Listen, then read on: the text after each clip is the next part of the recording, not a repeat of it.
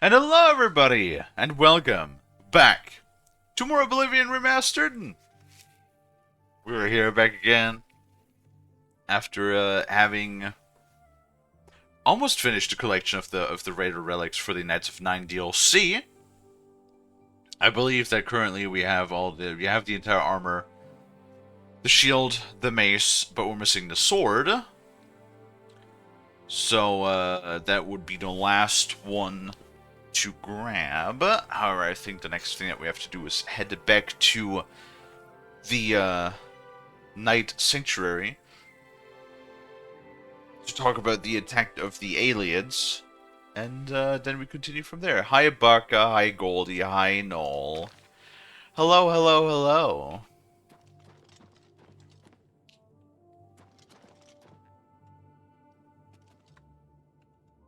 Some fucking ugly motherfucker. And Saluxums, hello Saluxums, welcome in. Hi, hello. How are you guys doing? Your local Baka is here? Hello, Baka. Yes, hi. Baka McBuckersons. Stand clear. No. Alright, let's go back to the sanctuary. Guys, would you believe...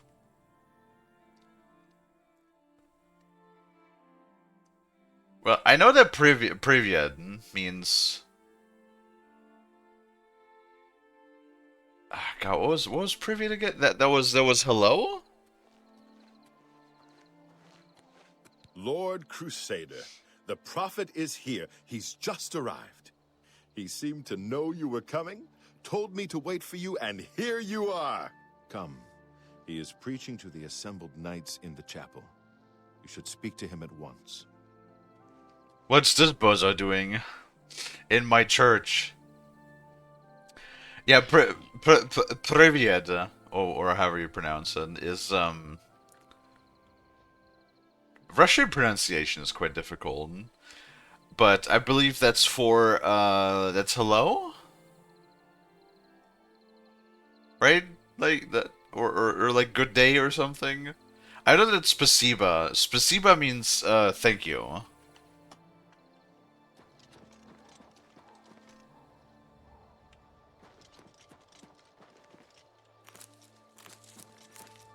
Yeah, I actually took a year of Russian in school.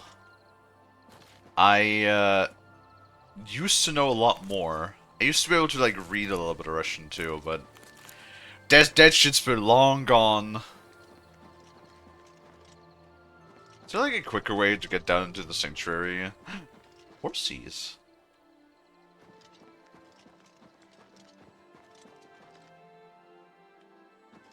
Yes, yes. Prairie of the Nine. Our honestly, look at our little chapel. Isn't that thing cute? Is that thing fucking cute?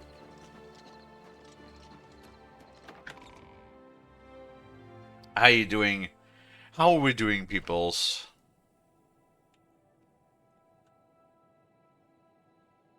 Wait.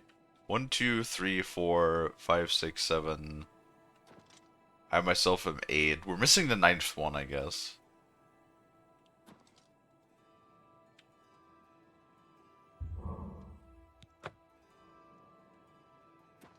Wait, no, we have the sword. Never mind, we have everything. Doing well, resting before clocking in for second shift. I see. Wait, second shift? Did you already work a shift today? That'd be, sucky. I am very tired. Oh my god, once we have this, like, going... I'm gonna tell you guys about it. Why I'm so tired today. Extra tired. More tired than usual. Can you believe it? You have stepped from the humble shadows of obscurity and into legend. No feat you have accomplished in your life compares to what you have become. You are an embodiment of Pelinal Whitestrake, the bane of Umarul the Unfeathered. The time has come for you to fulfill I don't know about your that. destiny. Umaril lies hid in the ancient fane of Garlus Malatar. You must go there and destroy him. I mean, you know, I mean that's one thing, but I'm not sure about like the most influential, biggest super thing that I ever done. Considering that, you know, like I you know, became a Dedrick Prince. I feel like that's also pretty significant. But what do I know?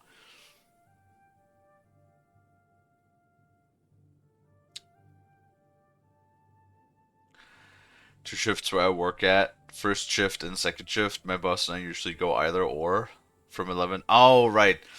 Yeah. No, I know shift work. Just the way you phrased it, I was like, are you working a double shift? No, it just means that you work the second shift right now today. Got it. Yeah, no, we used to have in that CNC workshop that I worked for a little bit, and that was a 3 shift system. So we had early shift, late shift, and night shift. So basically that the company would run 24/7, right? Yeah, and like in like 8 hour shifts from, you know, the usual, basically.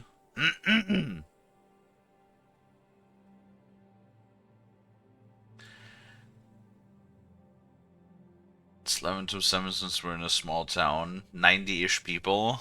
Nice. That sounds lovely, actually. I love villages. Today, on our way to the you know, the lady I talked about, the tax lady, which oh yeah, gonna talk about that here in a second, but we drove a little bit through like the forest because we had to like go through a bit of like it was like, you know, asphalted road. It wasn't like fucking backwater road or anything, like land road, but no, it just kind of reminded me that I really do prefer being out in the countryside and not in the city. I just love being surrounded by trees and green and stuff, and not like huge wafts of buildings and concentrations of people. That wouldn't be for me. I kind of prefer when I have some greenery around me and some nature. Specifically, the less people part is kind of important too. No. Should you face Umaril, you would suffer the same fate as Pelinal. But times change, and even the shape of the divine itself must change with it. Where once there were 8, now one more stands with them, and they have become 9. Aye, with the apotheosis of Tiber Septum, the face of the divine was transformed. Talos ascended, and the 8 became 9. So, although you wear the armor of the gods, it is incomplete. A relic of the old ways and the old gods. Okay, how do I destroy him if I can't just shove my sword in his throat? As a proven guardian of this realm, and a warrior the likes of which have not been seen in millennia, Talos grants you his sacred blessing with the ancient gifts of the 8 and the new gift of the 1. You are ready to face Umaril. Blessing of Talos added to player's spell list. Oh, amazing.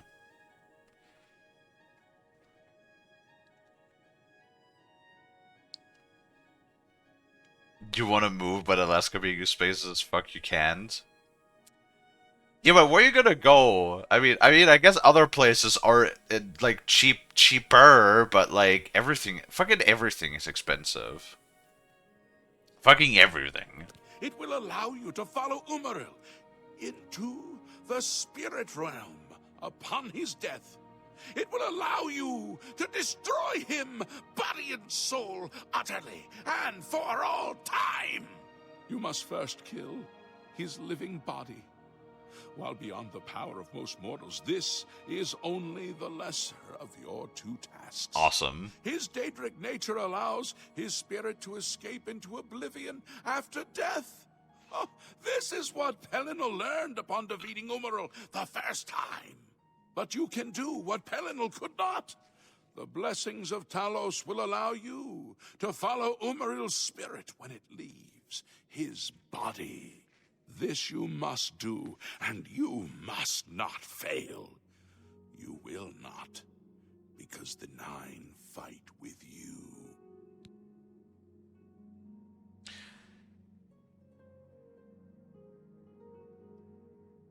Wow, that's a lot of extra questions. Oh my goodness. Hello, Mysteries. How are you? Umaril cannot be bested in his physical form by any normal means. His blows can strike down the mightiest of warriors in a single stroke. The Eight created the relics to withstand Umaril's fell power. Do not attempt to face him without this divine protection. What, the armor? Garlas Malatar was the westernmost outpost of the Ayleid Empire. It watched over what we call the Abyssinian Sea. Since his return, Umaril has taken Garlas Malatar as his lair. That is where you must seek him out. When Umaril joined with the Daedra, his spirit expanded beyond this realm. His physical form can travel between realms, but his spirit is bound. When his body is destroyed, his spirit travels back to Oblivion and is reformed in the fires of creation with the armor of the gods and the blessing of Talos. You will be able to follow him where Pelennor could not, and destroy his very spirit. Once his spirit is destroyed, he will be completely obliterated, erased from all realms of existence. Nice. You're doing okay, and how am I? I am tired, otherwise I'm doing okay as well.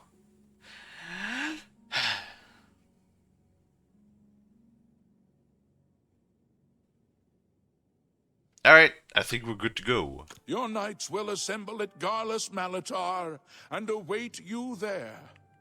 Gather all those who you deem worthy.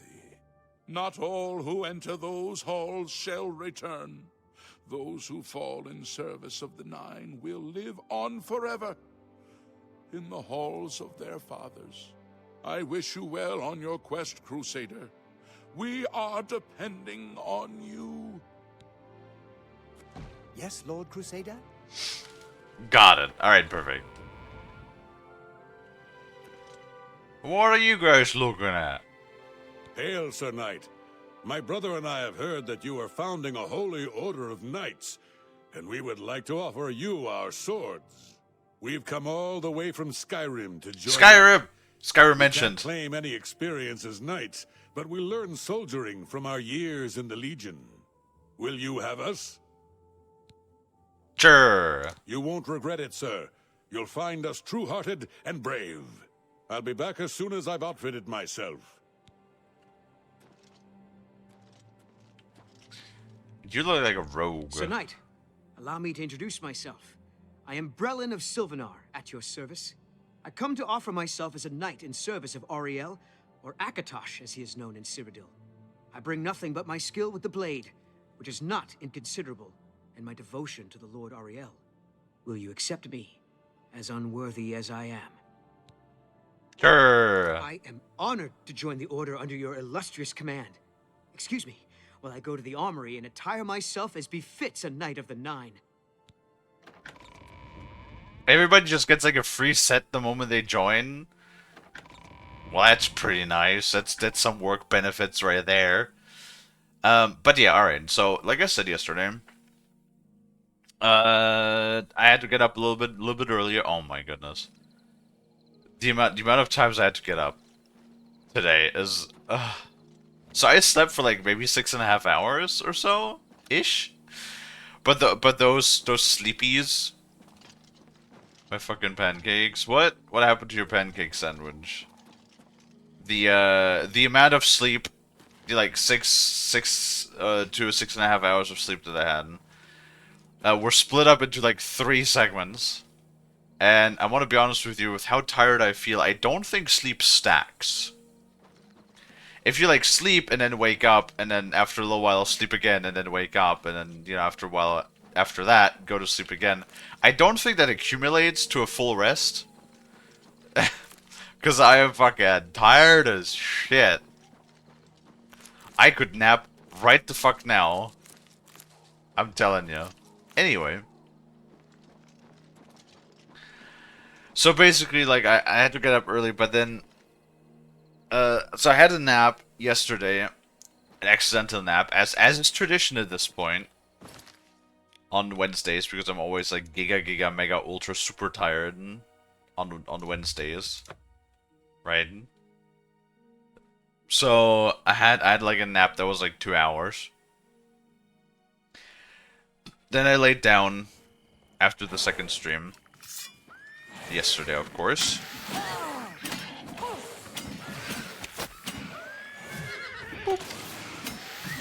And I slept for like 2.5 hours. And then I got a call from another customer. And they asked me if I could sharpen their scythe. And I was like, yes, sure, I could do that, probably. And then, because I know a little bit about scythes. So I actually didn't want to talk to the customer myself. And, well, actually, so I wanted to lay down because I called around noon. And I was like, alright, I'm gonna lay down again. Because they said if they could swing by around 2, and I was like, sure, that's fine. So I was like, alright, I want to lay down. When they, I'm gonna lay down for like 2 hours, and then when the customer comes, I want to get up and I want to talk to them myself, because like knives, the scythes are one of those things, right? I'll talk about that afterwards, a little bit as to why that's problematic.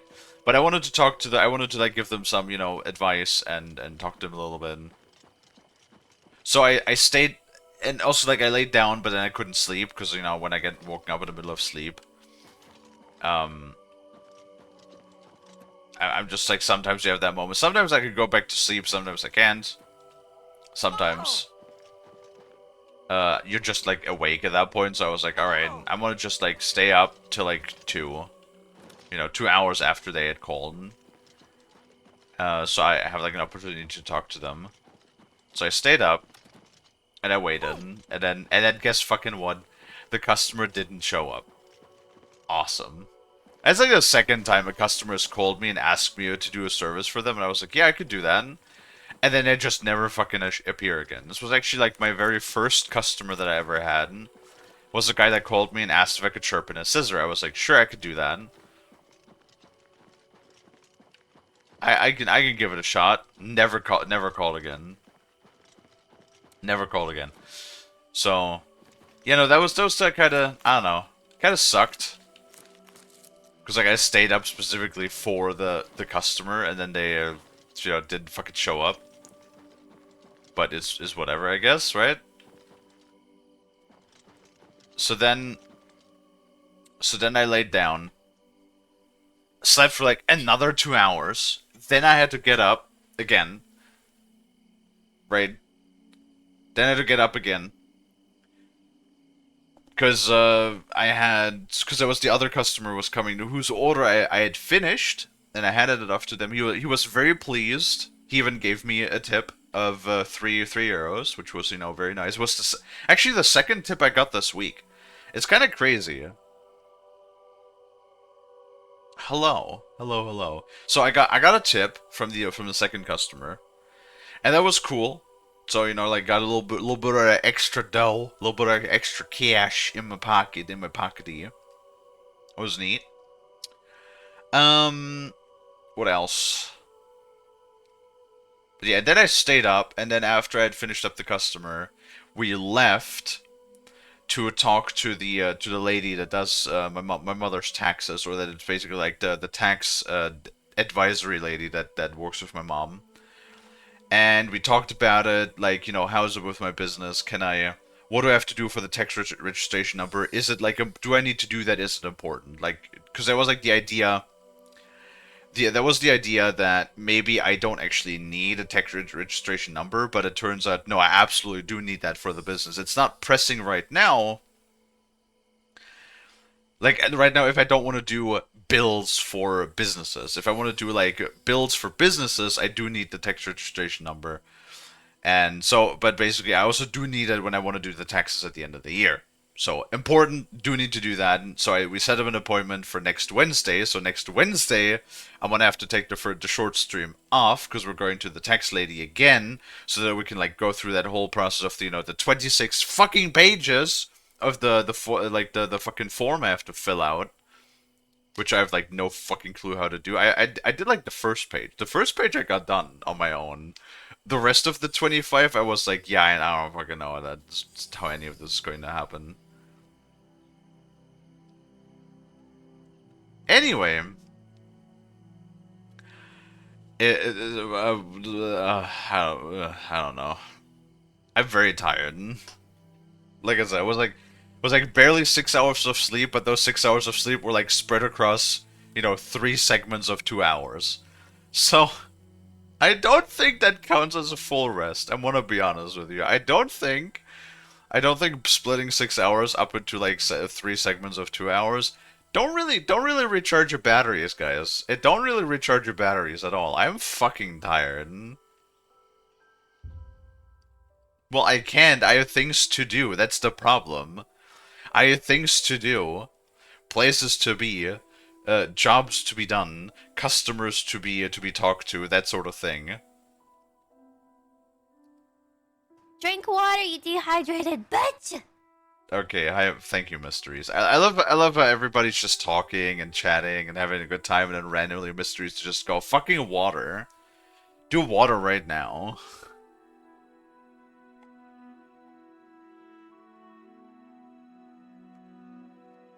Well, I can't rest. Like, the thing is, we still have more shit to do. We still have more shit to do. Right? Like, gotta do the stream, then we have the second stream, then tomorrow is visiting Grandma, then... Hello, Varor. I'm not yawning right now. I'm not yawning right now. Right now I'm doing okay. Usually it's like about 2 or 3 hours into the stream where it starts to get problematic. That's usually when I grab a cup of coffee and then it goes back again. Literally just did. I was drinking water. That was not a yawn. Motherfucker, don't make me suplex you. I will suplex you if I have to. Don't fucking... Do you think you get special treatment because you're the local cheese elf, or no? You get suplexed just like everybody else. No.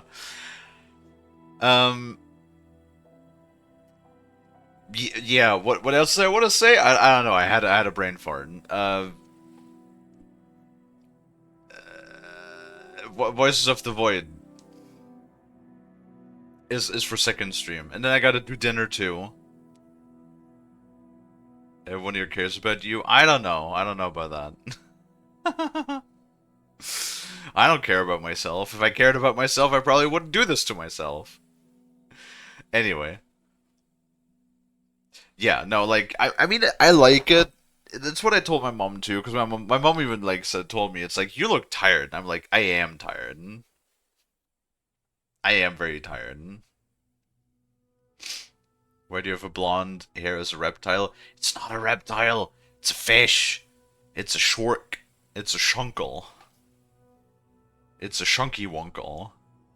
You know, hold on, you see the gills? You see that? You see the gills right there? You see the gills on the neck?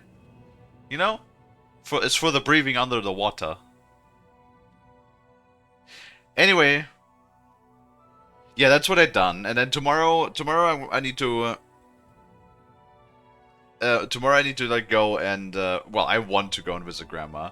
Then there's like a bit of a schedule kerfuffle, because I'm actually working. Funny enough, I'm working with the nursing home that grandma is in, because I was like, hey, do you guys need knives sharpened too? And they were like, yeah, we have a kitchen, and we need our knives sharpened. And I was like, yeah, well, I'll do that for you. I'll happily do that for you. So not only like I combine visiting my grandmother. So I visit my grandmother, and then I also combine it with business. You know, like two birds, one stone, that sort of thing, right? Self-love is key. I jump back in about 12 hours from now. Love you. Please take care of yourself. Oh, you're heading out? Alrighty. Well, you have a good one. Door-to-door knife guy? Not really door-to-door. I do it from home. But yes, about like 4 weeks ago, I have started my own independent business as a knife sharpener. I have become the knife sharpener in my town. And right now, I'm in like the whole phase, besides the streaming, of establishing my business and advertising, you know, around my local area and getting customers and building customer relations. And I have been talking about it in like pretty much every single stream. I've been talking about it in like every single stream for the last, 3 to 4 weeks. And I'm sure everybody's sick and fucking tired of me talking about it at this point. It's just like sort of my recent obsession that I've been doing a lot. Staying till you go, just wanted to make sure my friend is doing okay. Alrighty. No problem. I'd say blade sharpener since he was doing Reapers. The fuck's it? What do you mean Reaper? No, I mean like general sharpener. I call myself a knife sharpener, but then it's really funny because I have not really sharpened. Well, I've sharpened some regular knives now, but I swear to God, especially in the beginning, in the first like 2 weeks, people have brought to me everything but regular knives. It was like what? It was a saw blade attachment for a weed whacker. It was a potato peeler. Scissors, shears, garden shears, like hedge trimmers, that sort of stuff. It took me like 3 or 4 orders until somebody actually wanted me to sharpen regular ass knives. And I was like, oh my god, finally I get to sharpen knives, the thing that I'm actually good at. The thing that I actually have like the most experience with. Have you tried sharpening an axe? Oh yeah, plenty of times. I've been doing sharpening like as a hobby for years. This just like making it a business, making it an independent business is more of a recent development. Right? So axes are not a problem. Axes are fairly easy. Because like the thing is, you don't need to like refine an X blade. You don't even want an X blade to be particularly sharp. Like you want it to have a strong point. So axes are usually in between 35 to 40 degrees angle, which is not like blade wise, not particularly sharp. But you kind of want to have a very, very resistant edge because it's subjected to a lot of impact, right? You don't want to have actually something that has a very fine point because upon impact that is going to like roll over and dull almost immediately.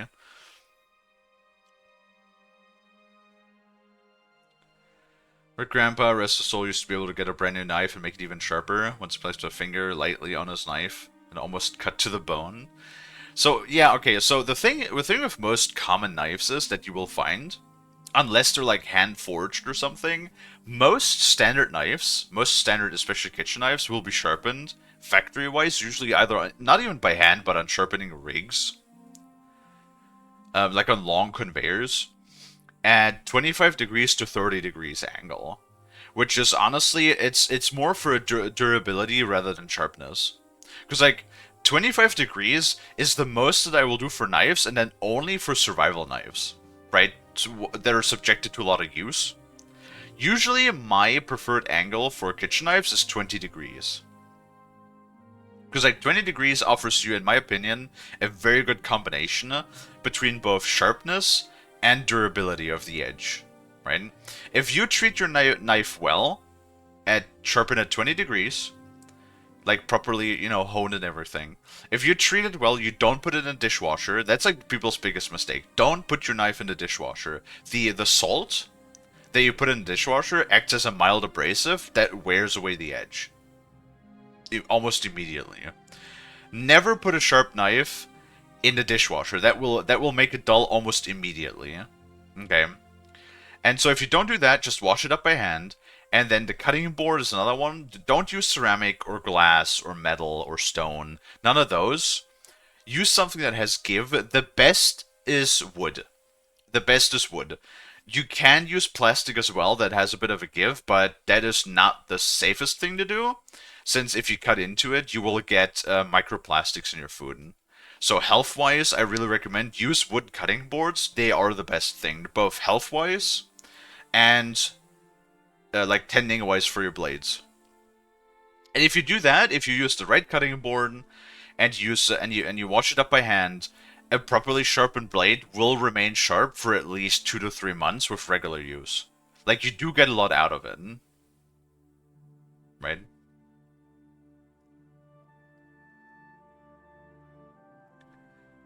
Anyway, I'm rambling again about knives.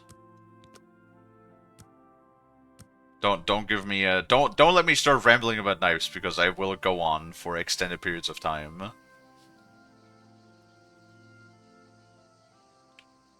Now, I was told that my knights would assemble here. Yet I don't really see my knights. I don't know where my knights went.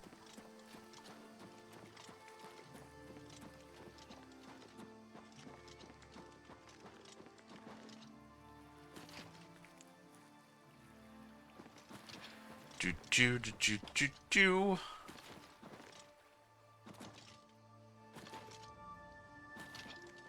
Oh, wait, there's one. Are you for real? There's one? Hail, Commander. Hey there, bud. Where are the rest of the crew? I am at your service, Lord Crusader. Now that he has attacked Leowin, it is clear that no chapel is safe from his wrath. The Priory has been restored to its former glory, and is now a fitting home for our order. Leowin has been attacked by Umaral's minions. Something must be done to stop him. Take care.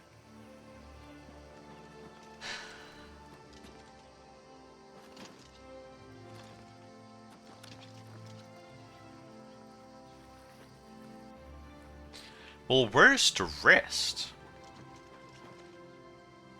That's only one of the 9. Where are the rest of the people?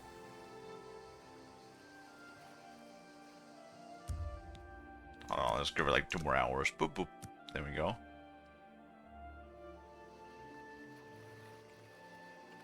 Yes, Lord Crusader? But there's 2. God, did you guys like all take different routes or something? Where are the rest of you?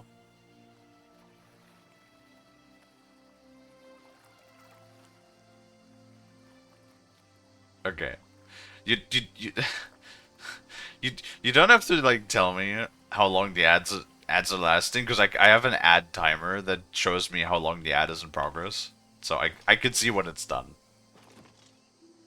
Oh, actually, words. That totally reminds me. I did switch over to low latency streaming actually yesterday, so that would mean that right now when we talk, we should also have a very, very short delay, actually, of only about anywhere between 3 to 5 seconds.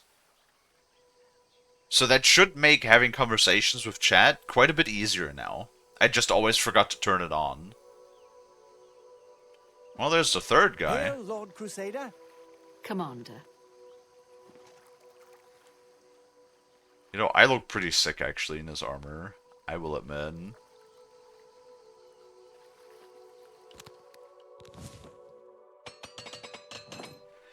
Alright, well, what was I saying? I don't know what I was. I think I was actually done talking about the current thing that I was saying. Use a double Gorm knife. I don't know what that is. I'm actually not really a knife person.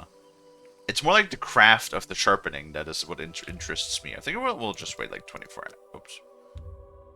hours in the hopes that everybody arrives. Yeah, I constantly talk about knives, honestly. So one of the recent things is I have also started to offer lawnmower sharpening, like lawnmower blades. Because it turns out I was reading about that, and that's actually like a big thing that I would very recommend to a lot of people. If you do any sort of like maintenance or anything on machines or whatever, do look into the manufacturer's specifications as to what they want you to do with certain things. Like, for example, when you sharpen a lawnmower blade, you also have to balance it. Because even if you just take like half a gram of material off one side, it runs slightly imbalanced and causes excessive vibrations that will wear down the bearings. And for that, it's really funny and really simple. I got myself a balancing cone. It's literally just a free-floating cone that you set the blade on top of. And then you can just see if it leans to a side, left or right. And then you just, like, you file the back of the blade, where not the blade portion, just the back of the actual piece of metal. You file a little bit of metal away to balance it out. Until it like, is even. And then it's balanced. So I got myself a balancing cone for that. And, yeah, now I also offer to sharpen lawnmower blades. As well, amongst like the wide range of all of the other stuff that are already sharpened.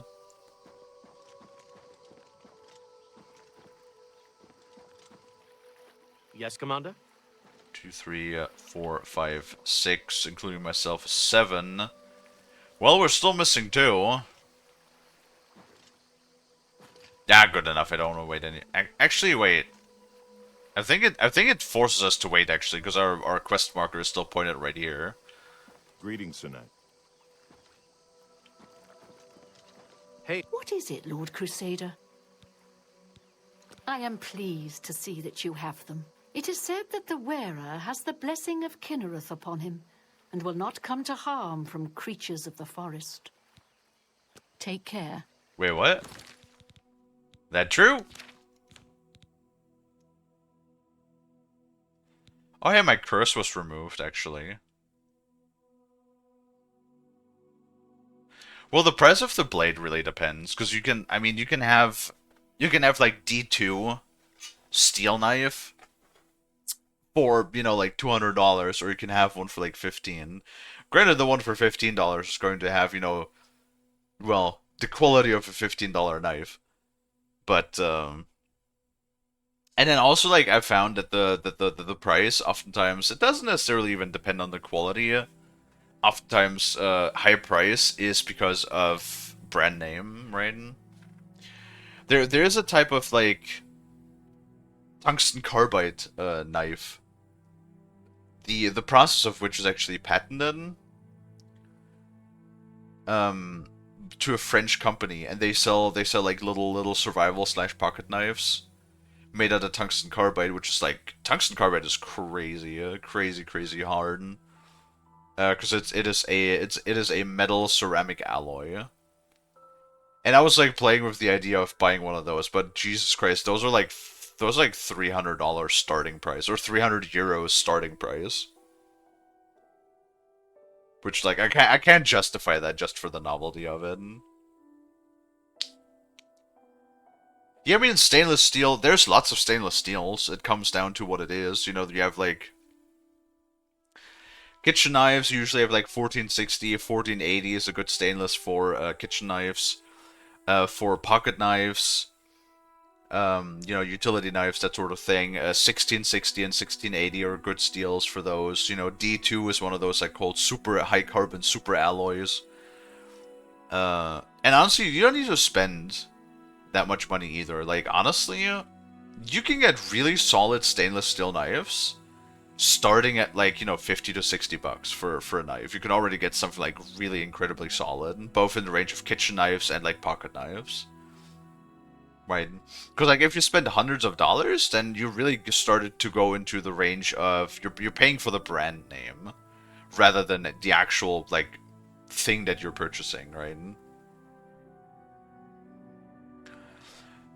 But it's like if it's a nice high carbon steel, then at least you get like a very nice like high quality knife, you know? That's like the biggest thing with that, is that you get a good quality product. Because you can also pay a whole lot for a not good quality product.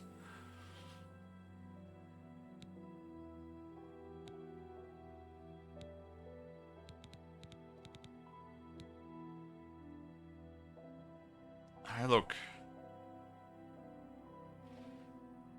I've got 53% on spell deflection, that's pretty good. 110% resist, disease resist, nice.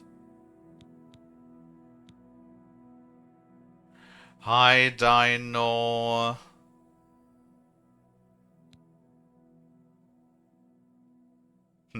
Oh, Holy Aura. I get 5% shield just from Holy Aura. Nice. Alright, look at that. Yeah, we get Umarill's Bane and Woodland's Grace. Woodland's Grace, I believe, is the one that gives us the that wildlife is not attacking us anymore.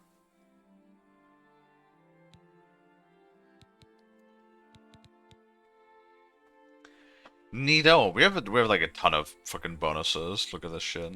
Fortify security. Oh yeah, because we have the skeleton key in our inventory.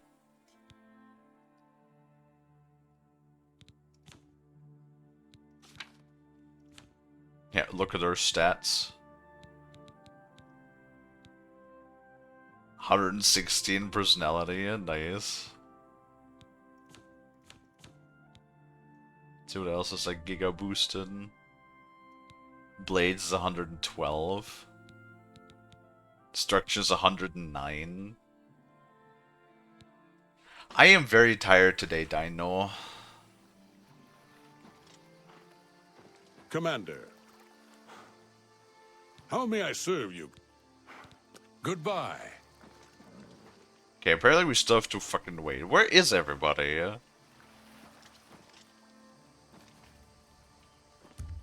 I guess we'll wait another day. Actually, let's wait like a little bit. Let's wait 20 hours so it's 8 a.m. again.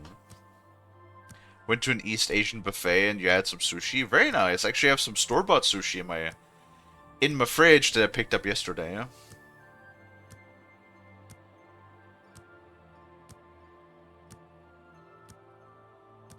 Did it taste good?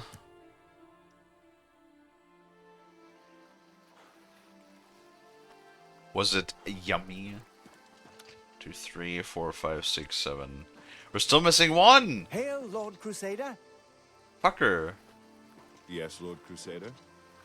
Where's the last guy?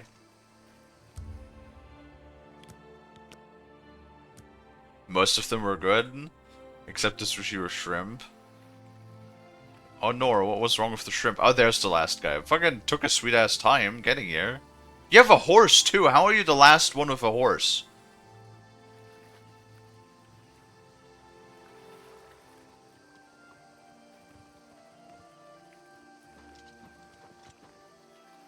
Greetings, Sir Knight.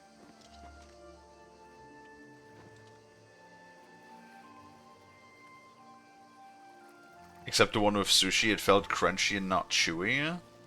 Interesting. Wait, was it like fried? Was it like tempura style or what? Yes, Lord Crusader? Okay, how do I start this now? Hail, Commander. How may I serve you, Farewell. I am at your... Farewell. I am at your... Good day. How may I serve you? Farewell. How may I... I'm glad to know that the sword has been reclaimed for the work of the gods. Goodbye. What is it? Farewell.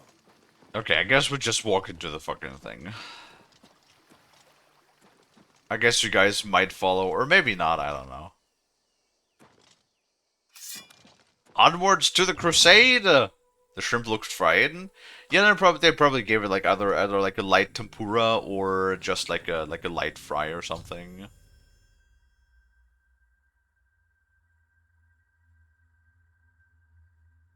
final duty in my holy quest to fight him and destroy him. No, it's funny that we as people... Oh, hey, there's my knights. So good. It's funny that we as, or I as somebody who has sworn alliances to a lot of different things. Good lord.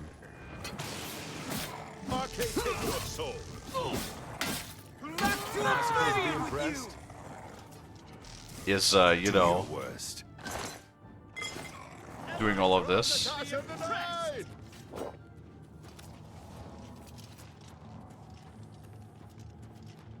Where are you guys running? Were you? Oh god, one of them is running ahead. Ah, jeez. Don't feel bad. No one lives forever. Die, Kerr. Is that the best you can do? There's a lot of aliens. The justice of Julianus guides my blade. I bet when I made this quest, they were like a bit overzealous with the things that they put in the DLC. Ow! I feel like it's not giving us as either they are doing way more damage than everything else, or this armor is not really giving us as much protection as the one with shield enchanting does.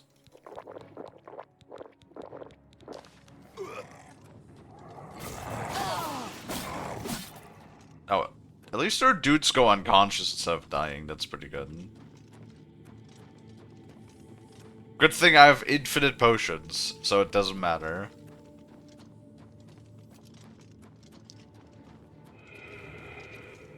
But yeah, so Dino, I got another tip from the customer today. Yeah? Huzzah! And he was like super happy with my work. Because you know the way that I sharpen my knives is I always have a leather strop, and this leather strop has a diamond compound on it. With the current one that I have is a 1 micron diamond compound. I'm also looking into getting a 0.5 diamond compound, micron diamond compound. Micron is just the size, the grid size. Oh my god.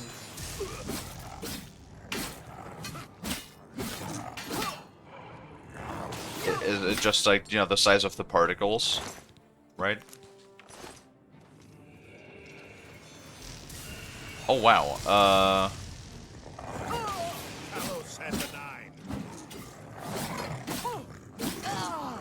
are those guys just gonna spawn indefinitely, or... No, I don't want to say that my companions are a little bit useless right now, but...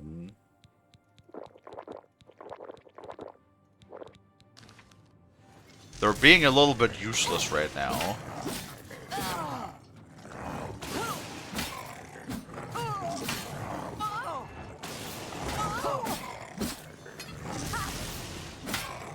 Yeah, it would be nice if, like, shit was actually gonna get cast on the guy. There we go. Back to Oblivion. But yeah, you know, like, I have this 1 micron diamond compound on my strop. I'm being silenced. Oh, awesome.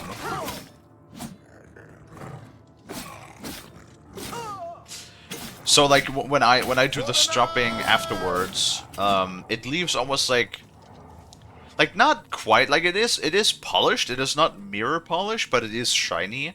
Like, it does refine the edge of the blade to be shiny and reflective. Like I said, not exactly a mirror polish, but it is, like, close to a mirror polish, right? And I always said, even a regular person that only wants, like, they don't really care about the specifics of the sharpening. They just want the knife to be sharp. It's something flashy, because, like, you can see it immediately. Like, you pick up the knife and you're like, whoa, this, like, you know, the bevel of the edge, like, reflects light and stuff. It is something that jumps out at you. And, so it is, like, a bit flashy for people that don't know what they're looking for. And if you know, if you're somebody like this guy that I was working with today with the survival knives, like, he knows a bit more about knives too, and he was immediately, like, really impressed by the reflection, right? By the polish of the blade, right? Knights of the Nine, follow me.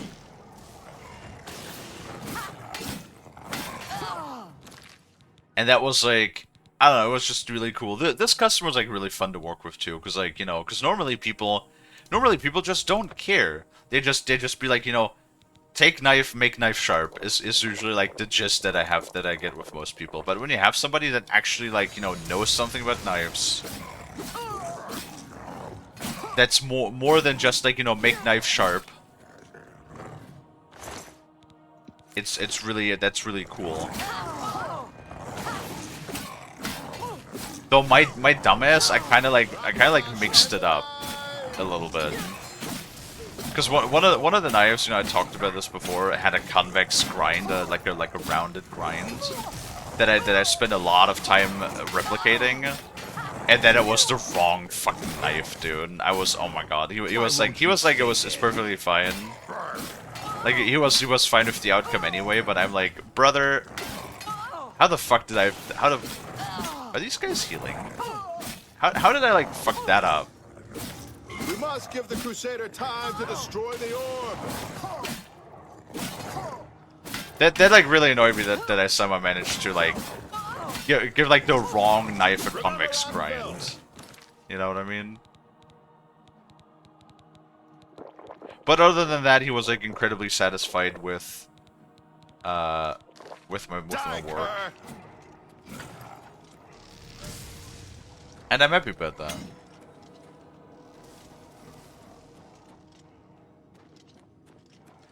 I'm always very happy when people are pleased with my work.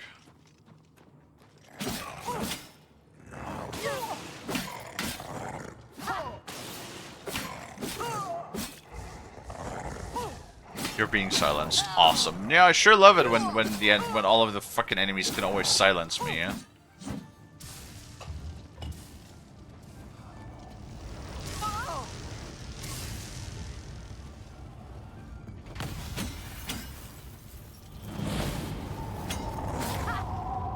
Oh, there we go.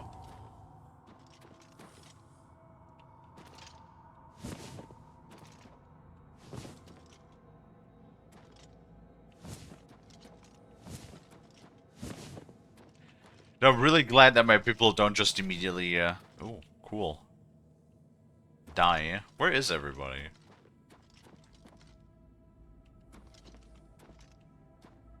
At least I hope that they don't die. Oh, my apparel is broken? Oh yeah, fucking everything.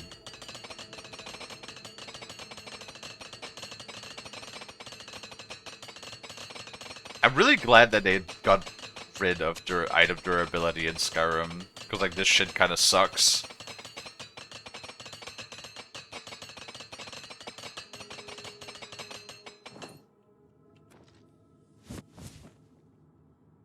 I was like, you're gonna get like so repairing 100 so easily. I'm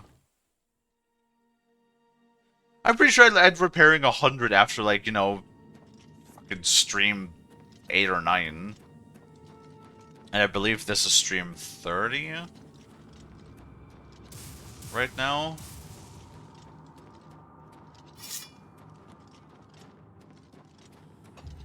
Map lives.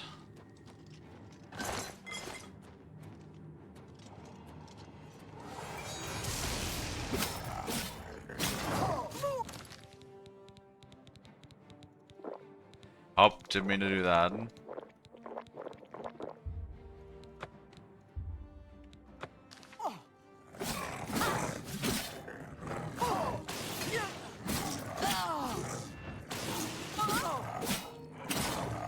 Can you like...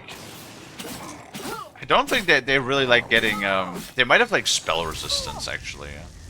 Oh, now being silenced. Cool.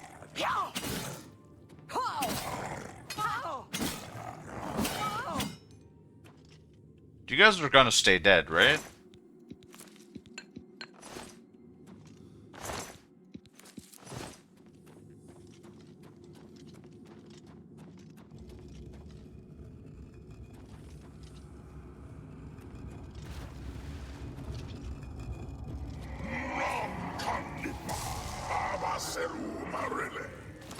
Yeah, about that.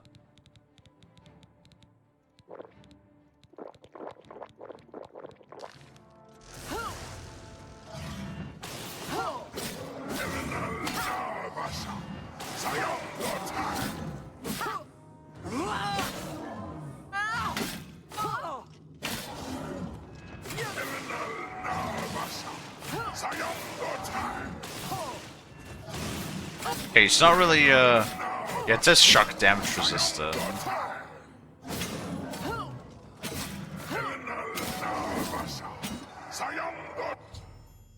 I've destroyed a world's physical form. If the prophet told me the truth, I must cast a blessing of Talos on myself and I will follow Umarul's spirit into the place where you can now be destroyed. Okay. Give me one moment there, buddy pal.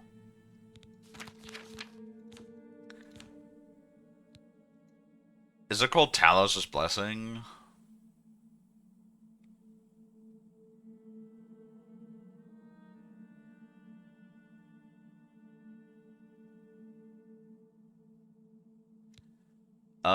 It's not. It's called Blessing of Talos or something. Blessing of Talos, there it is.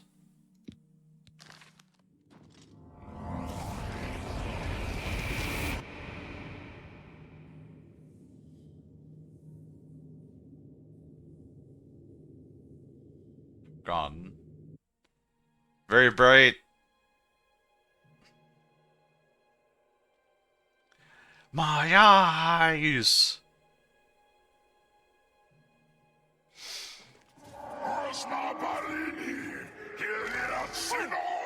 Ow!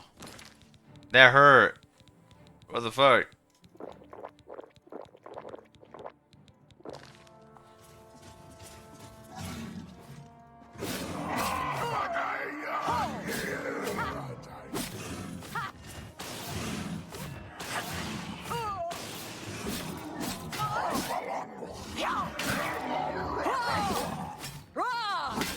Yeah, you know, he's like cursing. You know what this reminds me of? Oh god. Huh. Bye! Whee!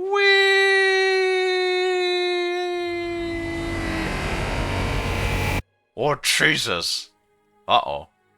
Okay, I thought if the game just crashed right there, that would have been wild.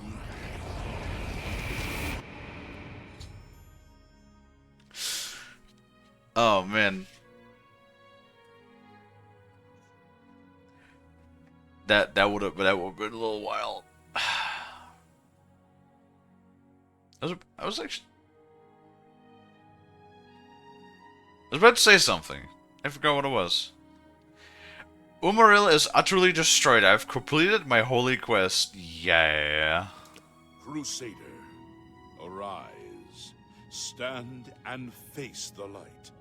Breathe again and receive your reward. You have completed your divine task. You have restored the order. You have defeated the enemy of the Nine. The order shall serve as the sword and the shield of the Nine in the dark times to come. We owe you a debt of thanks. You have succeeded where we could not. You and your knights have held true to your purpose. You're welcome. At long last, our purgatory is at an end. We go to the glory of the Nine to serve in their host in the life beyond this one. You may call upon our spirits when you need us.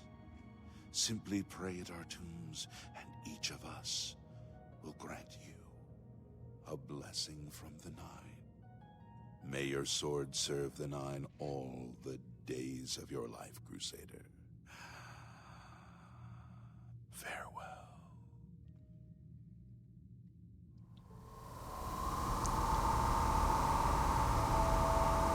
Like a permanent blessing or a temporary blessing? A permanent one would be kind of neat.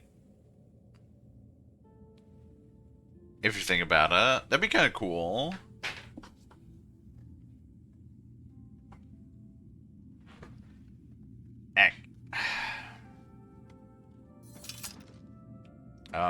You forgot to leave? You redeemed my soul from the evil. Oh, it's the had guy that we ensnared killed. me.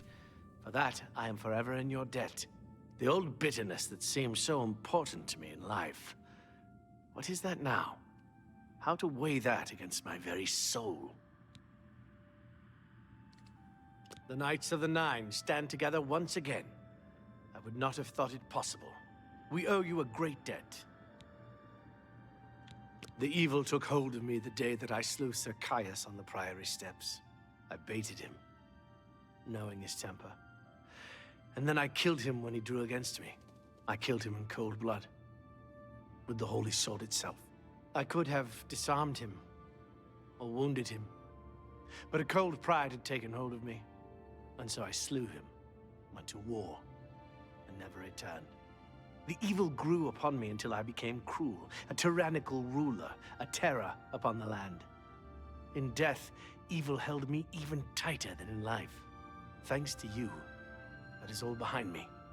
Sir Caius and I will go to Aetherius side by side, as of old. The gods are truly merciful. Yeah, apparently, except with the guy with the cursed gauntlets, who they cursed his entire bloodline. I took the sword down with me into evil. You have redeemed us both. The gods smile on such deeds, noble knight. Go with virtue.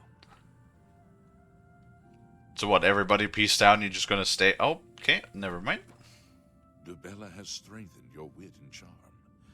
Never allow the beauty of the world to be lost on your eyes. Is that permanent?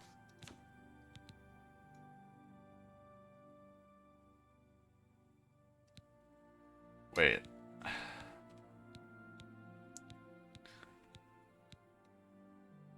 Oh, Dubella's Blessing, 5 points. So is that just permanent?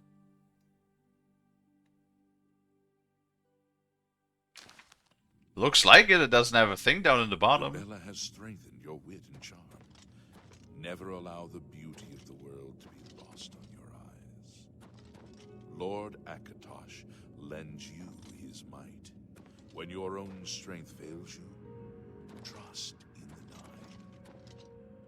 Zenithar grants you good fortune. May you always endeavor to become the master of your craft. Kinnereth grants you the swiftness of the wild.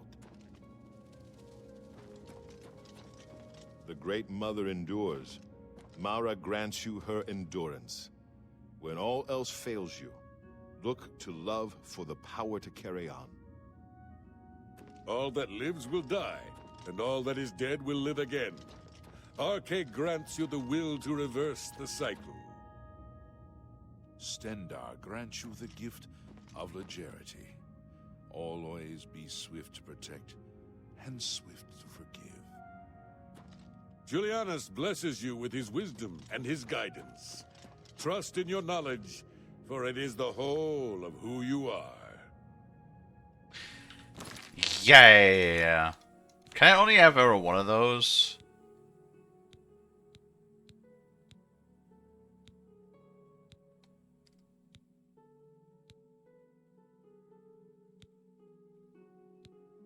Oh.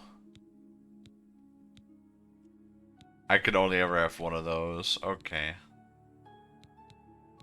Well. That's fine. Alright, but we did it. We fucking did it. That means it is main story time, because we could literally completed every side quest that we came across. We completed both the Shivering Isles and the Knights of the Nine DLC, and then all of the faction quests and the arena quests. So we literally have everything. We have done everything. Lord Crusader, how can this be? You're alive. It's a miracle.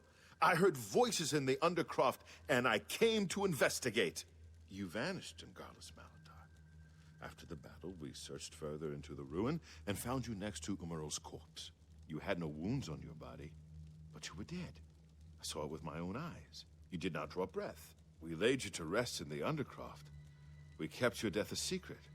We feared what would happen if our enemies thought you were dead.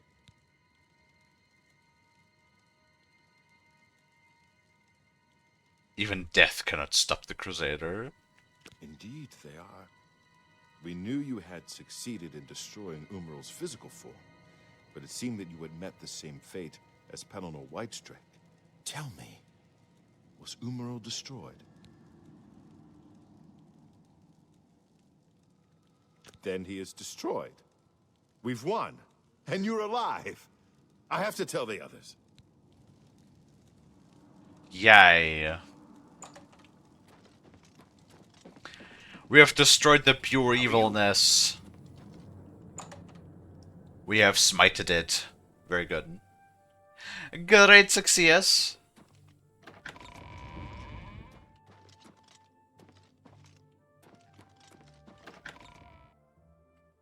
Oh my god.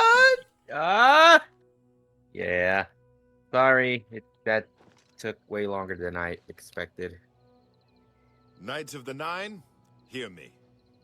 Today we have witnessed undeniable proof It sure did. of the strength Yeah. and the might of the gods we Hello, serve. Calums. Slain in battle with the dread Umaral. Hi. By the grace Hi. and mercy of the Nine, the Crusader come lives back. again. How can this be, you ask? What of our foe? What has become of Umaral the Unfeathered?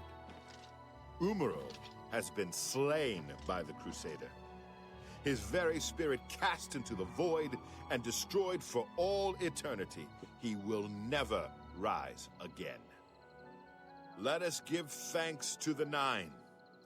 By their power, the Crusader has rid the world of Umaral forever. Hail the Lord Crusader! Hail the Lord Crusader is Hail, arisen! Commander. Commander? Commander. Yay. Lonnie, we did it. We wienered. Nice. Also, now you don't have an excuse anymore for yapping over my cutscenes because we have low latency streaming, which means you only have a delay of like 3 seconds. Goody. So now if you're yapping over my cutscenes, you're doing it just because you want to. I'm sorry. Are you munching? I hear you munching. Yeah, I'm munching. What are we munching this time? Sandwich. You hear that, sandwich? Wait, sandwich is in chat? Yes. I borrowed a sandwich from Sandwich. Isn't that right, Sandwich? You borrowed a sandwich from Sandwich. I feel like you're eating his family right now. Hmm. That's his dog you're eating right now. Wait, what? No, Yeah. Sandwich. Don't go John Wick on me. Don't worry, Sandwich. I'll do it for you. Wait, what? Fucking do like the finger twist giga turn where he like grabs the guy and like twists his hand and then he just does like a backflip like on the ground and he shoots him in the head. Bruh. Got a finger rotate flip Delani, yeah? No. Wabowski, Wabamski, yeah? Gotta destroy Delani. No. Just like the guy that we just killed in our quest for the Knights of Nine, we have to destroy Lani in the physical form, and then we have to follow Lani into the after realm and destroy Lani's soul too, so we can make sure that Lani never returns. I'm just wearing like a little angel halo. It's like, Kalie, you already killed me. Why do you need to kill me again? So you don't get reincarnated. God damn it. Gotta make sure the world can only handle so much moth. Once per cycle, you know what I mean? Mm-hmm. Yes? Can I help you? Prior Marlborough.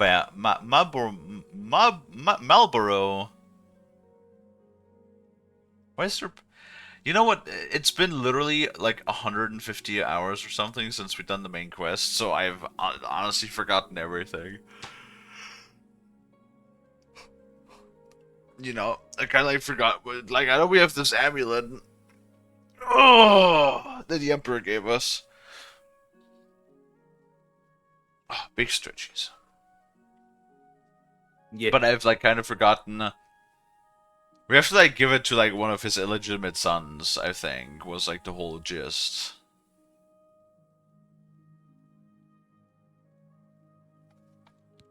He's upstairs. Go ahead. How are you? Brother Pinar! Oh my god! What? Brother Pinar! Huh. Whoa, the dude is like way older than expected. I thought it was the Emperor's sons. Or is it his brother? It looks more like the Emperor's brother. Hello. I'm Brother Joffrey. Can I help you? Emperor Uriel? Do you know something about his death? You'd better explain yourself. Now. You brought me the Amulet of Kings? This cannot be. Let me see it. By the Nine! This is the Amulet of Kings. Who are you? How did you get this? What do you know of the Emperor's death? I just told you. I was there when he fucking croaked. As unlikely as your story sounds, I believe you. Only the strange destiny of Uriel Septim could have brought you to me carrying the Amulet of Kings.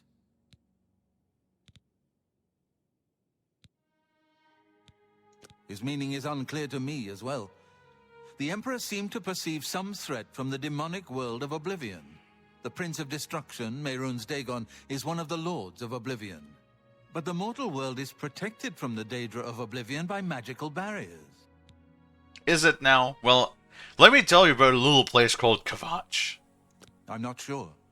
Only the Emperors truly understand the meaning behind the rituals of coronation.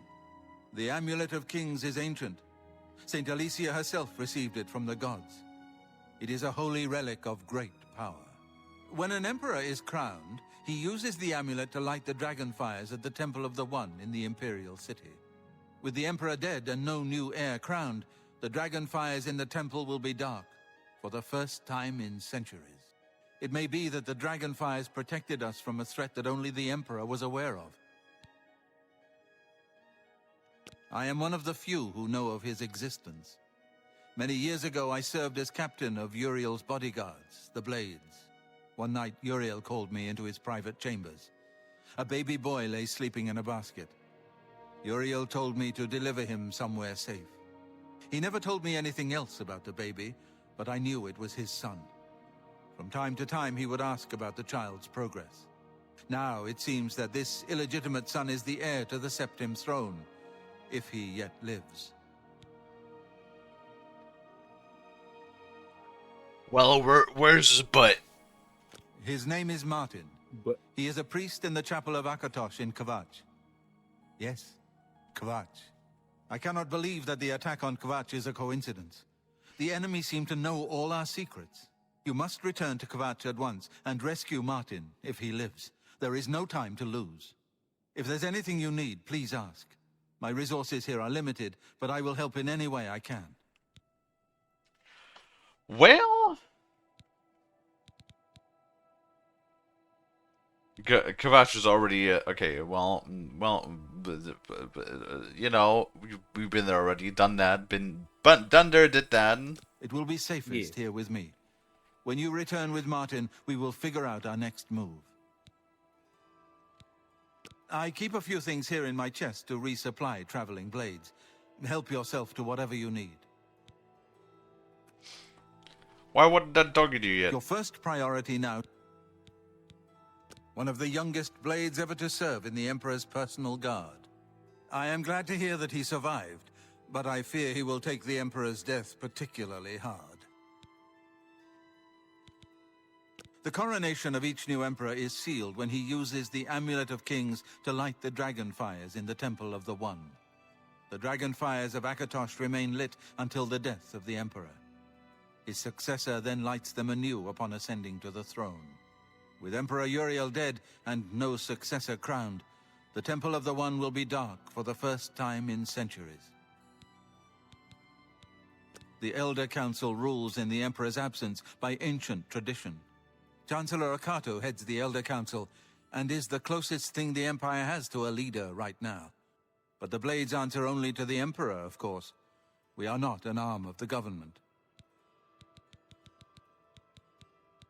He is a priest in the chapel of Akatosh in Kvatch. He never knew that he was Uriel Septim's son. You need to find him at once and bring him safely back here. The Daedra Prince of Destruction, an inveterate foe of all mortal races. He was involved with Jagar Tharn's plot against the Empire years ago. It doesn't surprise me to find his hand in the current calamity. Olania. Oh. Yes, Boris told you right. I Oh, am the Grand Caleb. Master of the Blades. And hello, We Dino. serve the Emperor and the Septim bloodline. Talos is our patron. What have you been You doing wonder to this find entire me stream? here? Doing more questing? Discretion is our watchword. Yeah. Only a few of us have Fair the enough. honor to serve publicly in the Imperial Guard. That is good. That's Olania. Yeah. Lane. Kelle. Gay. Ah.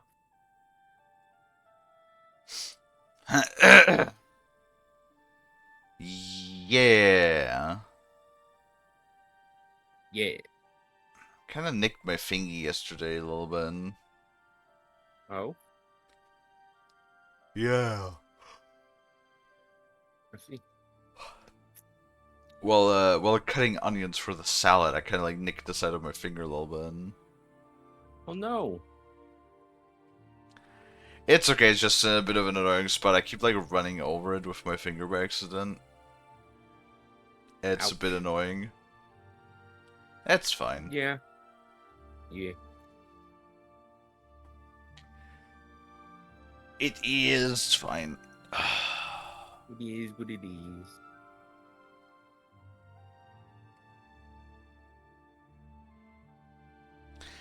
Bray.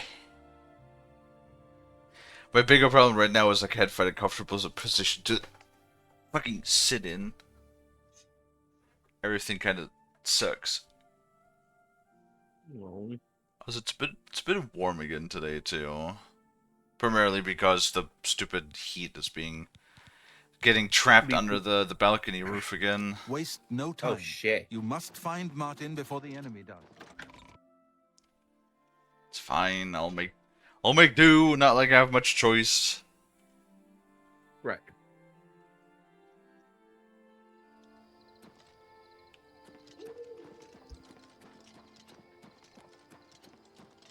Two 2,000 meters. In Kvatch. Been a while since we've been in Kvatch.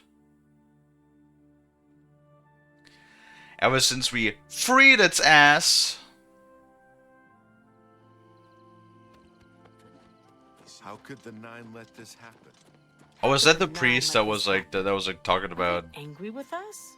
Wait, I don't no. know. Say you? What could we have done to deserve this? I heard about how you helped the guard drive the Daedra back. Well done. That's a different voice actor. It's not a voice actor that I've heard since the regular NPC is. Okay.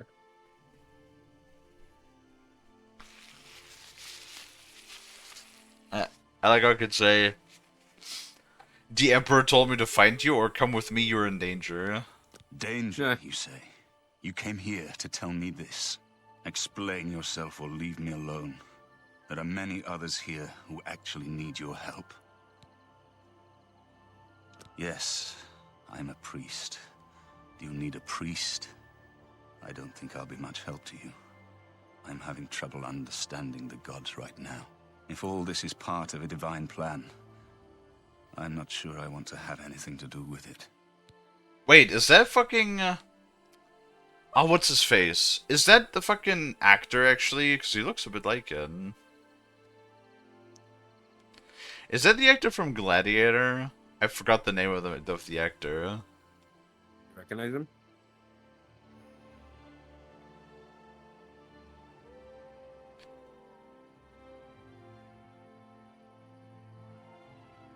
Yeah, Russell Crowe. Is that Russell Crowe? He looks like it, actually. He has like this. Is he in Oblivion?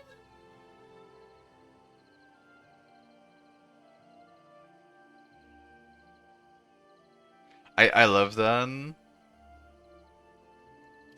I type in Russell Crowe Oblivion, and then the first post is a post from fucking Reddit from 11 years ago. Is it just me, or does Martin look like Russell Crowe? Huh. Well, I guess I ain't the only one then. Yeah.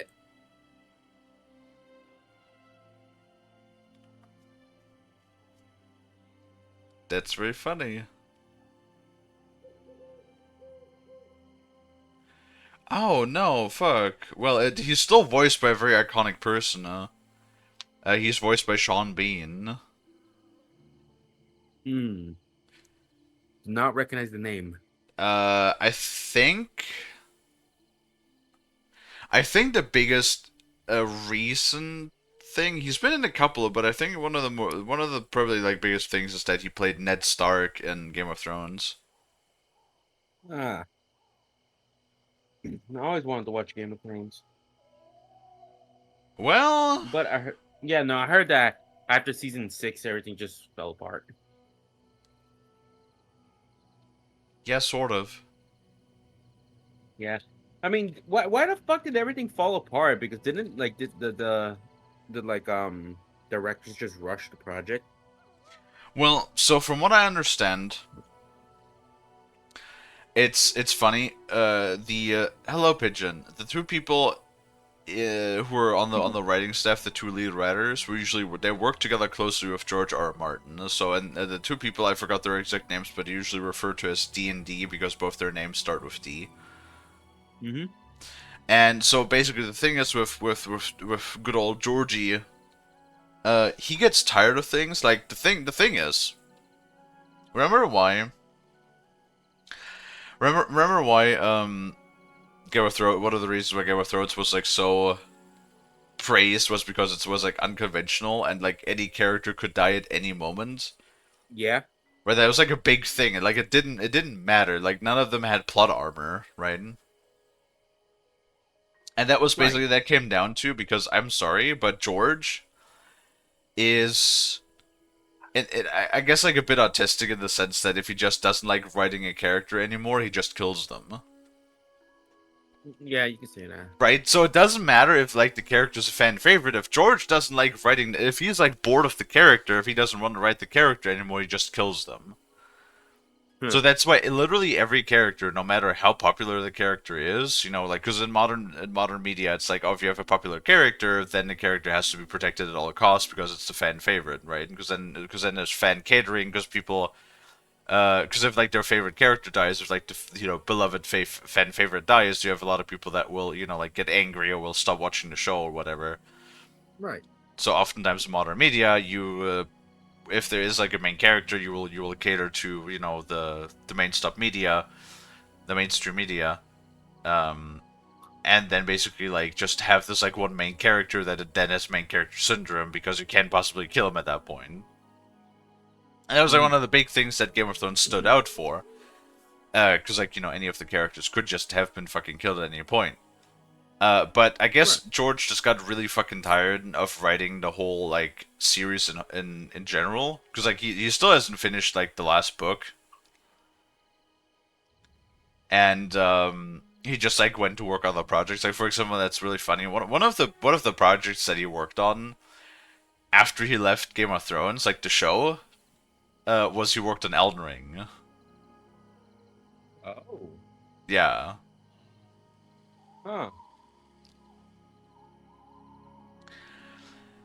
And so the problem was, that like towards, because he was still on board with like season 6, but then like I think it was like either halfway season 7 or early in season 7 or something like that. He actually left the show completely and left all of the writing up to, you know, the two writers, D&D. Mm-hmm. And the problem is they are incompetent and they're really bad. They're fucking new age. They're basically just new age writers, and they suck. Because like the thing is, they did everything like a stereotypical writer, Hollywood writer does. So they started to like have fan favorites, you know, like Arya, fucking John. Both of those couldn't die anymore in the last seasons because like, you know, they just had plot armor by that point. Yeah. Yeah. There was like every character that had like nuance or smart. Like there was some straight up character assassinations. Like there was, you know, the master of what was his name, the spy master, who just apparently had a full frontal lobotomy because he fucking just completely up and abandoned everything Drink that he water, stood you for. dehydrated bitch! Same thing with Tyrion. You know, the whole shtick was, you know, the guy, the dwarf that everybody looked down on. Not just physically, but also because he was just different, since he was, you know, a small person. So, like, he always said it was literally always this thing. He always just stood, like, he always managed to stand up to everybody, and especially, like, also stay alive, simply due to the fact that he just outsmarted everybody. Because if he didn't have, you know, like, any physical prowess or reputation or renown or whatever to stand up for him, really his smarts was the only thing, and then they also gave him a full frontal lobotomy in the last season. Fucking hell. Oh yeah, no, that happens with so many people. That happens with like so many.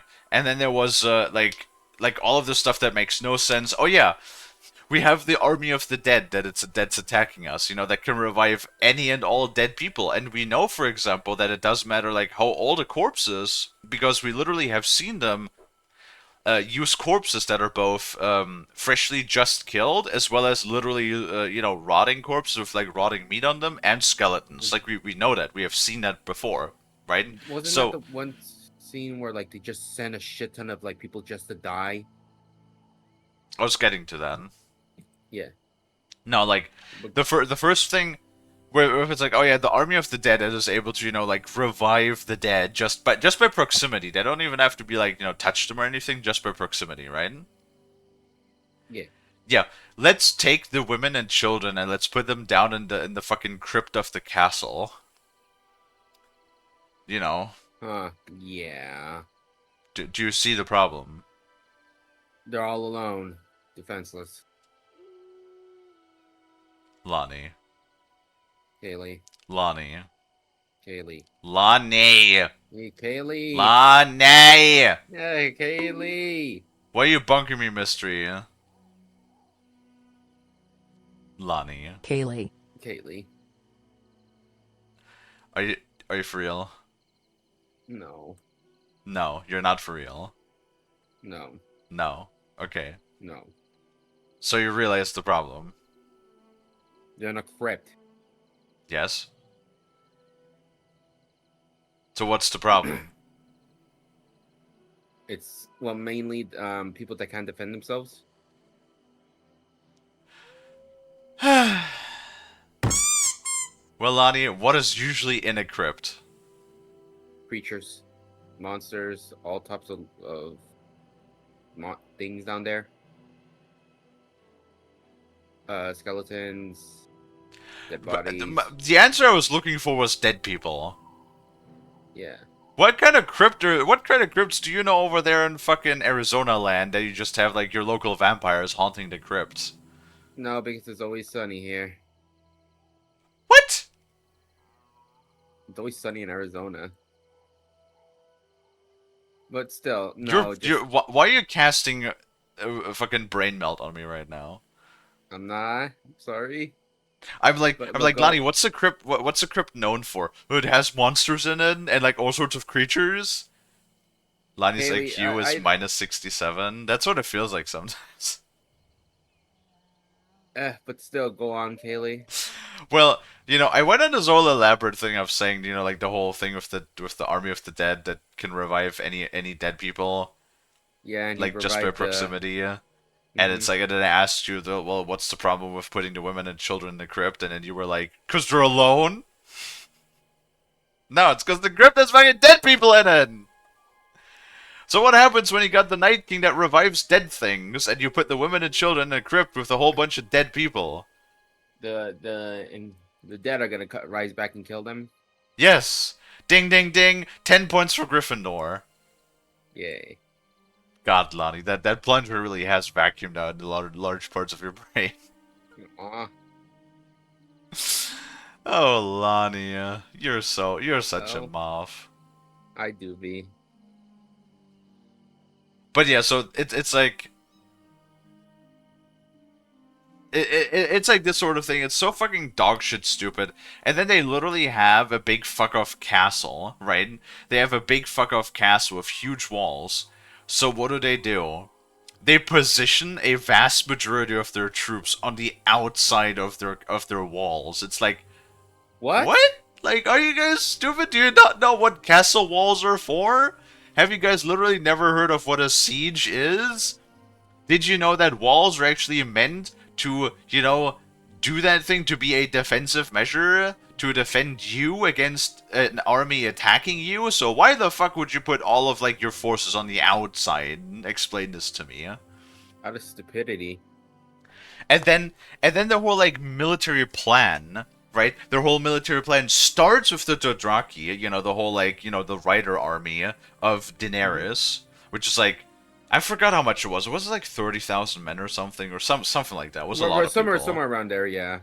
They literally charge into they lead the charge into the army of the undead. They literally all get killed in, like, the first 5 minutes.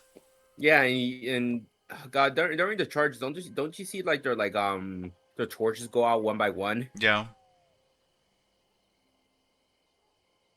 Yeah. It's just like so fucking stupid. Like that's like -5 on military tactic. It's like you had everything, but what the fuck ever. It's the last fucking season is so dog shit stupid. Mm-hmm. And then there's like this whole thing about, it pisses me off if I think about it. There's like this whole thing about how, like, John was supposed to, like, become exonerated as a bastard, because John is a bastard, like, he's not a full legitimate, like, full bloodline child. He's a bastard of the Stark family, right? Like, he's half Stark, half Targaryen. And there was like this whole thing that people were assuming that he was gonna, like, get, like, the full title, that he would rise back as Lord Stark, and then he would return to Winterfell and become, the new king of Winterfell, or that Jon would, like, eventually end up on the Iron Throne. Who the fuck knows? The fucking show, and I don't give a fuck. All right, spoilers. So if you don't want to get, like, the last season, which is like utter dog shit, utter, like, fucking horse, dog, donkey, cockball, shit ass in my asshole. Right? Nobody fucking wants, like, nobody wants to rewatch it. Like, that's the thing with good shows. If a show ends, usually you every couple of years or so, you can just rewatch a good show or a good movie. Yeah. But it's like, if you have a bad fucking movie, you don't want to rewatch that bad fucking movie, right? Like, why would you want to rewatch that bad movie unless it's one of those movies that's so bad it's good again? You know what I mean? Yeah, it's like, it's fun bad. Yeah. So, like, but the thing is, with Game of Thrones, the last 2 seasons are so fucking bad, especially the last season is so fucking bad. They're like, nobody wants to rewatch it. Ever since Game of Thrones, and the thing is, I used to be like a huge Game of Thrones fan. That was like, I love that. That was like a tradition for me and my German friend. Ever since, like, season 2 of Game of Thrones, every time a new season came out, we would sit down together, like, because it was one of those releases where you had a new episode every week. And we would sit down, just like with how we did with Walking Dead as well. We would sit down and we would watch the new episode together every week when a new season came out. And that was, like, awesome. That was, like, our ritual that we did, like, once a month every year. Yeah. It was cool, and I loved it. It was a really, like, special time for me. And a lot of the seasons I hold that I watched together with my German buddy, I hold very dear to me. Like, that was a very fun, very great time that I always looked forward to doing with him, right? Yeah. But like ever since like the fucking finale, I have had no desire to rewatch Game of Thrones. Zero. Because it was just so fucking bad that it literally spoiled every fucking character, ruined almost every character that the show established for almost a decade, right? No, it's like so there's this whole thing that like Jon is like really good with communicating with the wildlings being the ones that live outside of the West Wall. After he goes to he becomes a knight of the Watch. Right. So like, so basically the whole idea is you have the civilized world, and then you have a huge ass fucking ice wall, called the West Wall. So and you have the knights, oh god, what was it called? The Black Watch, the Knights of the Black Watch or something like that. I forgot what it's called. Something. They're basically guarding the ice wall from like it's a huge magically enchanted wall that disconnects the wildlands from the civilized world, basically.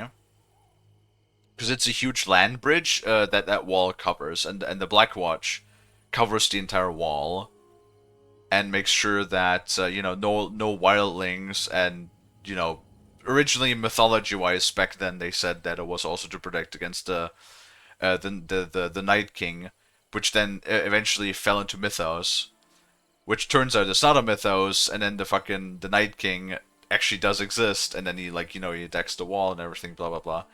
But basically, like the thing is, eventually at some point, Jon leaves the wall for a moment outside. He goes to the wildlands. He meets the wild people. Like there are tribes of wild people that are living outside of the wall, outside of the civilized world. And they're like very stubborn, very very sort of just like wild free folk, Yeah. And he manages to strike diplomacy between them and the people and the people of Westeros, and also like recruit a bunch of them to actually aid them in the fight against the Night King, right? And he's like seen as this big, inspiring leader that everybody wants to follow. And there was like this whole assumption that he was going to get exonerated. He's going to become like a proper Stark, and he's going to return to Winterfell, or become the fucking king of Westeros. One of these things. You know what he fucking does? Why? At the end of at the fucking last episode of fucking Game of Thrones, he walks through the fucking wall and just fucks off into the wild to live with the wild people. I'm sorry, what? He does nothing. It's like I remember when I watched this with my German buddy when the episode came out, and I even like jokingly said, "No, watch how the gate is gonna close behind him." And my German buddy was like, "Yeah, there's no fucking way. He's gonna like send the wildlings off, and then he's gonna like come back and fucking go to Winterfell, and then the gate closes and he fucks off." And I'm like, "See, I fucking told you." Because I saw the stupidity coming.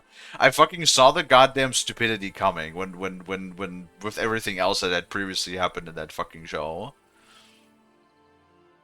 Oh my god, like it pisses me off so much. It pisses me off so much, and then everything, and then the fucking a bunch of the other people just get a wishy-washy happy ending.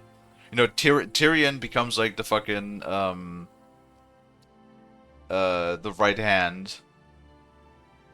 Because there's like these different basically seats in Parliament. You have like the king, who is the leader, and then you have like his the hand, I think is what it's called, which is like the second in command, and then you have a bunch of people, and then basically like a whole bunch of these people. There's just like this fucking sellsworn that runs around with Tyrion for like half the entire show, who even at some point threatens to kill him because somebody gave him a big ass bounty for Tyrion. And then he just becomes master of finances in the end. And so, like, this fucking guy literally just ballered his way through the entire show. Like, he was just a baller the entire fucking show, and then he gets a happy ending where he gets to fuck a cozy-ass nobility seat, basically, on the fucking council. It's bullshit. Like, the entire fucking finale is just rushed. And we also know why. Because, these stupid assholes, D&D... they actually already had a contract in the works that they were going to write Star Wars. Yeah, no, I saw that. Yeah, the whole reason why they kind of rushed as well because they had the Star Wars contract.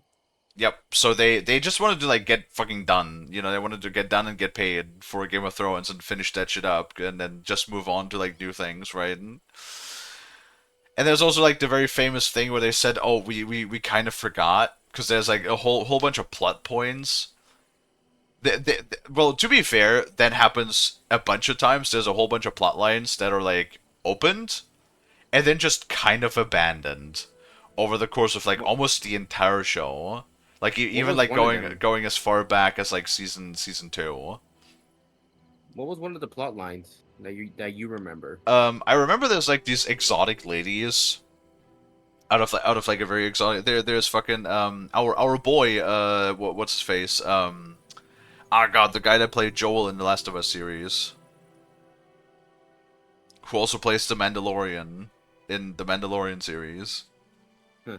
The fucking Mexican American dude. Yeah, that guy. Who also played the one of the main characters in Pablo Escobar. I can look up his name for you. I cannot remember his name right now.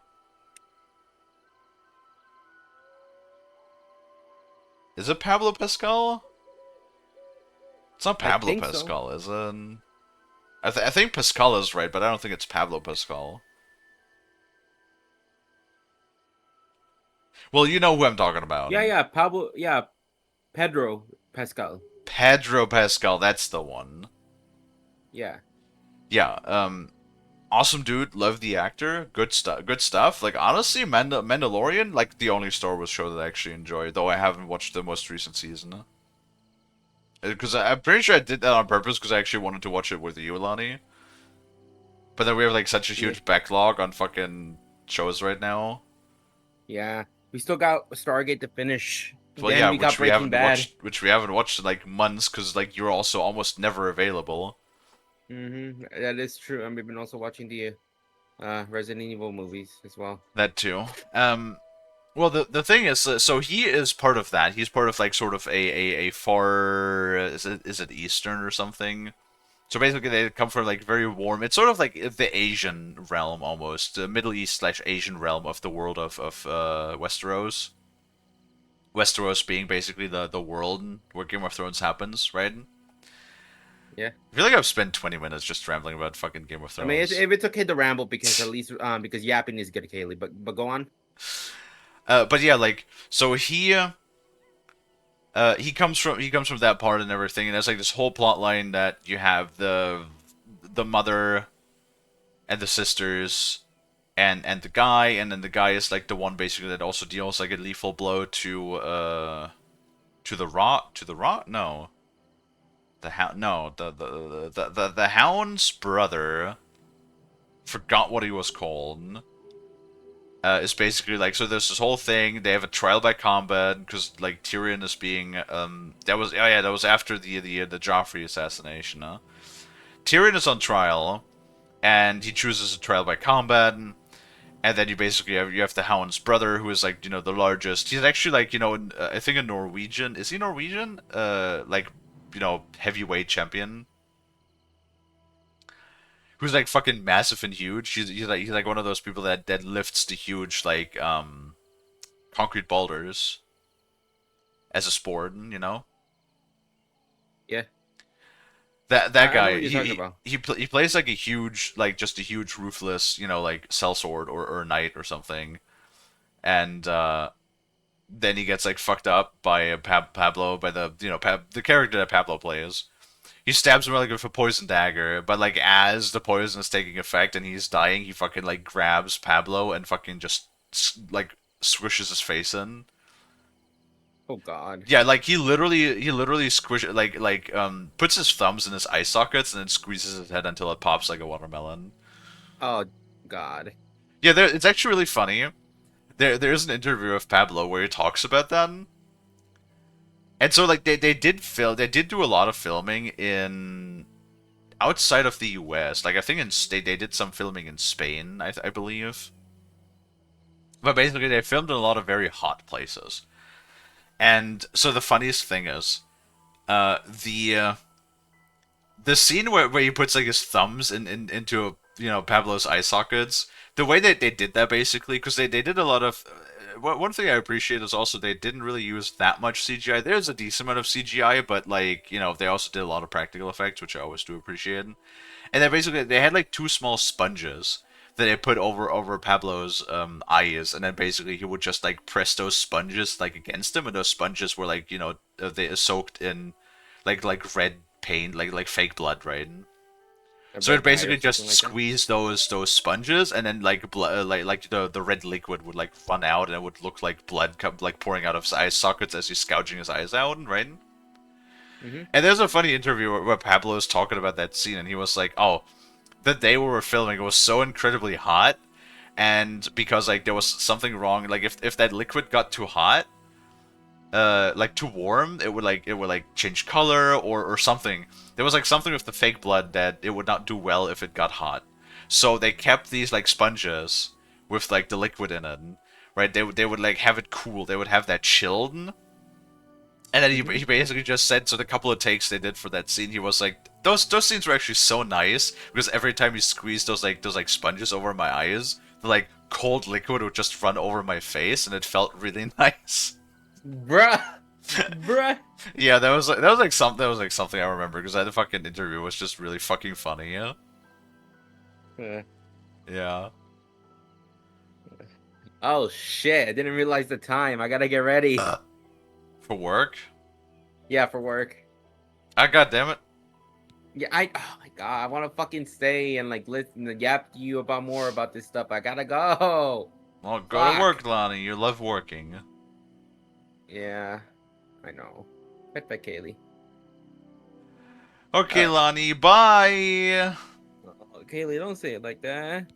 What? When you say bye like that, you feel like you want me to go away forever. Lonnie, if I wanted you to go away forever, I would just murder you. You know what? Fair. Actions speak louder than words. Yeah, I would just burn down the entire Lonnie fields if I didn't want any more Lonnie. No. I have no idea how Lonnie can work. You see, Lonnie's actually an advertisement mascot for their local plunger company. What the fuck? What do you mean? And all they do is they stand outside the door to like the plunger, like the sort of like front office, right? And all they do is just they have the plunger on their head, and they just go up and down, up and down, up and down the entire time, just bobbing their head up and down, right? And that's basically all they do all day. Yeah. Right. That makes sense. Yeah, I know, right? Lonnie is like the perfect plunger advertisement puppy. Uh-huh. God damn it. What? I'll never catch a break from you guys. You just have to accept it, Lonnie. I'm not. Well, the more... You know, it's like quicksand, Lonnie. The more you struggle, the quicker you're gonna go under. Oh? Yeah. I see. The way how you get out of quicksand is by going with the flow, you know? Uh-huh. So if you just went with the flow, things would go so much smoother for you, but you always want to struggle. You always just want to make it worse for you, Lonnie. Yeah. But no, I get paid to push carts outside. And I make money out of that. Well, you see, I'm pretty sure Nuke would pay you a whole lot of money too to do things for him. True, but yet again, if I did start getting money, you will also want to get involved. True. All right. Well, you have a good day at work, Lonnie. Thank you, Kalie.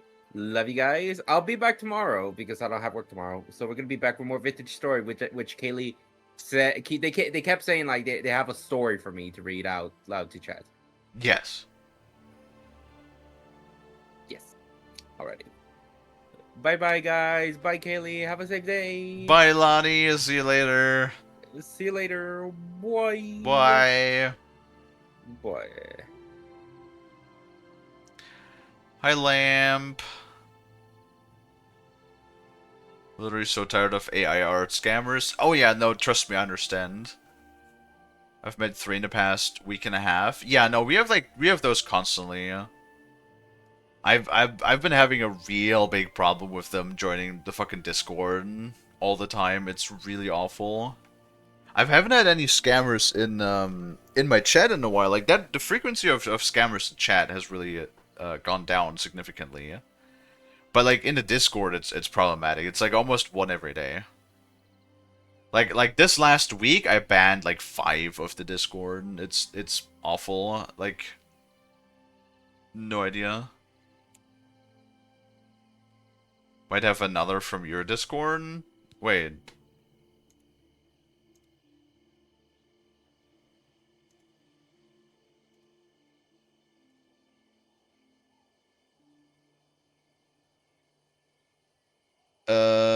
Maybe actually.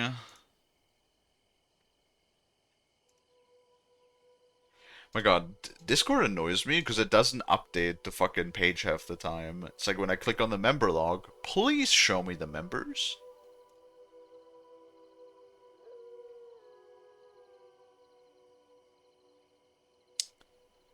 One second, I shall investigate this momentarily.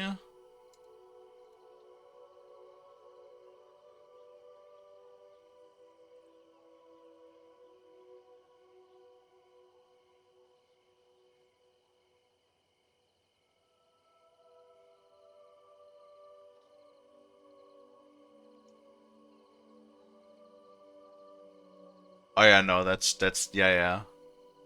I am pretty certain that that's a scammer.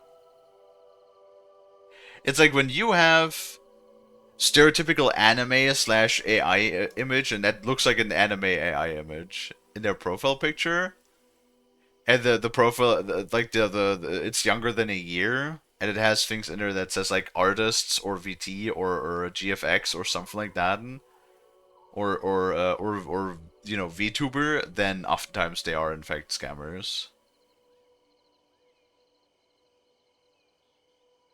Can I talk to the scammer? I mean, you can, but just be mindful.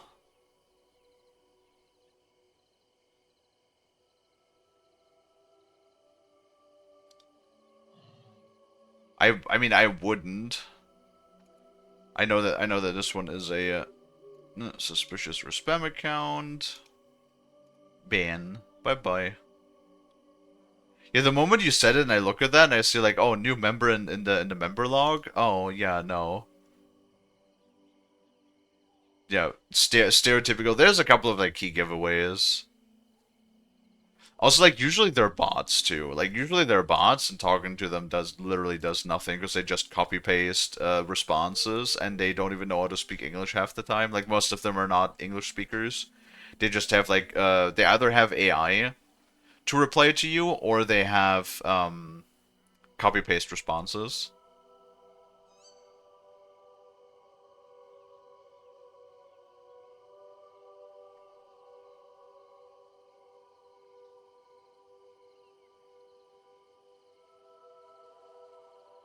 Sato? I don't know who that is.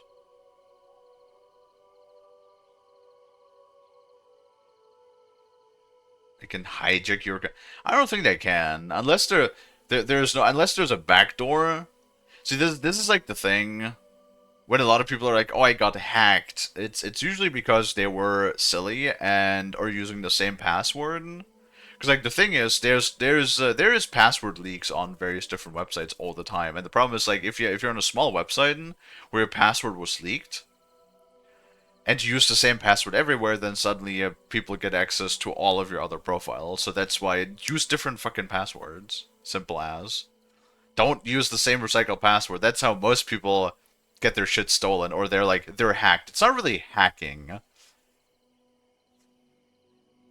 There was like no hacking involved in most. It's a hijacking, not a hacking.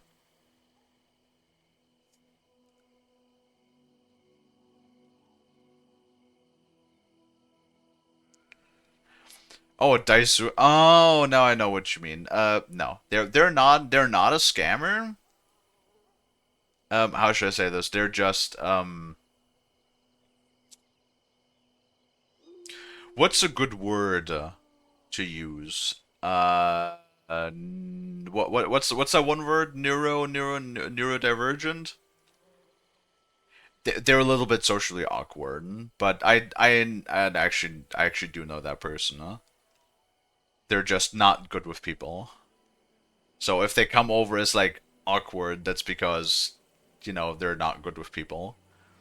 But I can say that they're not a scammer.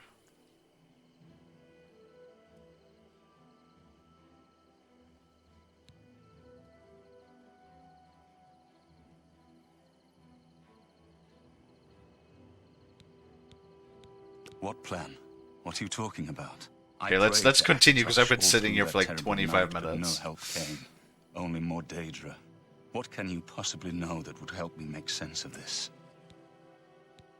Emperor Uriel Septim? You think the Emperor is my father? No, you must have the wrong man. I am a priest of Akatosh. My father was a farmer. An entire city destroyed to get at me? Why? Because I'm the Emperor's son? I don't know. It's strange. I think you might actually be telling the truth. What does this mean? What do you want from me? You destroyed the Oblivion Gate, they say. You gave them hope. You helped them drive the Daedra back. I did. Yes. I'll come with you to Wayne Priory and hear what Joffrey has to say. Lead on. It's the smell, really. Smoke and fire. And I mean, it's worse. another priest. Why In the wouldn't you talk to ruins. another priest, right? You priest types, you love other priests.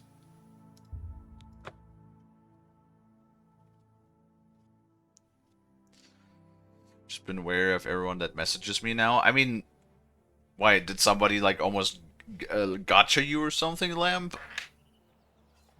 Just trust me. If anybody wants to sell your artwork, just tell them to fuck off. Help! You must help! They're killing everyone at Wayne Priory. I love how he's saying that while one of the assassins is literally standing right behind him.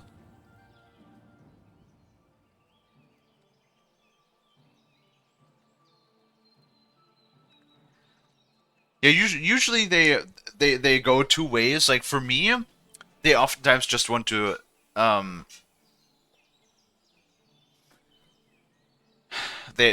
for me they just want to sell me like shitty ass AI, either copy paste like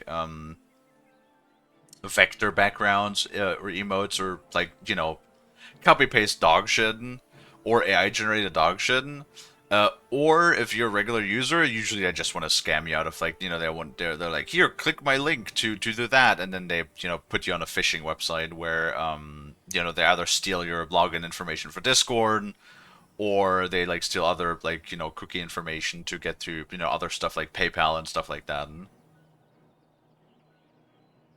But honestly, generally speaking, it's incredibly obvious. Like you will see you will very quickly see patterns that it's always the same way that they talk. So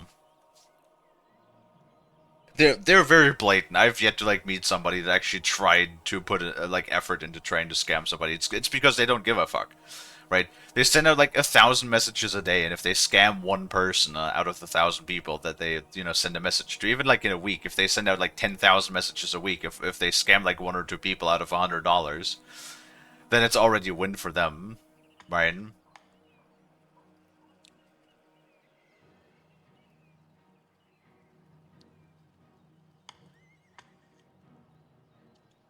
Exposure, which is like another thing. Do you know how much exposure is worth? Unless you're literally some sort of like influencer artist or something, right? That has like hundreds of thousands of followers on like social media or something, it fucking doesn't matter. Like for example, I got like over 1,000 followers on my dead ass Twitter account that I haven't touched in like 3 years. And none of those people are actually real people. Those are all bots. So if like a number over 1,000 means literally nothing because it's all bots, like unless you literally have like hundreds of thousands, it does not matter. It literally does not matter. The exposure will do literally nothing for you, and you will just be scammed. Is the thing, right? Literally does nothing. I fucking hate people. I hate scammers like the lowest of the low. I don't know. I think they're right behind me. Prior Maborel is dead. I was in the sheepfold when they attacked. I heard the prior talking to someone. Looked around the corner to see who it was. They looked like travelers, ordinary. Suddenly, weapons appeared in their hands, and they cut the prior down before he could move. They saw me watching, and I ran. I don't know. In the chapel, praying, I think. You must help us. Only the chosen will survive the cleansing. I could use a hand here. Where the fuck are you going, my guy? The time of cleansing is almost here. The god you pray. I do not fear death. Only the chosen will survive the cleansing. Paradise awaits you. I do not fear death. Only the chosen will survive the cleansing. Am I supposed to be impressed? You know, you guys should probably like hide and stuff.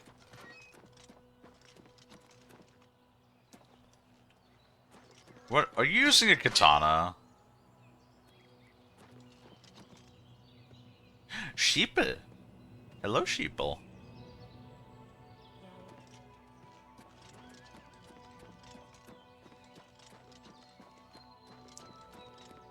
In the chapel praying. I don't think praying is going to save you from a blade, but Your alright. timing is excellent. Ugh. I'll take the one on the right. You're staying in my way, dude. Dawn is breaking. You're back. Thank Talos. They attacked without warning.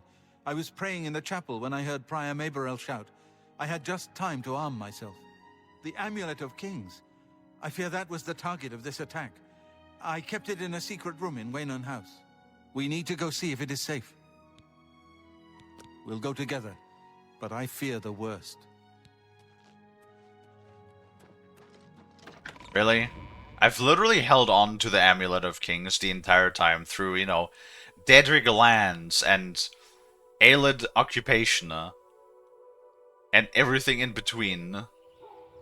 And then I give it to you for 5 minutes and you manage to fucking lose it. Good morning. Oh, well. He dead. 290? That's a lot of money for a priest.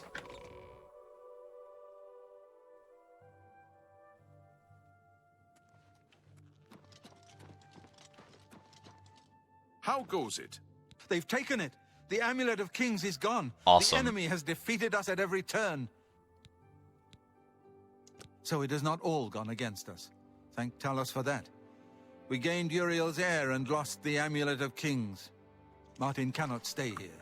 We have driven them off, but they will be back once they learn of Martin's survival. Which they will.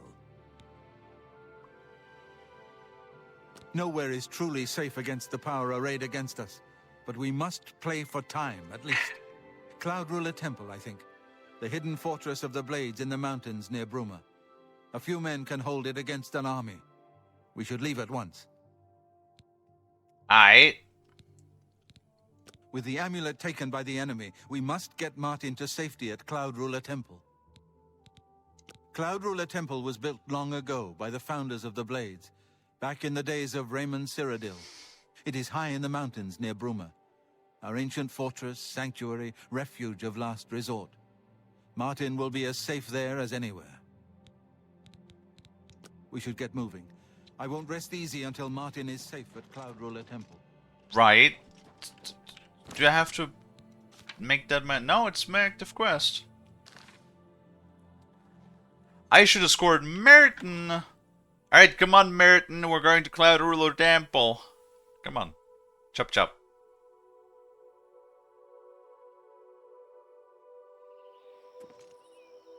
You're a fit one. Been running a lot? God, I love how like half the shit don't even load.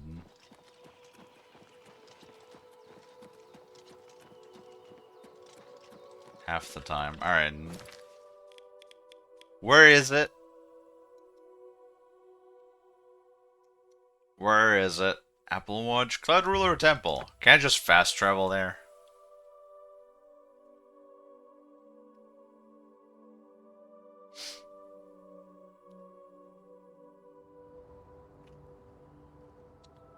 Alright, I'm here.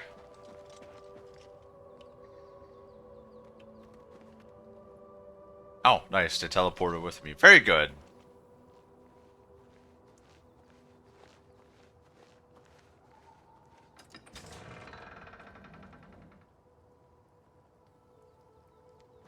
Grandmaster, is this...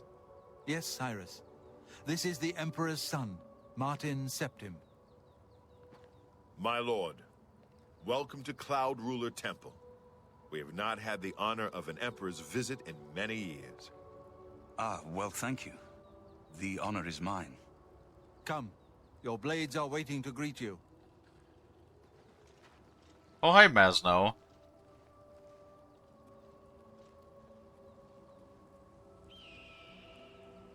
Clout. I see ya. Well... what is with the Japanese style? Like, they have Roman-looking armors, but Japanese swords and Japanese architecture. That's... very interesting mixture. The Emperor and his sons were slain on our watch. The Empire is in chaos. But there is yet hope. Here is Martin Septim, true son of Uriel Septim.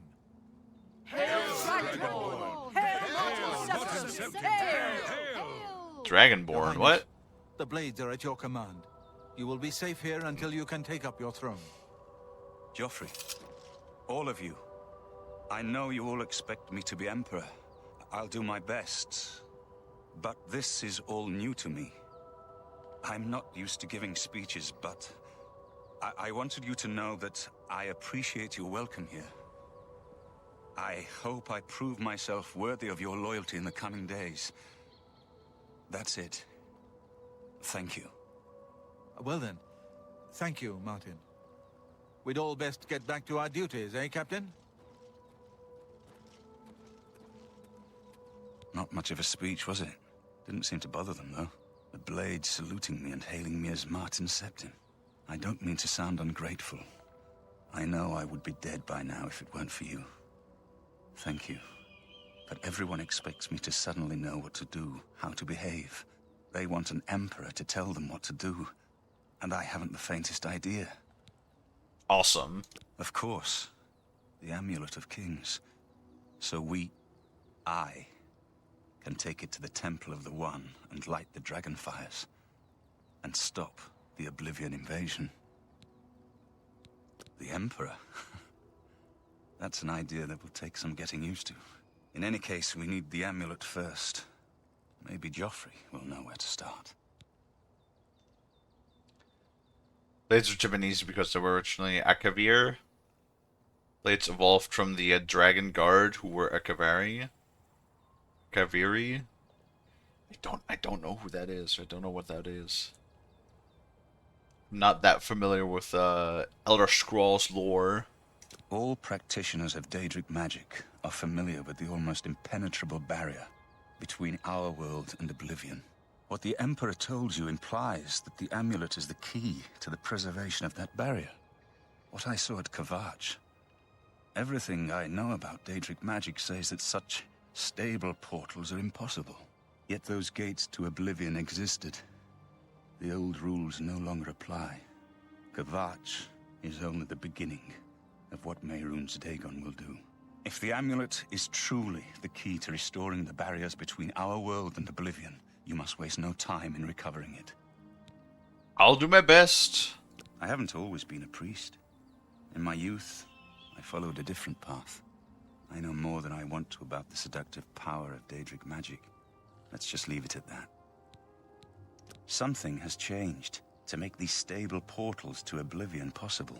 Joffrey believes that the death of the Emperor and the darkening of the Dragonfires is the key. Don't worry about me, my friend. I know I'm in good hands here. I mean, it looks nice. Also nice that you can see Frostspire from, Frostspire Craig from over here. Good afternoon, ma'am. Hi. They're a race/country kind of internationally or intentionally cloaked in mystery in the lore. I see.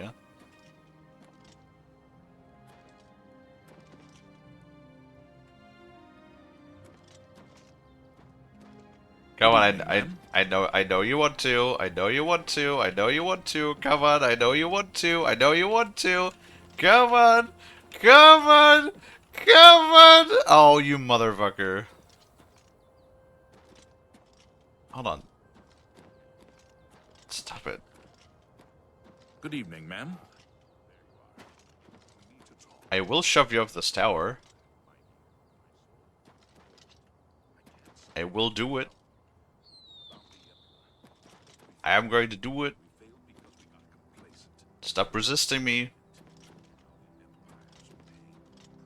Good evening, ma'am. Motherfucker. Blades always have. What concerns one of us concerns all of us. We are blades after all. Sorry, but I'm too busy to talk right now. Try one of the other. Whoops. Ignore that.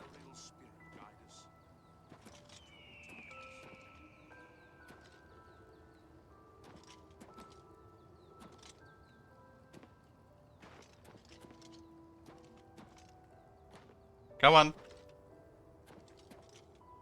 Hail. Hail. No. No. No. Now, what the fuck? Why is it sort of just push this fucking NPC off the goddamn tower? Good Holy evening, shit, ma'am. he has like so much force. He's like pushing me back. No other NPC has ever done that.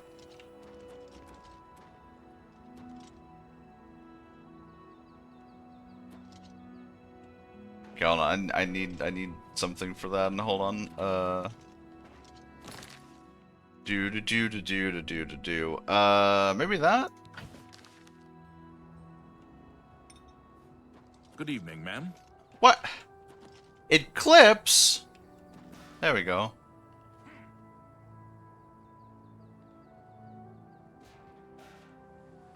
Okay, that didn't help, but it worked. Oh.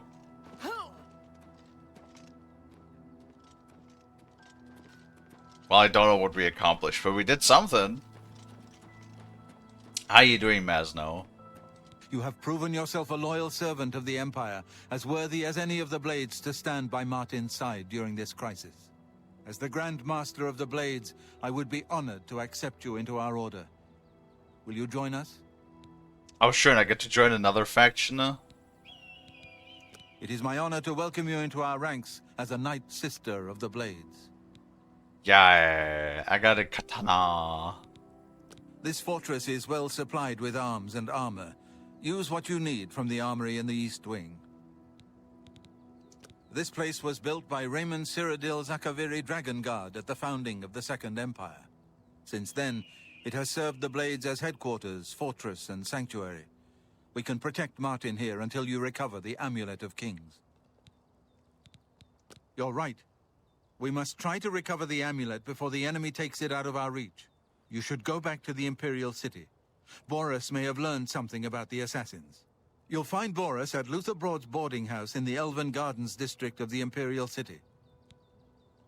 You know, I would hope so, considering that in-game wise it's been like 3 years since the Emperor was assassinated. Give my warm regards to Boris. Tell him he should not blame himself for the Emperor's death. He did well to send you to me. Let's take a peek into the temple, why not? We don't need to go in there, but might as well take a look. Ooh. That's looking nice!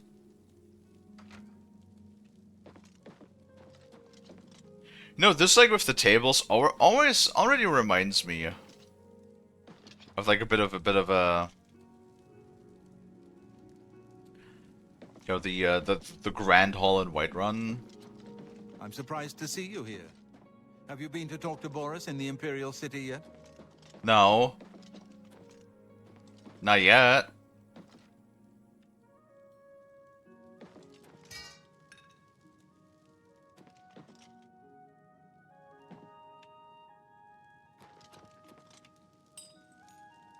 Damn it.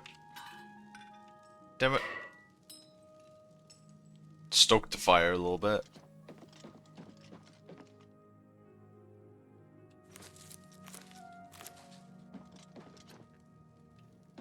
I will take the free food though. Not sure why, we don't really need it, but I'll pick it up regardless. The Eskia were part of the Akaviria and are referred to as snake people, which some interpretations take very literal. Why not just be Argonians then? They're reptiles. If been normal men in a land with many snakes, they may have been literal anthropomorphic snakes. I mean, to be fair, we got anthropomorphic, you know, like lions slash, well, not just lions, but more like felines, as well as, you know, Argonians. So I don't see why it wouldn't be possible.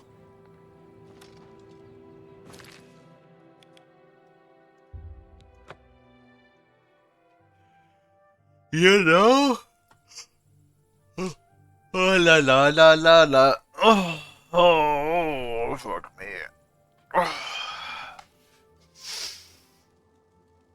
See, the problem is this game is producing quite a bit of heat from my computer as well. And that is heating up the room, and that also does not help.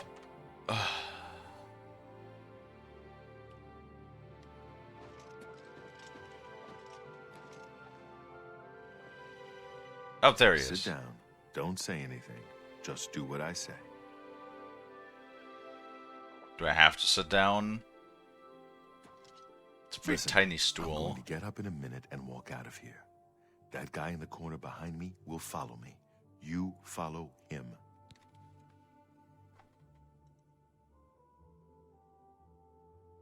Okay. We can do that. So he's a bad. Do I stab him in the kidneys? Good. Remember, wait for him to follow me. I want to see what he'll do.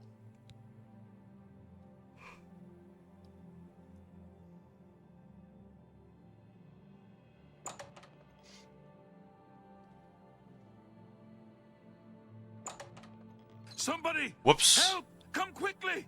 We've got a burglar! No. I wanted to get up. E is the same button for picking up as it is for fucking standing up, motherfucker. Well, now the guards are gonna be on my ass again for a single fucking bottle of shit. Not on this day. Quickly! Paradise awaits me. Watch the flank. Training of thousands to pass through.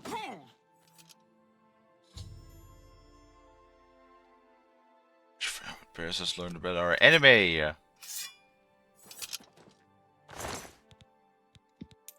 He doesn't have anything Search his interesting body. on his I'll body. keep an eye out in case any of his friends are nearby.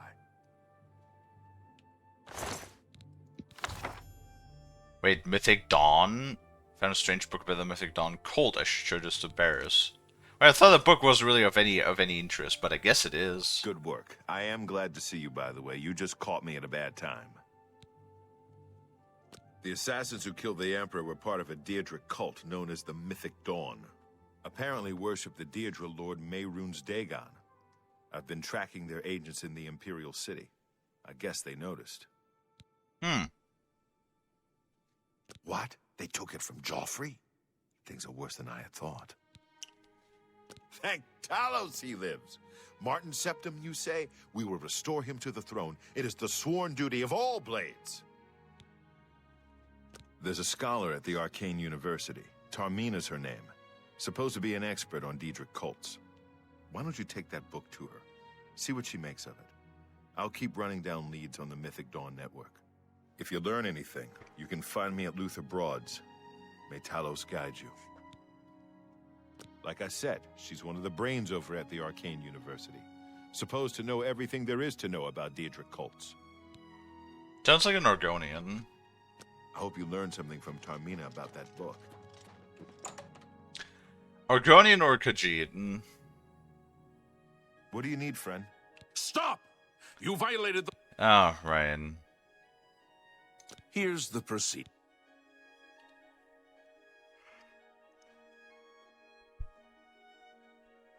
Right. Well, that's fine. Stupid. Stupid. You pick up one bottle and immediately the guards on your ass. It's kind of funny how they treat you the same way if you either, you know, if you stole a single apple or murder somebody in broad daylight. You get the same treatment regardless. Looks like you're handy with a blade. I sure am.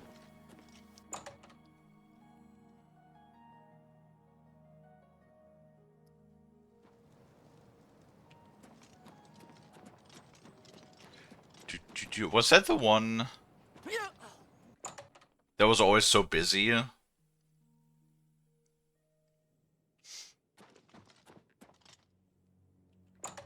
my god, how many loading screens do I have to go?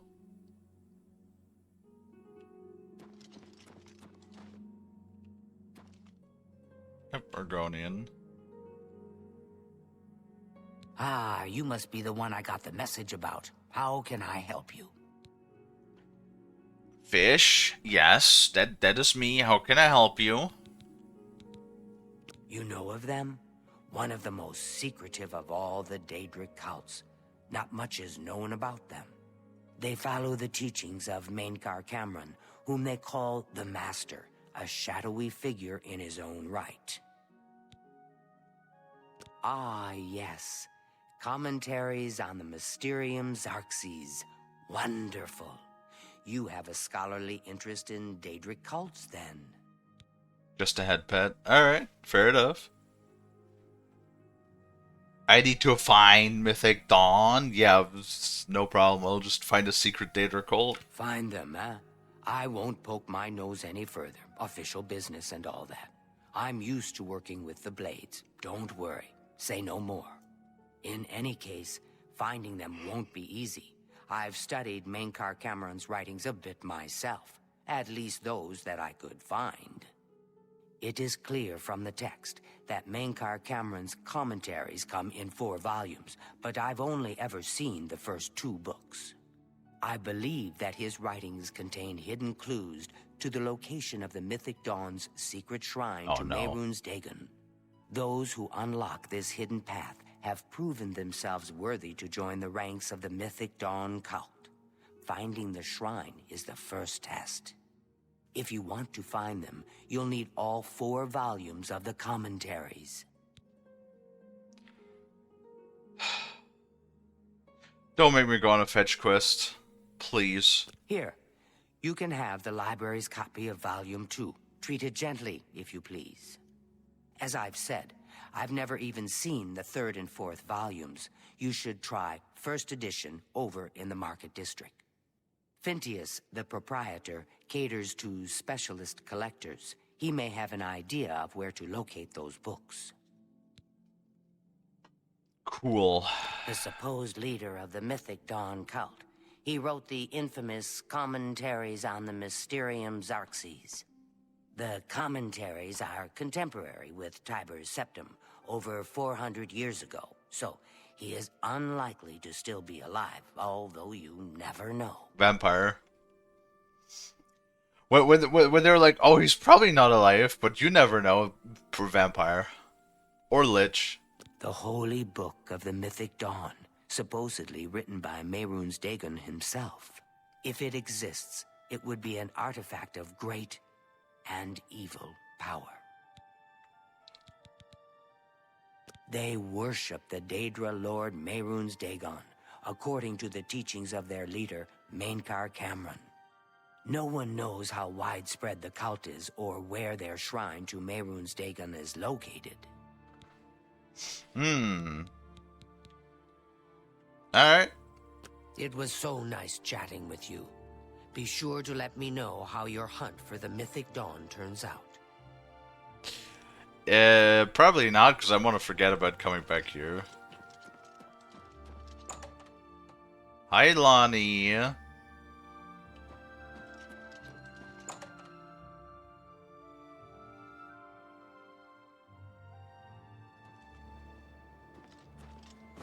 Alright, well, I guess we go hunt down a death cult now. Or, well, first we hunt down the fucking books, because of course we do. It's a book hunting? Why not, right? Fuck's sake, dude.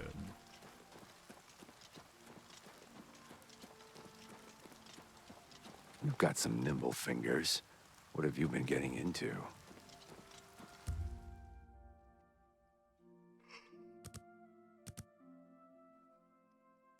Okay, 10, 11, 12. 6 a.m., 7, 8, 9.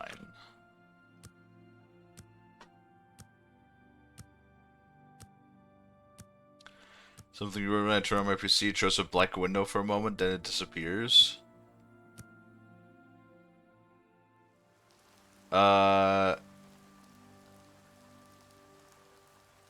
Sounds like a CMD console.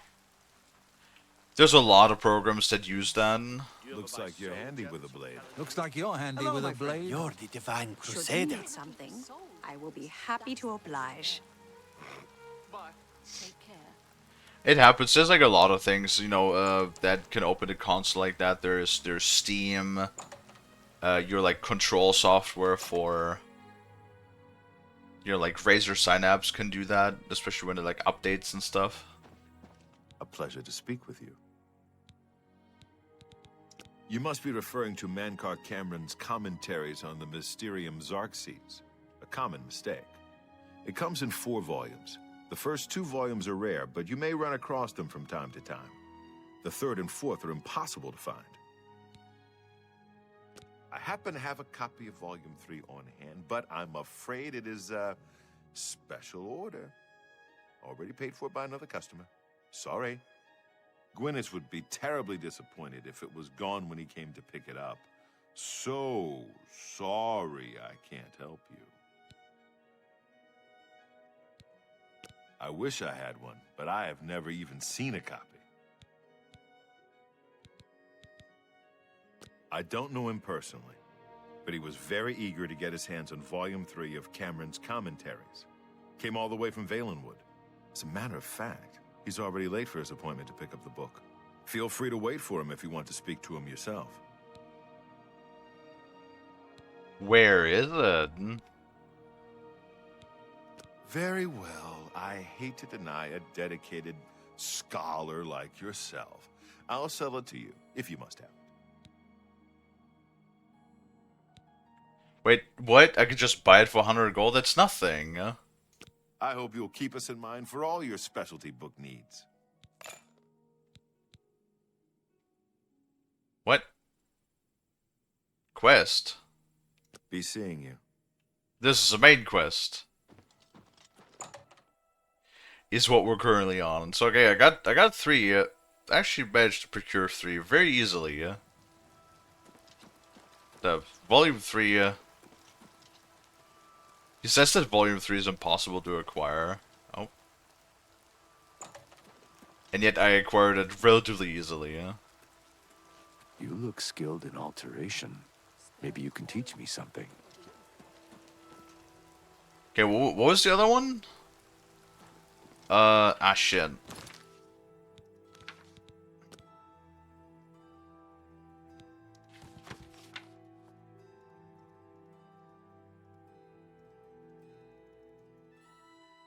Oh my god, so many pages. You want to... Oh, I need to talk to him regardless. Alright. I was like, why would I want to talk to him? I already... I'm here for my book, Mankar Cameron's Commentaries, Volume 3. Ah, about that. You see, I don't have it anymore. Terribly sorry. Full refund, of course. You could be sure I won't be back. I've never been treated so shabbily in all my life. Good day, sir. Hail. Hey there, buddy. Want to tell me why you wanted that strange, creepy book? It's my pleasure. Please continue. Your hair looks weird. I don't want to talk about it. I'm still very angry at Phintius. He promised me he would get one for me. I came all the way from Valenwood for it. Is that far away? What makes you think that I know how to get it? And why would I tell you, even if I did know? Because I have Volume 3. The Mythic Dawn? Are you I mean, I don't know what you're talking about. I don't know anything about any cult. Very well. I can see you're familiar with Menkar Cameron's commentaries. I know that Daedric cults are not quite the thing socially, but that's just foolish prejudice and superstition. For the adventurous, open-minded thinker, Daedric worship holds many rewards. Wait, is he just openly admitting that he's worshipping Daedra? Isn't that, like, really not cool? What? The Mythic Dawn were the ones? You have to believe me. I truly had no idea. I mean, I knew they were a Daedric cult. Menkar Cameron's views on Mehrunes Dagon are fascinating, revolutionary even. But to murder the Emperor? Mara, preserve us. Yes, of course, anything to help. I really know very little. They contacted me. I suppose they learned that I was looking for the 3rd and 4th volumes. I've never actually met any of them, I swear. You can only get Volume 4 directly from a member of the Mythic Dawn. I set up a meeting with the sponsor, as he called himself. Here, take this note they gave me. It tells you where to go. I don't want anything else to do with the Mythic Dawn. Well, you know that he wouldn't give that shit up. No. He seems like he's way too curious to not follow up on that. Oh. And ad break. Honor.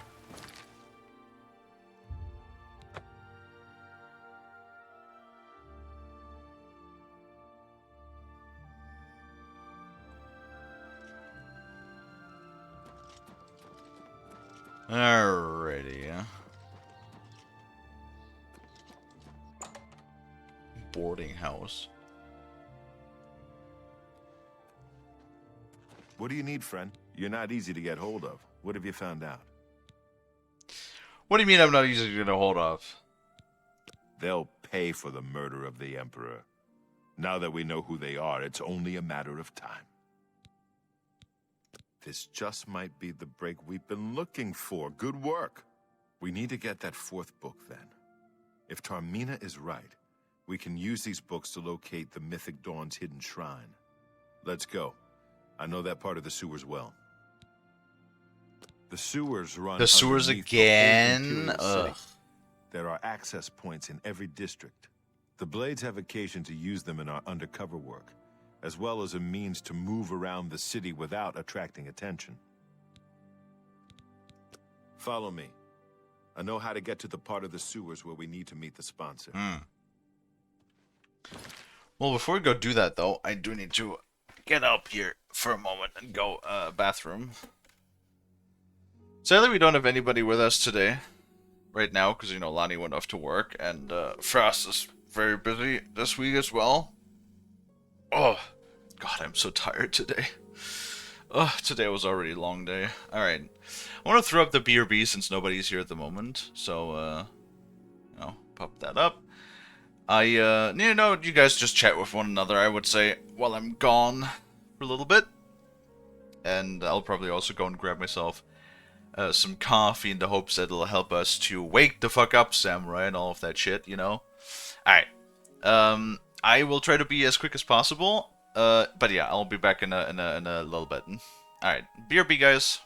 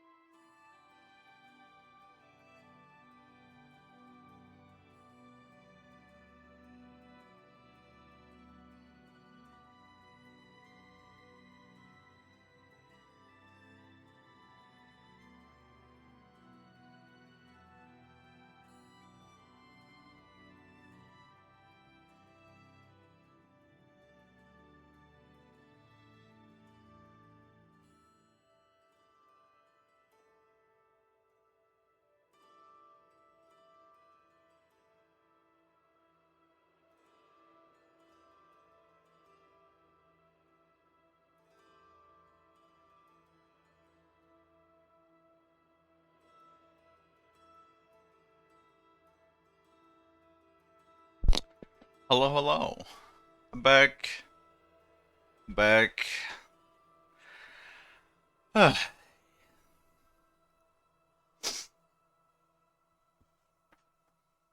you, Dino.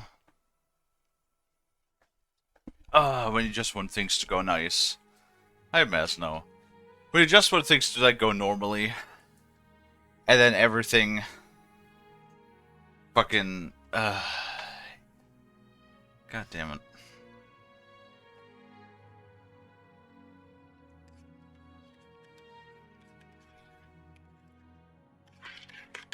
Yeah.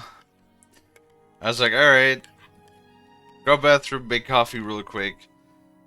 Bathroom was not as quick as I wanted it to be. That's one thing. Then I want to go make the coffee, yeah. But fucking coffee cups in the wash, so I had to fucking wash that by hand really quick. Then I had no fucking milk in my fridge, so I had to go and grab more milk. Oh my god. God damn it. God damn it. Anyway, we had extra strong coffee, so like, if that don't help, well, I don't know, then I think caffeine is just a scam.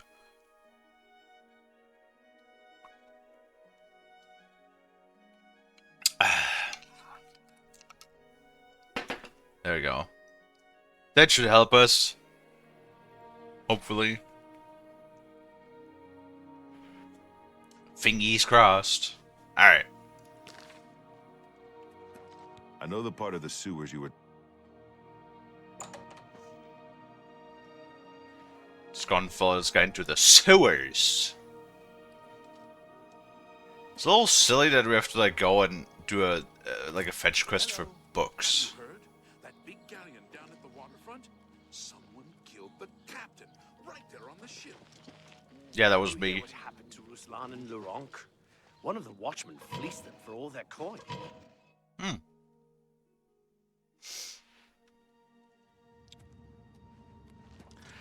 So this is where this one goes. I've seen this grate a couple of times now.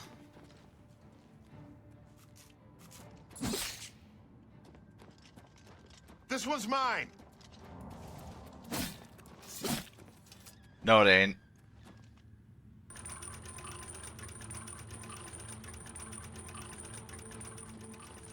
Over here. Ah yes, rads and mud crabs. Over here. This one's mine. Oh. Sorry. Forgore.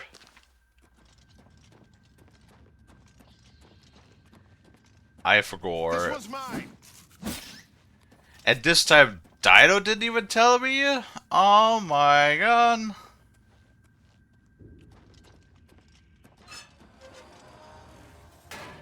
Normally, Dino always tells me when... Stick together. Why, though? Look out.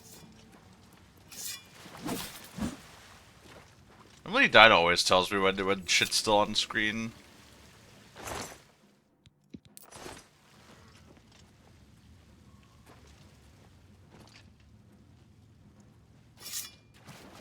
Look out. The fucking goblins?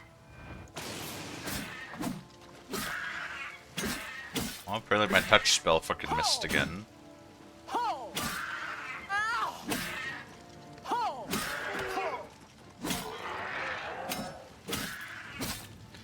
Stop healing yourself, please. That healing spell is also really strong.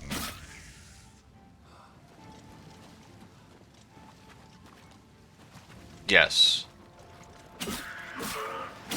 The BRB was in fact still on.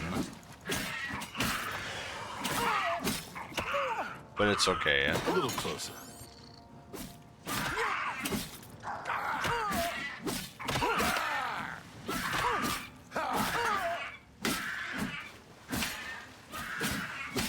A little closer. Well, like I said, Dino. That sounds like a CMD window. And a lot of programs can trigger that. I know that Discord can do that, and the Discord updater can trigger a window like that.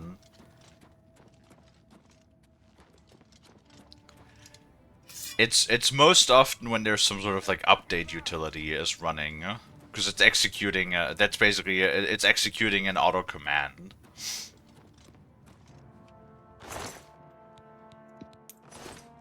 Stand ready.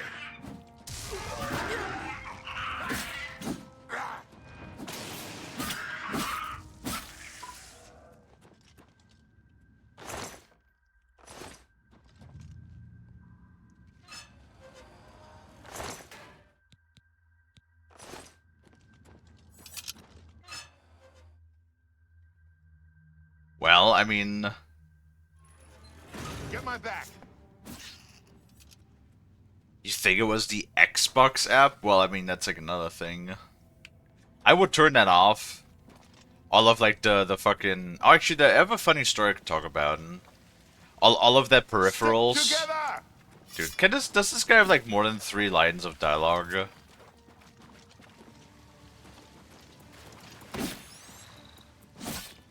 I personally would turn off all of these like fucking Microsoft gaming peripherals because usually they only cause issues with games.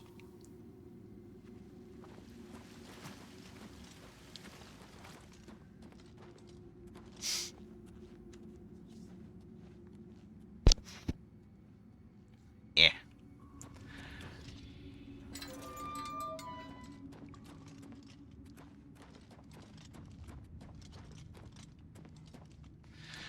So that reminds me. That reminds me of fucking Sony. So remember when Sony said they're basically that they don't want to port anymore. Well, not necessarily like all games, but they said like basically all their single player games are not going to be ported anymore. Which fucking sucks, because I would like to play the new God of War. I would like to play a new Horizon game when that comes out. You know, those are like 2 franchises that I enjoy. I would kind of like to play, you know, eventually, even though I heard it's somewhat mid, Ghost of Yotai. I would not mind playing that since I had a good time with Ghost of Tsushima, Raiden.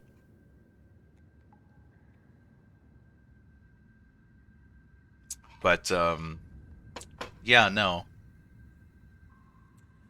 It's also, like, so funny. I read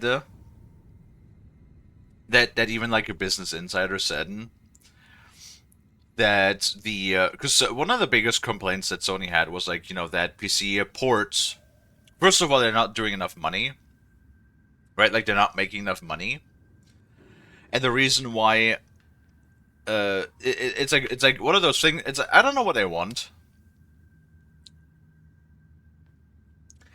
I don't know what they fucking want, because like they're both complaining that the PC market was underperforming, like the PC ports were underperforming when they release a fucking single player game, like 2 years after it released on console. It's like, yeah, of course it's going to underperform if you release it like 2 years after it came out on the fucking console, because like at that point everybody who was mildly interested in the game has probably already watched a fucking playthrough of it.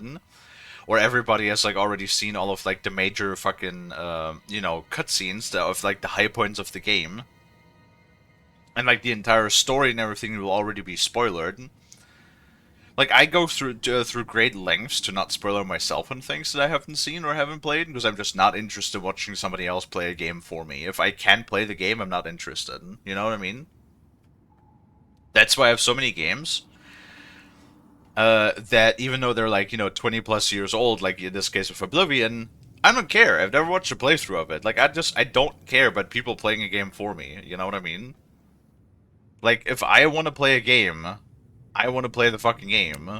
I don't want to watch somebody play the game. I want to play the game myself, period.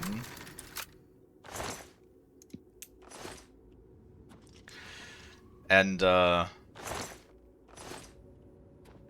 yeah. So the thing with that is that not only did it complain that it underperformed, which I still think $100 million a year is not bad, considering that the porting itself doesn't really cost you that much in the first place. So it's because you made already everything. You've done the advertising. You've done the developing. You have everything. All you do is like you port it, which apparently, like especially on PlayStation 5, porting is so easy because the architectures are basically the same. You know what I mean? So there's relatively little At least for porting on Windows. If you're gonna port things like Linux and Mac, I think it's gonna be more workload. But if you just port to Windows, the amount of effort required to just port a thing that you already have is very small.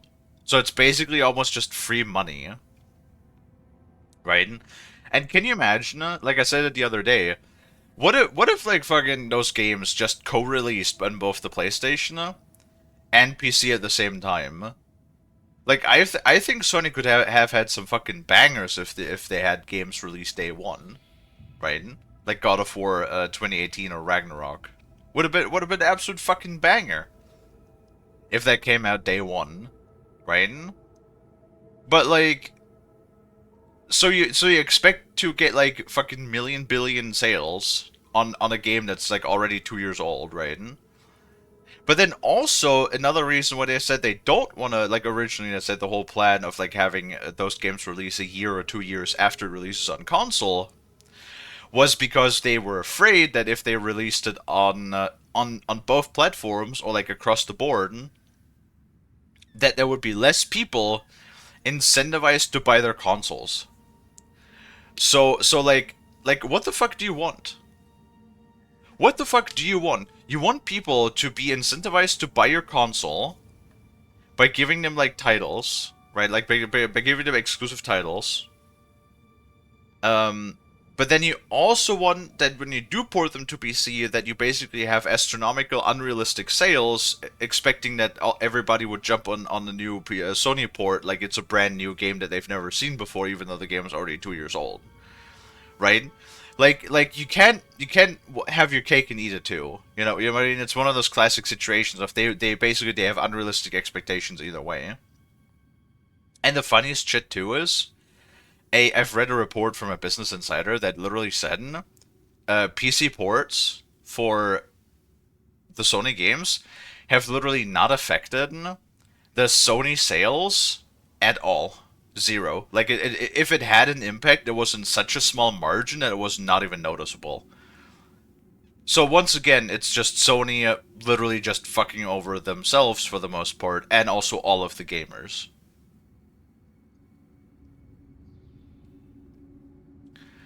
Yeah, of course, because like then the hype is fresh. And the thing is, again, people want to experience things that they haven't experienced yet. So like the first playthrough of any game will be definitely a lot more special, no matter, even bad games, like even mediocre games, are going to have like much bigger of an impact playing it the first time than replaying it the second or third or however many times, right? Because you can never get that back of just not knowing the uncertainty of what is going to happen next. So the first playthrough of any game is going to have a lot more significance than like, you know, replaying a game at any given point. So like if they did that, they could sell so many more games for sure. Like they could sell so many more copies, but they don't, because they're stupid. Sony is fucking stupid. And the funniest shit is they recently just said, now with one of their new product lines that they've been announcing, get this. They're like, oh, we still want to support. They used a bunch of like really corporate speech. Sony is like the king of corporate speech. It is so disgusting. They said something along the lines of, after careful consideration and like receiving a lot of feedback from business strategists and shit like that, they're like, oh, we're happy to announce that we will still continue to support the PC gaming culture with new Sony-branded peripherals for your PC experience and that sort of shit. So it's basically just a whole bunch of words that, you know, sound like, oh, we still want to support PC. That sounds great. No, they don't. That literally just means they're now releasing monitors. Like Sony has announced a new line of monitors specifically for PC gaming, right? Like high refresh rate and high-resolution monitors. Sony branded monitors, specifically meant for PC gaming. But that doesn't, which is so fucking stupid, because like, you make that, and now you think you're gonna make more money off the PC gamers by selling them monitors instead of selling them the fucking games that you make. You know, it's like, Sony pisses me off. It's like Sony is like the fucking, you know, the fucking round peg goes through the square hole. is how they're literally doing any of their goddamn business decisions.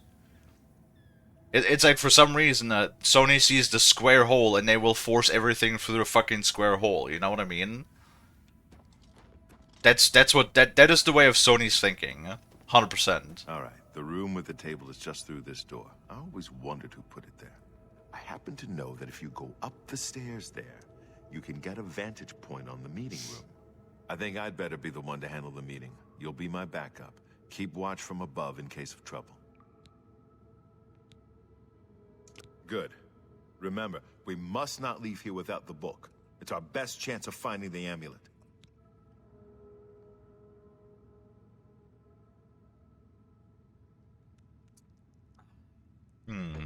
Tasty. Listen, I may not survive this, but if I don't, you must. You must recover the book and find the amulet of King. You'll be fine.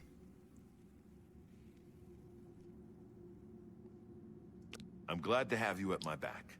Okay, let's do this. Right, I'm not gonna be an asshole to the guy, because he makes it sound like that he's definitely going to fucking die and then it's going to be up to me again. Because I feel like this game was simply not designed to be played with companions. I told you to come alone. Brothers, kill For Uriel Septum! Excuse me?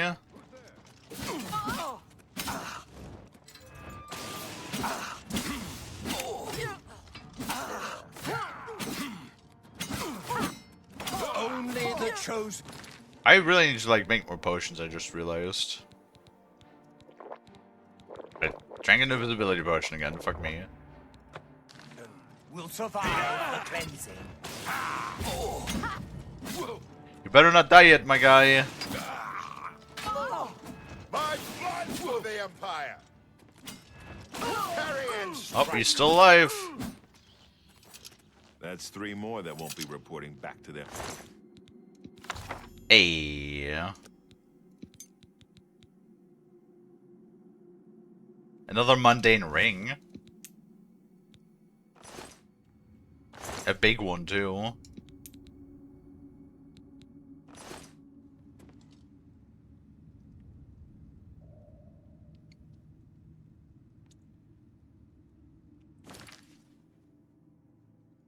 Let me take a really quick peek because it's you, Dino. Oh wait, that's Discord. I can immediately tell that gray tone. That gray tone, that's Discord. Yeah.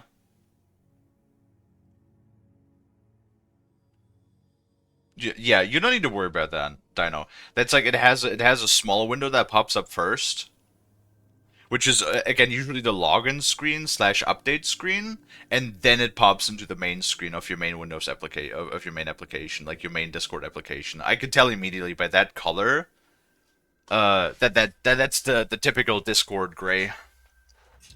Like, I was thinking that it looked more like when you said black, but that's more like gray.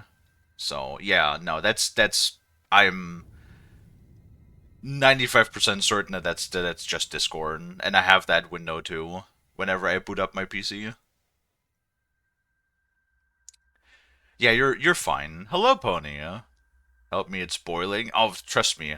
I've been through that. I've been through that shit. Thanks for the explanation. No problem. No problem. Like I said, when it comes, same thing I said to Lonnie. When I can help somewhere where when I do have some expertise, you know, that's the thing. Can I share something with you guys? I think I mentioned it already the other day, right? I might have a bit of an asshole attitude. I certainly do. But so I saw this video. You guys know Dr. Mike, right? The you know, aka YouTube's favorite doctor. Deadly poison resisted by wait, what? Oh, poison apple. So Dr. Mike, he had a talk with a psychologist a while back, and they talked about there was like this whole thing of people being nice versus people being kind. right? And so the idea was that you have nice people are nice on like the surface level. Like they had an explanation saying that if you if you have a flat on your car, a nice person will be like, "Oh man, that really sucks. That really sucks that happened to you. I'm sorry." Yeah, and then they'll leave, right? While a kind person will go and be like, "Oh, you idiot, you hit a curb. Where did you learn to drive? All right, give me the jack. I'll help you change the tire." You know what I mean? And when I heard this, I was like, I can totally and again, it's very easy to say to basically envision positive attributes about yourself. It's always easy to like see yourself in a positive light, and then it not necessarily be true. Right, like if it's actually a positive thing, if you actually have a positive trait, that's usually people on the outside are gonna see if you have a positive trait or not, right? Because like your perception of yourself is different than from what people perceive about you. But I do think that in that regard, I definitely do think of myself as being in that regard and in that definition, a kind person. Yes, on the surface, I'm an asshole. Like, I will give you a quip. Like, I love messing with people. I love, teasing people. You see how, like, I talk to Lonnie and how I talk to Mister and even, like, Frost to a degree, right? And, like, I love messing with people. I'm a shithead. I'm a gremlin. I know that. But I also like to think that people who spend a little bit of time with me will realize that it's all, like, surface level, that I don't mean these things to hurt people or anything. Like, nothing, usually, my usual shit-stirring and gremlinness is not meant to, like, actually attack people. It's just that, it's just shit talk, it's just memes, shit talking, being a gremlin, that sort of stuff. And then when I do have the opportunity to actually help somebody with, like, knowledge or by just aiding them in a task or something, I will always do that. Always. Always. Like, whenever Lonnie has issues with their computer, whenever it is, I will always help Lonnie. I always help Lonnie to, I've helped Lonnie a ton with, setting up their eBay, setting up their computer, doing the software in their computer, doing stuff for their stream, setting up certain settings, troubleshooting issues. The other day I helped Chocohomie, who was having issues with like his computer overheating, so I helped him in in DMs. I ran them through how to do a cleaning of their fans and how to like clean out their heat pipes and everything of their laptop. I helped. What's another example? I think Kalie had some issues that I helped troubleshooting a while back, but that's been a while ago. It's when in my knife sharpening business, I will always tell people, what can you do to your blade, right? Like, for example, in that regard, I could be like, oh, I don't care how they treat their knives, if they fuck up their blades, then the sooner they'll bring them back to me to sharpen them again, and the more money I'll make. But I don't want to do that, right? That's why I always tell when a customer comes here, and I'm like, hey, listen, don't put the knife in the dishwasher, wash it up by hand. Don't use an aggressive, like a hard surface to cut on. Use something like wood, or if you have to, plastic to cut on, because that will preserve the edge of the blade the best. I will give them tips to make their sharpened blade last the longest amount of time, that sort of thing, right? Like, I will always try my very best to help when I can, when I have the ability to, That is what I do think about myself. Also, my tummy is angry again with me, so I might have to step away again here in a minute. I'm sorry about that, but we're doing the rumblies today, and I don't know why.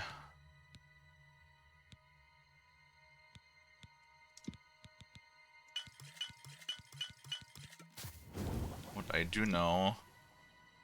Oh wow, a human heart. It's delish. Data heart just give health potions.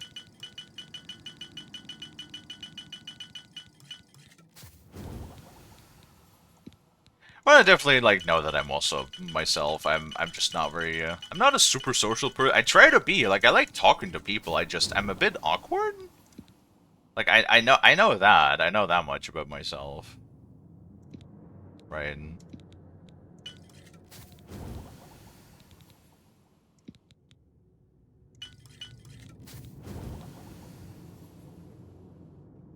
So, and I will definitely also save things as I see them. Like, I'm not really one to beat around the bush, you know? Like, if I see X thing, or like, for example, if I have a problem with somebody, you know, I will say that I will have a problem with somebody, yeah? And oftentimes, like, it's not even meant in a bad way. Like, oftentimes when I say, when I will tell people, hey, you know, this shit sucked, you know, I didn't like that you did that, whatever, you know, X, Y, and Z. That's not even, like, meant as, like, an attack or anything, which is what most people will take it as, you know? I mean, it's always easy to say in retrospect that, you know, oh, this thing that upset or hurt somebody had actually different intentions. It's always in, you know, hindsight 2020 and all of that. But generally speaking, I like to bring things up. Like, when there is an issue, then I talk about that issue, and it's just, like, I just personally think that not a lot of people do that. Like, a lot of people will just, like, cross their fingers and just try and ignore it, and they will try to have that thing just go away on its own. And it's like, that's not how that works. Problems very, very rarely just kind of, like, up and fly away on their own. And if you don't do anything about it, it's always easier, you know, the sort of... What's a good moniker for that one? Like, rip the Band-Aid off? Because, you know, like, if you rip it off, it'll be, like, one sting instead of, like, trying to slow it, pull it off slowly and hurting yourself. Maybe more mildly, but for an extended period. That sort of, like, way, right? I prefer to always just tackle things head-on. Because this whole fucking beating around the bullshit, extending, like, things for an extended amount of time that when they really don't need to, right? Like, why do that? You know what I mean?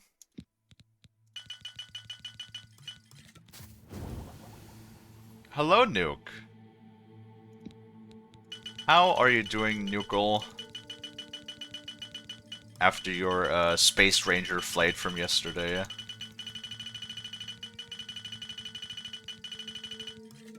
Have you recovered? I like to imagine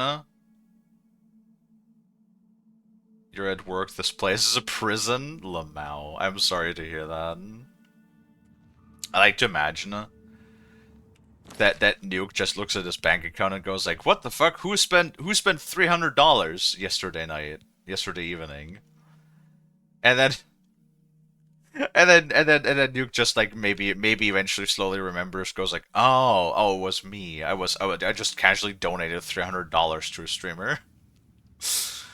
Hey, hello, Lefteron. What? Why is he running away from me?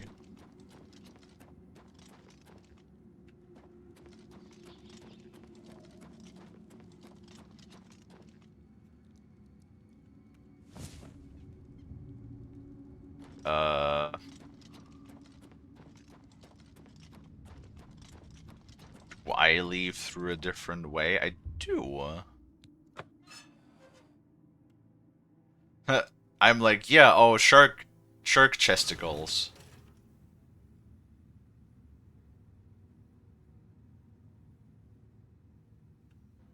Whoop. Oh, it's just a rat. And a goblin. Don't die to a goblin now. That would be really embarrassing, dude.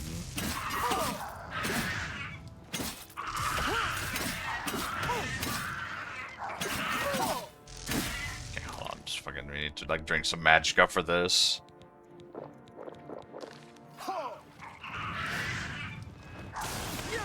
A rat! Mr. ain't even here. Right now.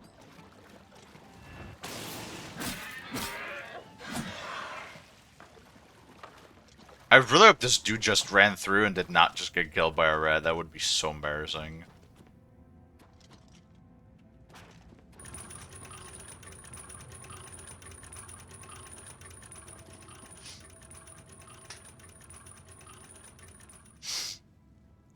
I've forgotten to chunk that. What did Chunk do?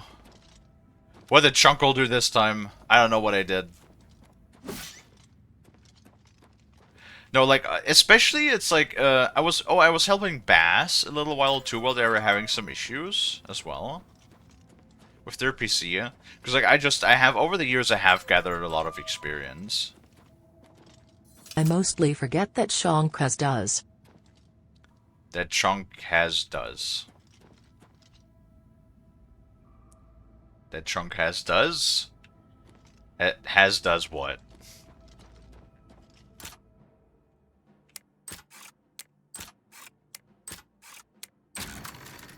The Magica region?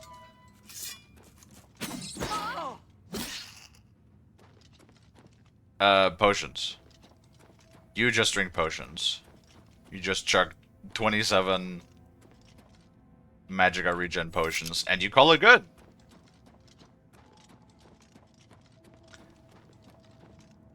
Yep. When in doubt, just chug a bunch of potions and you'll be fine.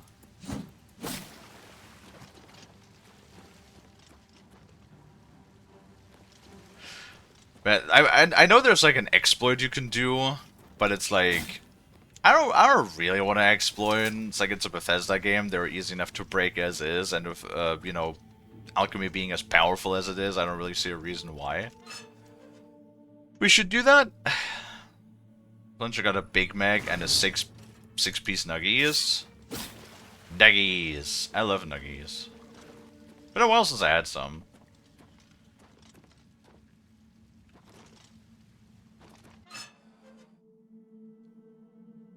I am using the Crusader sword, yeah.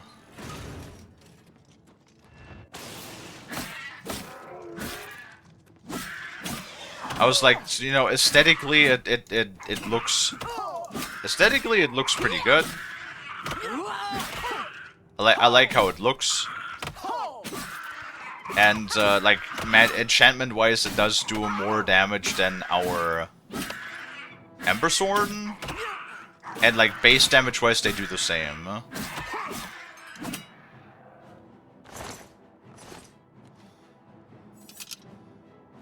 There you go. There's the full set with the shield.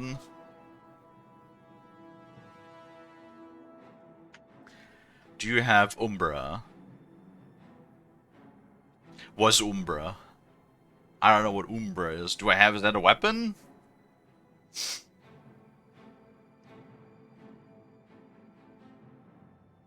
The will to kill disappears after you eat. Are you one of those people that gets cranky when they're hungry?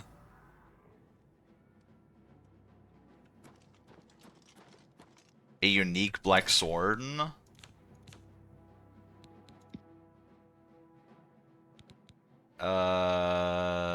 No. It does not appear so.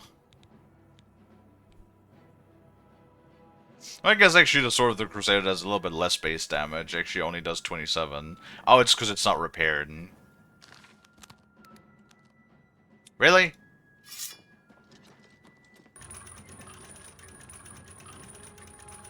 Part of a quest? I have done pretty much like all of the quests. I do already have like 90% of the achievements of the game right now. Wait, did this goblin just kill his own summon? Nice.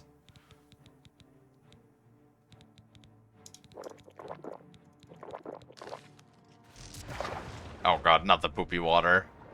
Get me out of the poopy water.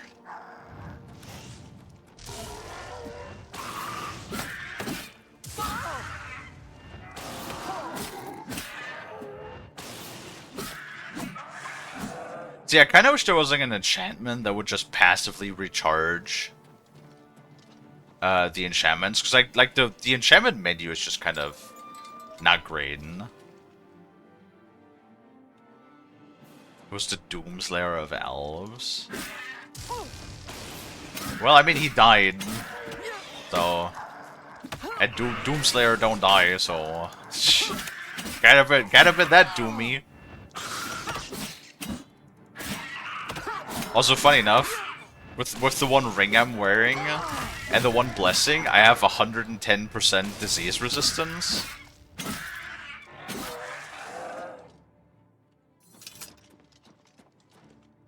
So we literally can never get diseased again, thank fucking god. Because getting diseased is so annoying. Okay, I don't think this is the right way.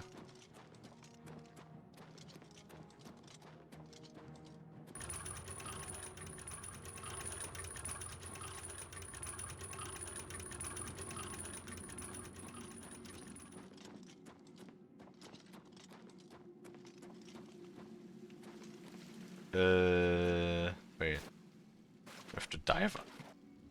No, we do not. Yes, he did.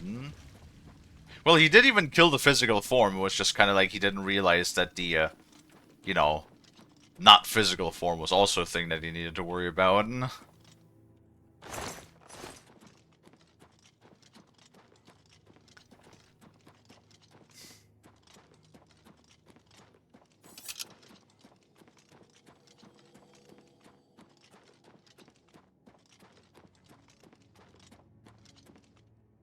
Okay, where in the hecky schmeck do I go? Wait, do I have to swim through here? There's slaughterfish. Oh, sure is.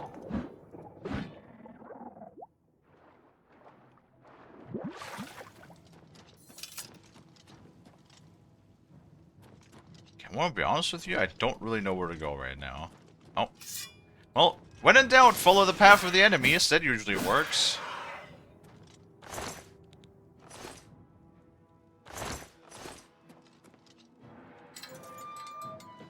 Where's Boris?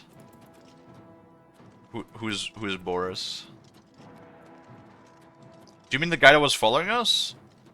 I don't know, he just kind of fucked off into a different direction, huh?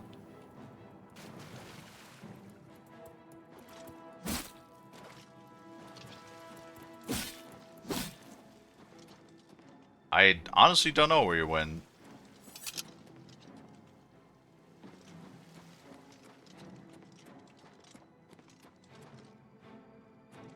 Oh no, now we have a thing again. Where is that? You! Why would you not put those in the same room? Bears. Oh god.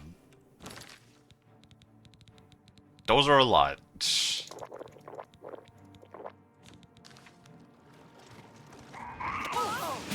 Hey there, guys. Can I interest you in a little bit of lightning?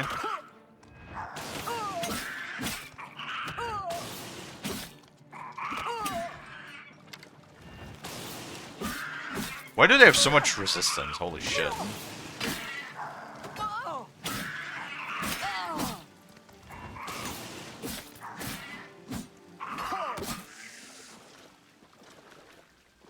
Right, there we go.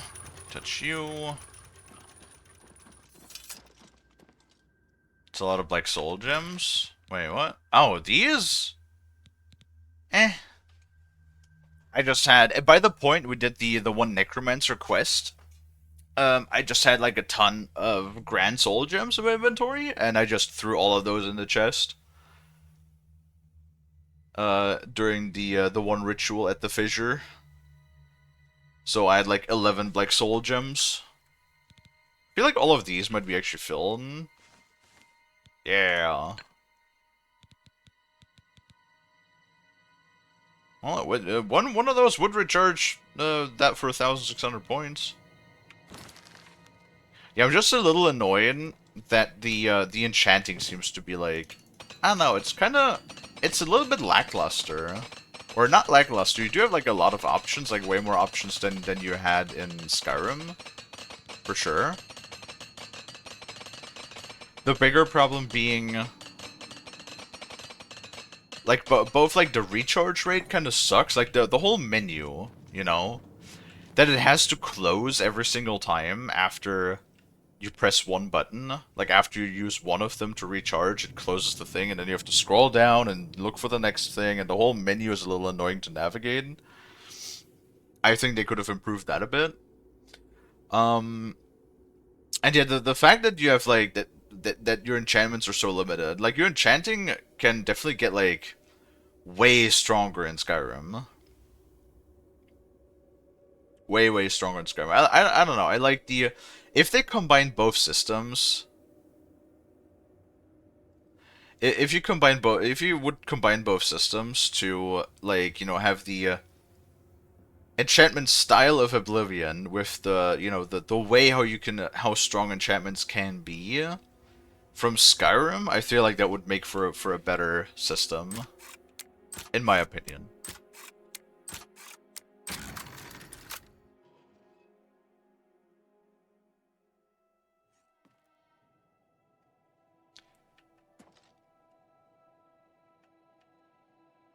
Flowers. Wow, there's actually a lot of blood on the ground.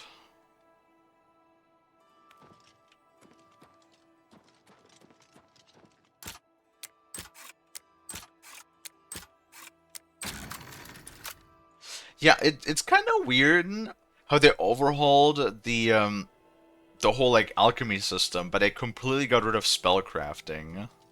Yes? Hey there, are you a vampire? Good day. He got reassigned to Anvil, I think. Without him around, all this hustle and bustle about the Grey Fox will go away. I never believed in the Grey Fox anyway. I think the Imperium just made him up as an excuse to raise our taxes. Yeah, that's a good attitude. This weird-ass legend of this, like, Master Thief going around, my bet is just to increase taxes. I mean, to be fair. That does sound like something the government would use to increase the tax. I mean, honestly, they don't even need any reason. They're just like, hey, tax increase. Take care. Like, what's the reason? Because money. You're welcome. Is the quality of living going to improve because you're going to invest more of that tax money into our infrastructure, healthcare, and or other programs that are going to benefit the general populace? No? Big think on that one. Let me do a thing. No, don't like it. No, not a fan. Sorry.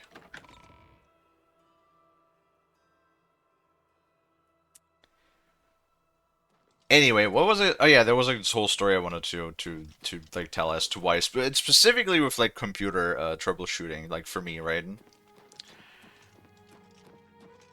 Capital. I kind of love how he says that. Whenever you complete a quest, he just goes capital. Great job.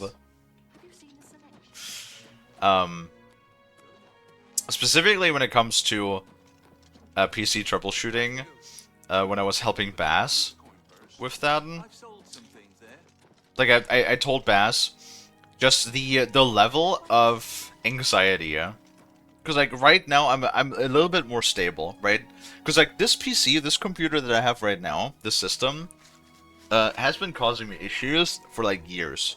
Hail, good citizen. With like random crashes, random shutoffs, you know, performance not being right, stutters. Like there was always something with the system. It was cursed from the day that I built it. And like, and then also the anxiety of just not having enough money to replace some components should they break. It's just what was just always for a long time such an anxiety to me that was really just, I had nightmares about that. I kid you not. Sometimes I would stress about that so much that I had nightmares that I woke up and my PC was just on fire or something like that, right?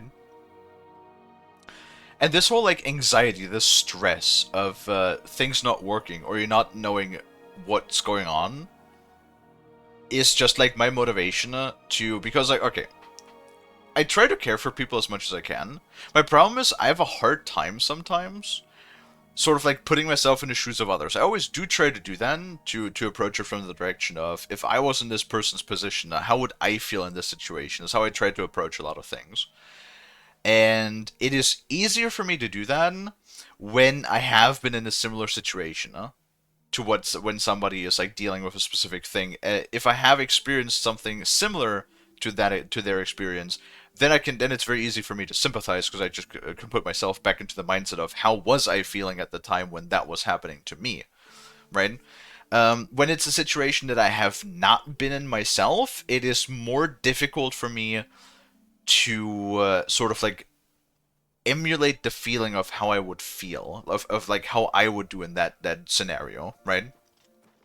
But when it comes to like You have my ear, citizen. PC issues, and like just the dread and anxiety that causes it, that causes having problems with your computer, when it's like your whole portal to a whole lot of things, you know, like your social outreach, you know, your entertainment, your video games, your news network, basically, like where you get all of your news, all of your information, you know, something chronically online can't deal with no internet, something.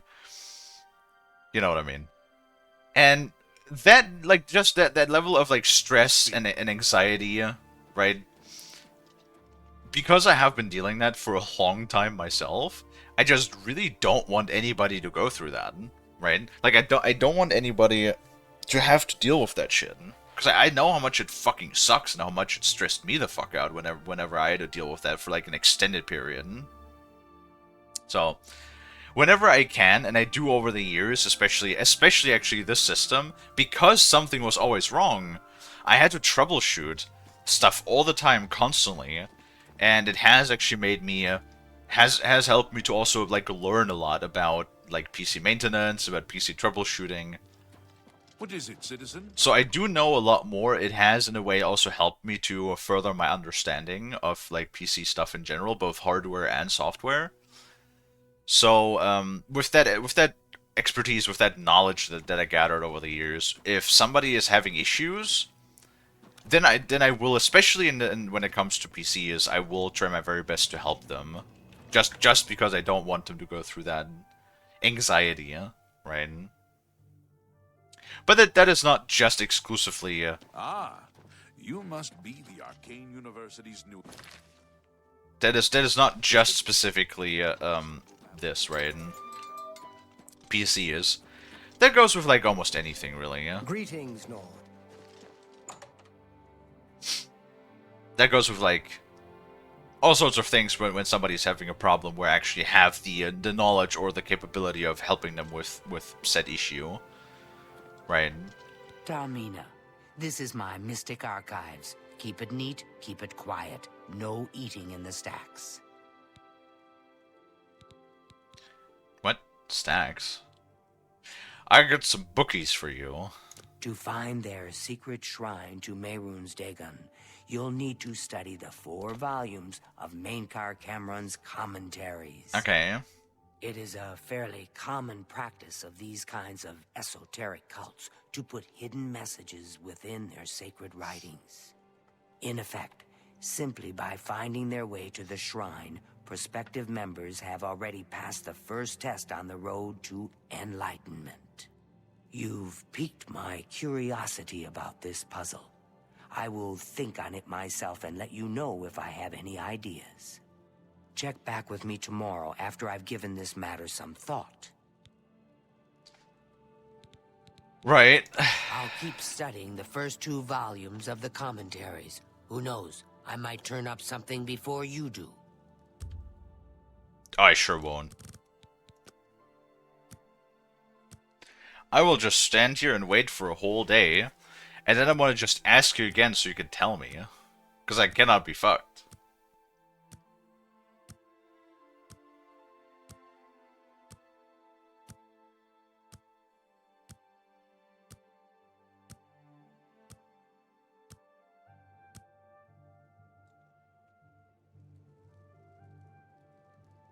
And Shane here.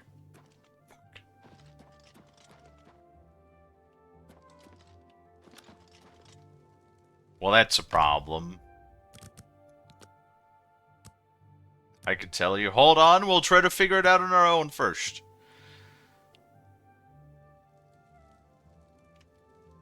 Lizard. I hope I can help. I turned up copies of the first 2 volumes from my colleagues, and I spent a little time rereading them. Mainkar Cameron certainly is a fascinating writer, undoubtedly insane, but fascinating. But more to the point, it appears to me that the first words of each paragraph may be significant. A message may be hidden there. I'll continue to study the problem. Come by tomorrow if you like. I may think of something else. Oh, does she just give you, like, tips? The first words of each She just gives you, like, tips? Okay, hold on.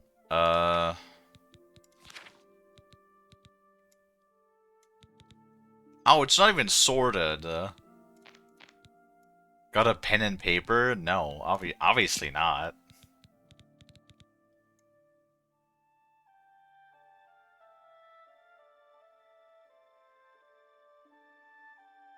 There we go.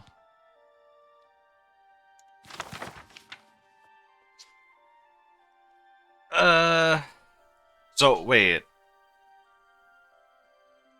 So, the big ones? GRE. Green.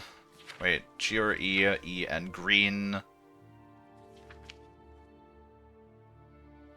Wait, what?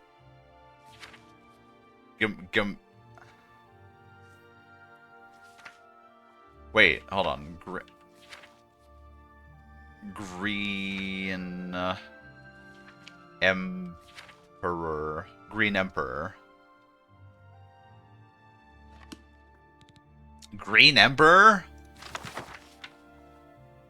Why were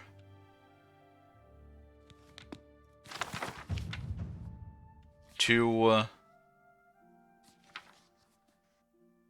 what?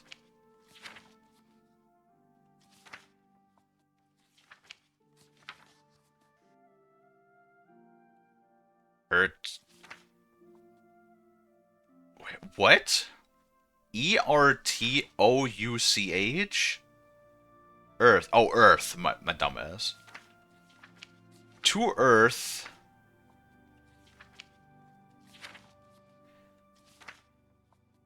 Wait. To Earth. To Earth? Wait, what? No, that's not Earth. Am I having a stroke? ERT.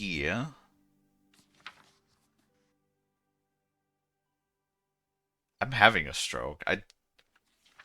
Ertz Touch.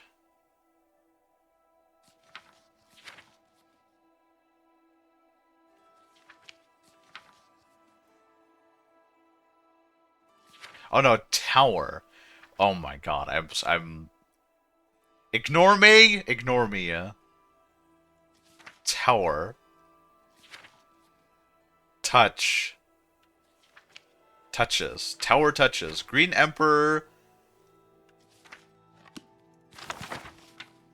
Why were tower touches? Oh, what? Why? What? Hagada bagada. Midday sun.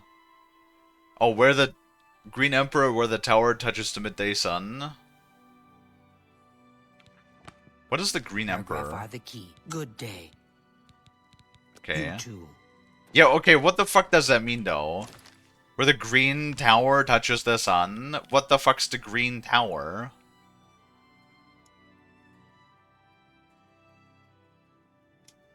Yeah, well, I mean, obviously, reading the red letters and putting them together is not that difficult.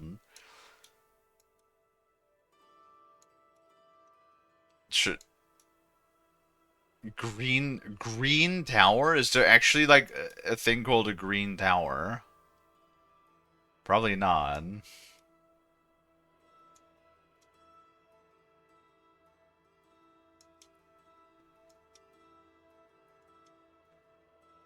Green tower.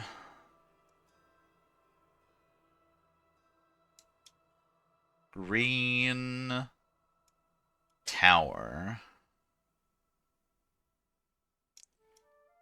Look at the map of the capital. What, like a local map?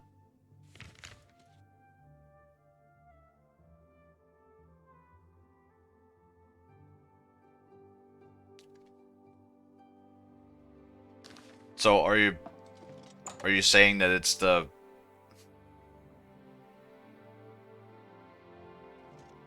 or it says Green Emperor? Where the tower touches the midday sun. The midday sun. Wait, what sector do we have to be in?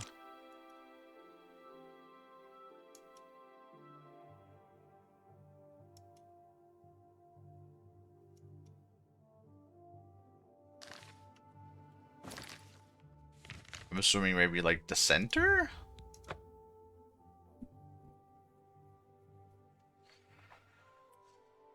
Aga baga. Oh! Aga baga baga aga baga aga baga aga baga.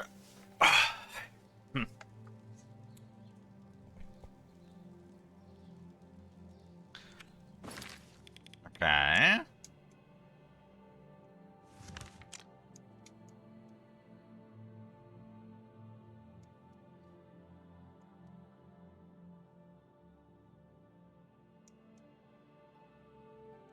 Is it this? Is it the tippy tip of this? All citizens are welcome in the Imperial Palace, at least on the first 2 floors. Remember, trespassing in the Imperial Palace is a serious...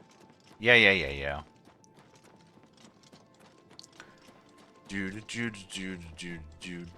Do. Wait, aren't I a council member or something? Is this trespassing already? Remember, trespassing in the Imperial Palace is a serious crime. Shit. Do not venture beyond the first and second floors.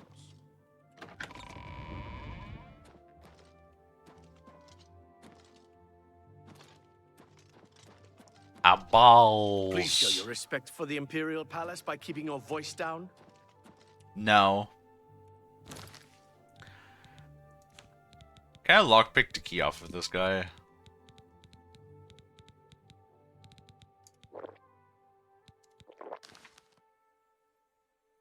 Thanks. Literally everything kills invisibility. It's crazy, yeah? Hey, bud. Stop! You violated the law. Pay the court.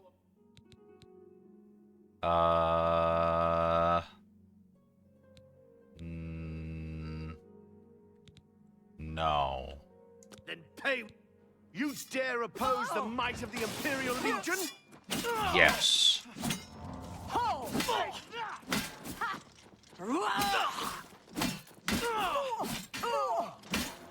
Paid the fine.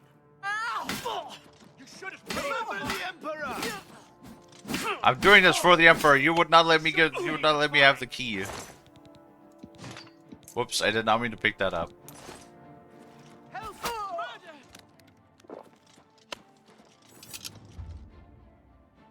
Guys, I've taken note of your crimes. You don't continue to. You'll be unfit to wield Crusader's relics. Ah. What? Take that!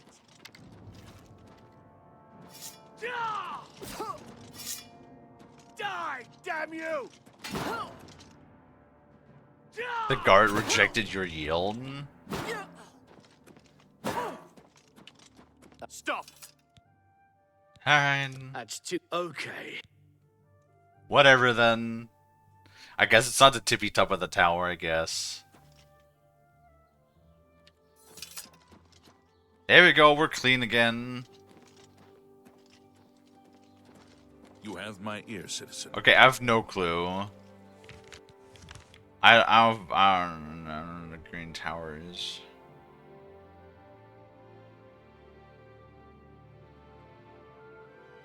Oh my goodness, hi Kalie. How are you doing, Bean? We're trying to figure out where the green, well, it's not the green tower, it says Green Emperor where the tower touches the midnight, the midday sun.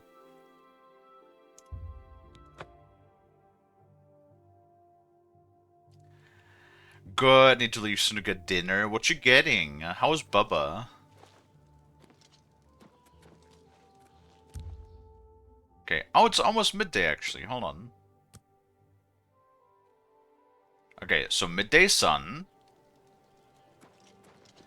Where the sun touching? Oh wait, is it like just touching the backside of the tower? Where is the sun?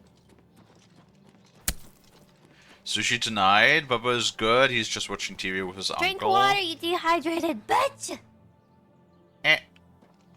I can't see the sun anymore. My pleasure, really. Oh, where is the sun? You've got a real bounce to your step. I'll bet you're quite the acrobat.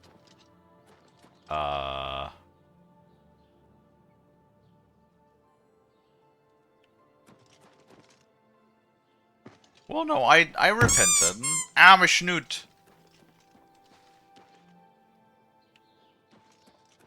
I repented. I also grabbed some store-bought sushi because they finally have one that is without dill. Am I? What am I doing? How is Bubba's speech training coming along?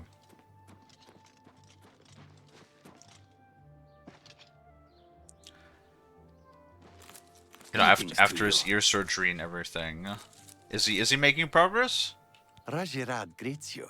His brothers are Hasiri and Urjabi. The Black Horse Courier is our Imperial News Service, chartered by the Elder Council. Okay. So he's not the one that we need. Husband says he's hearing new words every week after being around family. He's doing amazing. See, that's good. That's good that he's learning to speak now.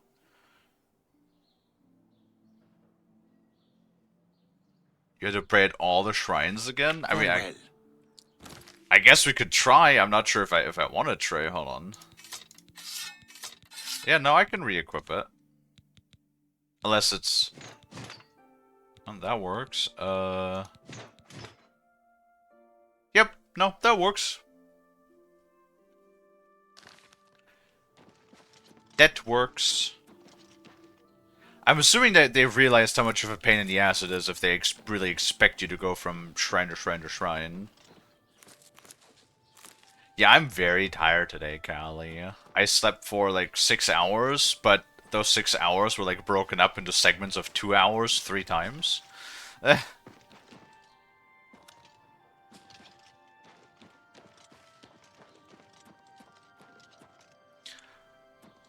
Wait, is this considered the green tower? This is a lamp? The green... Well, no, okay. I keep saying green tower, but it's like it's Green Emperor, where the midnight, where the midday sun, where the tower touches the midnight sun, midday sun.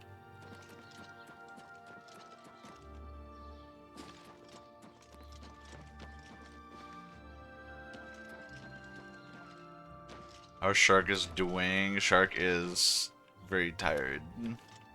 Wait, remember I told you about my business? The business has been doing pretty good. Like, I haven't gotten, other than the slight annoyance of, I had 3 customers now that called me, and they were like, yeah, that sounds great, I'll swing by, or I'll like call again when I'm coming by. And then they have not called me back at all, so far. And it's like, okay, well, so you just wasted my time, basically, yeah?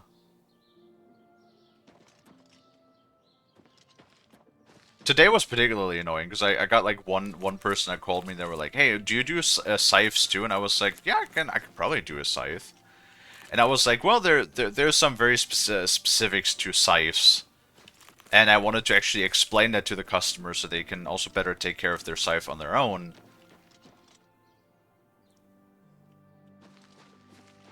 And they were like, oh, I'll come by around 2. And I was like, alright, you know what? I'll just stay up for an hour. You know, talk to the customer. And then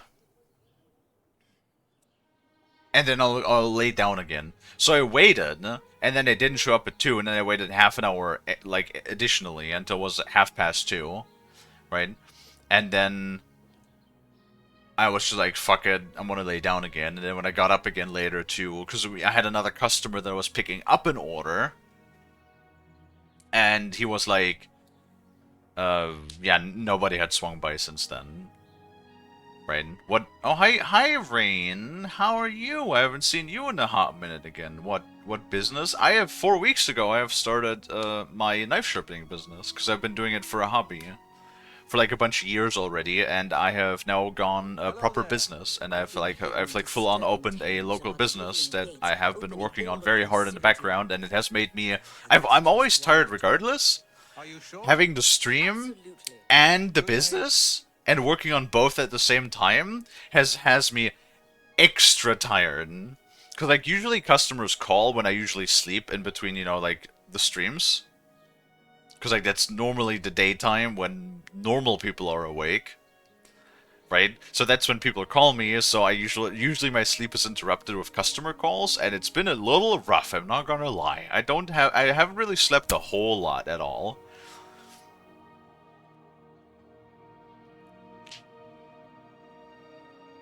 Yeah, it's more like when customers tell me, "Oh, hey, I'll swing by around this time," and then I sit here and wait for them, and then they don't show up. It's like, what happened to the German punctuality?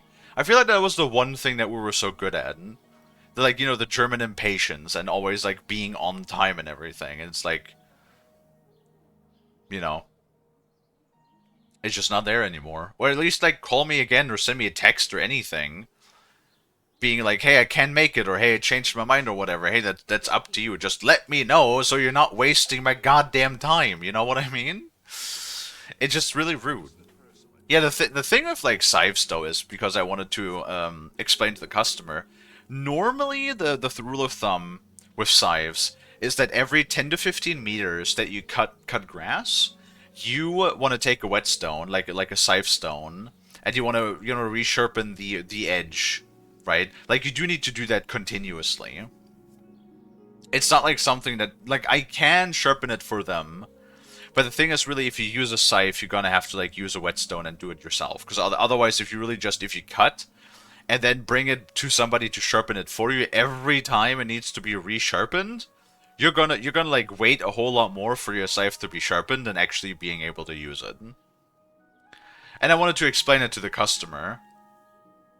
But yeah, like, they didn't swing by, so couldn't do that. Like, I was even, it was my full intention, to explain, like, you know, give them a lot of, like, advice on how to care for their scythe and everything.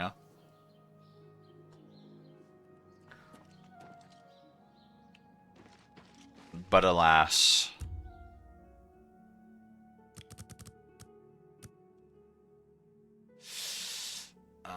10 p.m. 12.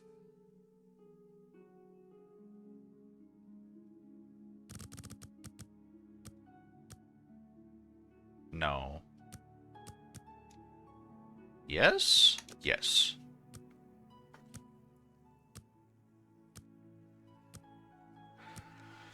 Honestly, if you want my advice for pizza, a good stainless steel cutting wheel.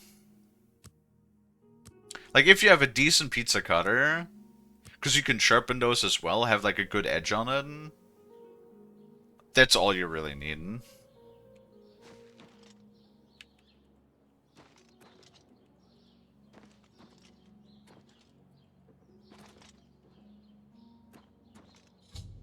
Oh.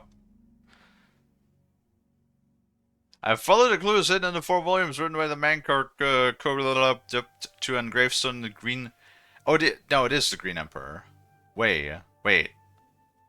This is called the Green Emperor's Way. How the fuck would I know that? I don't think anything says that this is called the Green Way. At noon. Noon? Oh, well, yeah, 12.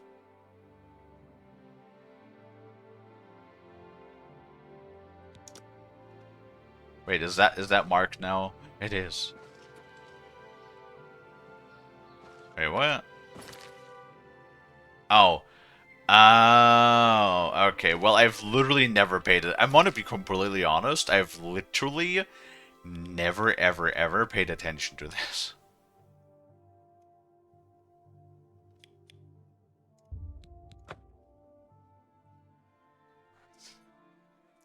Yeah, it's like, sometimes they expect you to pay attention to a couple of, like, very obscure things.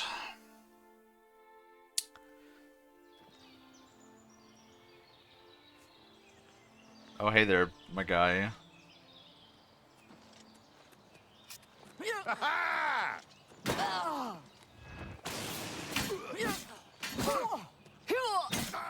But yeah, so the thing with scythes is the blade style on a scythe is very different. Like a scythe is actually is like paper thin, right? Like we're really talking about a very thin edge on a scythe. Like it's so thin that you can actually like push your push against it and it will bend. Right? It's very thin. So that it easily slices through the grass. Now the problem is with that, you can resharpen, and the sharpening of it is not even that hard. The problem is, so like I said, every 10 to 50 meters, rule of thumb, you should like redraw the edge with a whetstone, with a scythe stone, right? Now the problem is every about 100 to 150 meters of scything, you also need to peen it. So that's a process where basically, there's a couple of different methods of doing it, but the most common one is you will just have two metal pieces, like basically two metal cylinders sitting on top of one another, and you will put the blade portion of the scythe in between both of those, so that it's basically squished between the two metal pieces, and you'll hit the top with a hammer, right? Very gently. And what that does is it thinnens out the metal, because because the metal is so thin, right, as you use the scythe, it will push the metal together, and it will actually like crumple it slightly, right? And you need it to be this very paper thin profile for the blade to cut properly. So that's when you peen it, and yes, it is actually called peening the metal, P-E-E-N. Yes, very funny, because it has P in the name. Very funny. Get your jokes out now. What that does basically, it uses like the compressed crumpled portions that you get from use, and it basically thinnens out the metal and makes it like straight again, right? The problem with that is usually when you use a scythe regularly, you really need to do that stuff on your own. Like I said, if you always bring that stuff the moment it needs like peening or sharpening to somebody, you're just going to be like, waiting on your fucking scythe to be ready to be used again for a lot longer than you're actually using the damn thing. And I wanted to basically just like for free. I would have probably like even, because I have an old whetstone, a scythe stone. I would have probably even done it for free for the customer, to be honest, because it doesn't take long. The sharpening itself takes like maybe like a minute or two. So I would have even done it for free, and basically told them, hey, you need to get one of the whetstones. I even looked up an Amazon link for like a nice little peening rig alongside with a half decent scythe stone. And that was like a nice dual combo pack even sold on Amazon for 40 euros. And I would have been like, here, I looked up for you. I looked up a thing for you. For 40 euros, and then you can take care of your own blade, whenever you need it. And it's like the thing is like, okay, it's what I told Masno the other day. Like, not only do I want to build a good customer, because like, okay, there's like, I could have probably approached it from the direction of, I could have probably said, oh, if they want to like bring this fucking scythe to me every 2 days for me to sharpen, yeah, well, I could probably, would be good for me, because like more money for me, right? But like, I want to build trust with my customers, right? And this, if you do something like that, that doesn't build trust. That's only, if anything, that builds a reputation that you're, greedy, right? And also another aspect is, I kind of do it for also a lot, not even just, the money is nice. Like, the business is absolutely supposed to like have some profit and pay for itself and everything. But I also do it just for the love of the craft, because I love sharpening. I've been doing it for like years as a hobby, yeah? Like for years and years already. Right, it's just a handcraft that I find incredibly satisfying and also like relaxing, right? So I put this effort, this time, probably like a lot more time and effort into the blades that I do for my customers than I charge money for, right?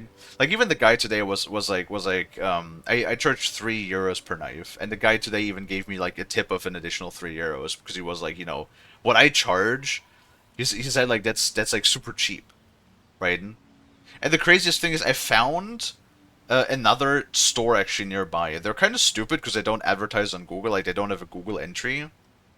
So it's kind of hard to find them, but another customer had told me about them. And he was like, yeah, I saw them, but I want to try out your business, like your thing first. And so I looked them up, and it makes sense because they charge €15 per knife. Granted, it is a flat rate, because like a lot of the other businesses across the country here that I found charge like usually I charge like a base price for 10 centimeters or so, and then an additional price per additional centimeter over those 10 centimeters. But they charge a flat rate of like €15 per blade, and I'm like, whoa, €15 is crazy. Especially like for people that buy like just a cheap Chinese, you know, stamped knife in the store that's probably only gonna cost $15 on its own. So why the fuck would you invest like basically the entire price of the knife just to get it sharpened? Right? That was like even my idea from the beginning. I was like, if I make it like reasonably, like a relatively low, reasonable price, then everybody's gonna come here, no matter if the knives are like, you know, expensive or cheap. And more people, trust me, more people are going to have cheap knives than people that are going to have good knives. Right? And like €15 is just kind of like a really wild, like, imagine €15 is what they charge for one knife. That's what I charge for 5 knives. Dawn is breaking. Welcome, sister. The hour is late, but the Master still has need for willing hands. You may pass into the shrine. Harrow will take you to the Master for your initiation into the service of Lord Dagon. Do not tarry. The time of preparation is almost over. The time of cleansing is near. Alright, buddy. Harrow awaits within. You should not linger here.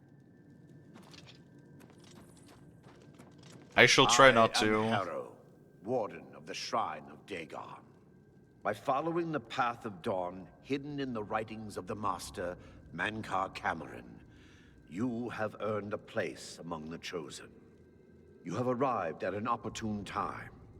You may have the honor to be initiated into the Order by the Master himself. As a member of the Order of the Mythic Dawn, everything you need will be provided for you from the Master's bounty. Give me your possessions, and put on this initiate's robe.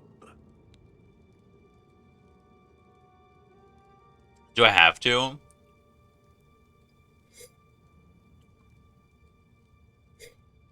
I really don't want to.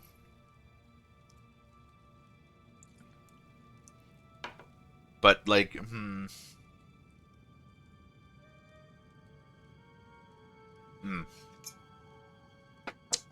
Coffee. Dude, this, like, iced coffee I've been making with a dash of vanilla ice cream is, like, so good. It's so decadent. I should probably not drink that too often. But, like, it's warm, okay? I need an excuse. Because it's so delish. Also, like, making a double-strength coffee seemed to have helped. I do feel better now, right now. I'm sure my body will love me for it, too. Like, if I get straight up, I shit you not, probably, like a little over 100 milligrams of caffeine. It's like fucking levels of energy drink. Oh, boy! Very good. Follow me. I will take you to the shrine.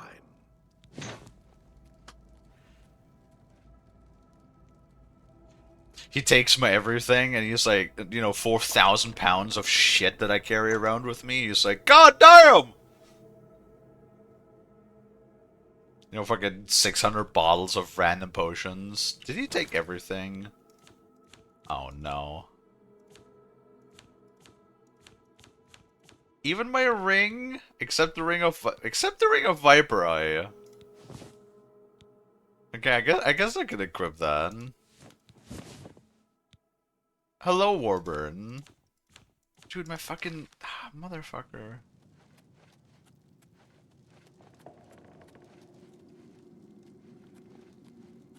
Dawn is breaking.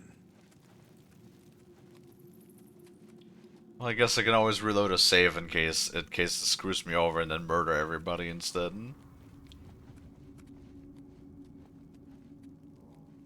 Dawn is breaking.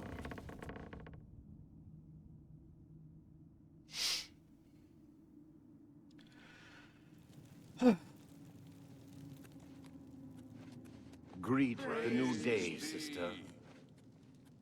The dragon throne is empty, and we hold the amulet of kings. Praise be to your brothers and sisters. What are the chances things are going to go horribly Their wrong? reward in paradise. Praise be. Hear now the words of Lord Dagon. When I walk the What? earth again, the faithful among you shall receive your reward, to be set above all other mortals forever. As for the rest, Wolverine shall looking be ass. winnowed. The timid shall be cast down. The mighty shall tremble at my feet and pray for pardon.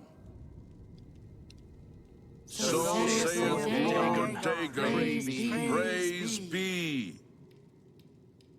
Your reward, brothers and sisters. The time of cleansing draws nigh. I go now to paradise. I shall return with Lord Dagon at the coming of the dawn.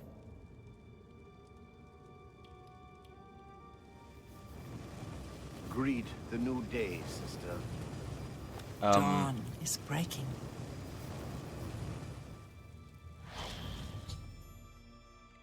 Okay.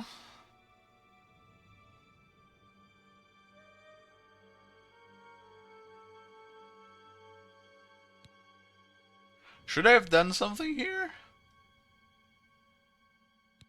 We You have a have new come to sister who dedicate wishes to yourself to bind Lord herself to Dagon's the service service. of Lord Dagon. This pact must be sealed with red drink, the blood of Lord Dagon's enemies. Take up the dagger and offer Lord Dagon the sacrificial red drink as pledge of your own life's blood, which shall be his in the end.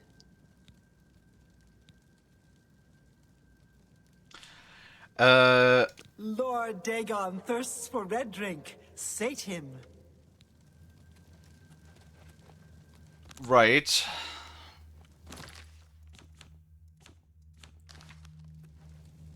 Advance, initiate. Oh yes, that'll tell me everything. What? I didn't say anything. Whoops. What? Uh-oh.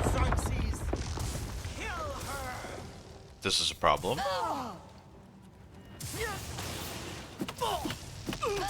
Lord Dagon will welcome your...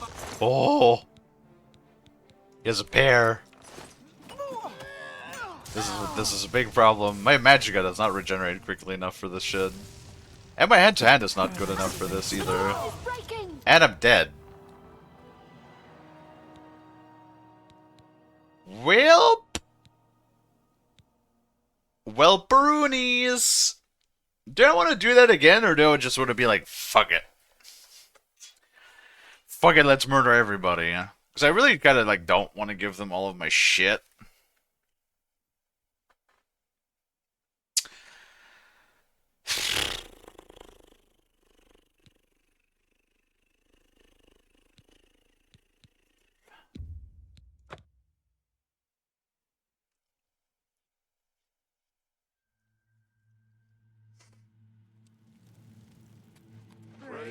And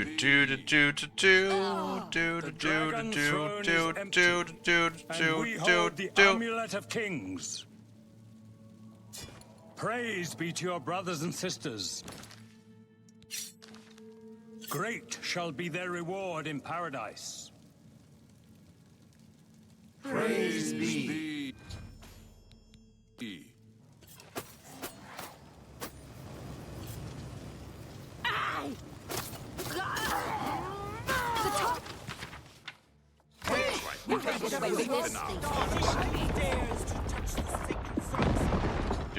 Do.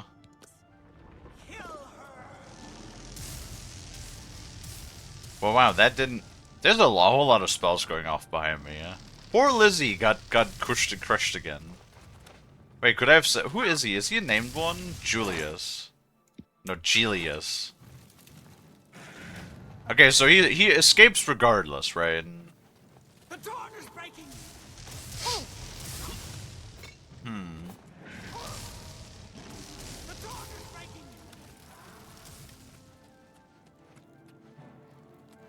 Friend living quarters? Yeah, there's like nothing I could do without my equipment. Alright, well I guess it's murder time. Because I cannot, I'm sorry, I cannot be fucked to do this whole like stealth roleplay bullshit.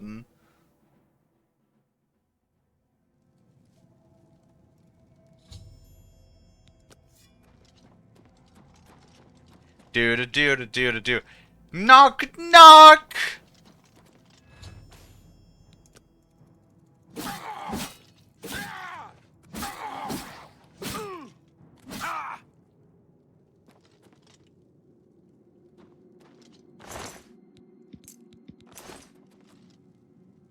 Ooh, what if we do stealth? What if we do a sneaky? Whoops, that's the wrong menu. What if we do ourselves a little sneaky sneak? Oh, great, yeah.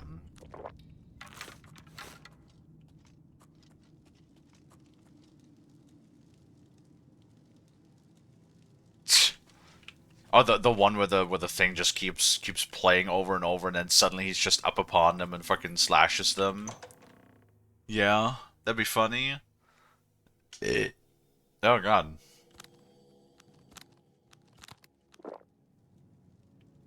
If only I could actually insta-kill some shit, but I never can.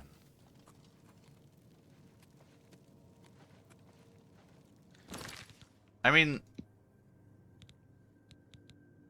there's the Dagger of Winter. That does a decent amount of damage. But, like, not enough, even with, like, 8 times sneak attack.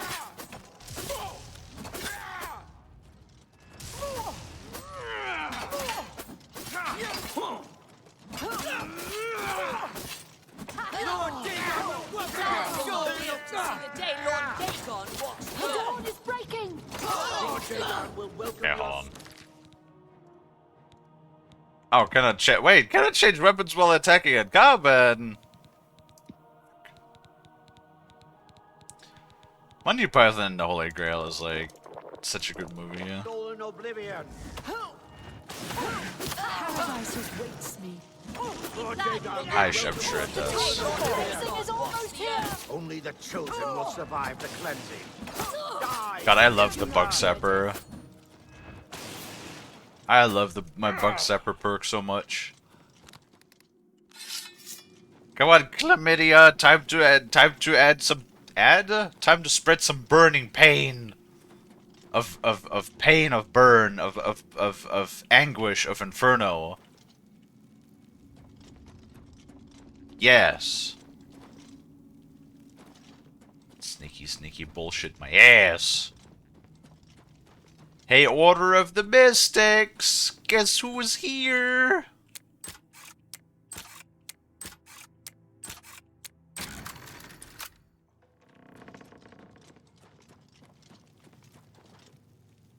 Wait, is this where your shit would have been stored?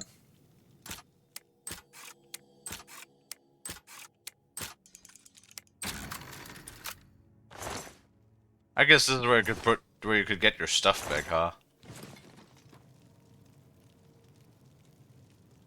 Oh yeah. Well, I'm pretty sure that like bind armor spell is illusion. No, I have not leveled up illusion at all.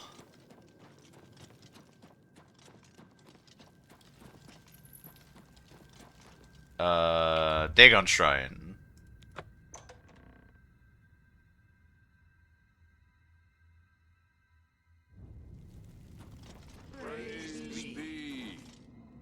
For Lord Dagon! Okay, so you can. Alright, well, give me this then.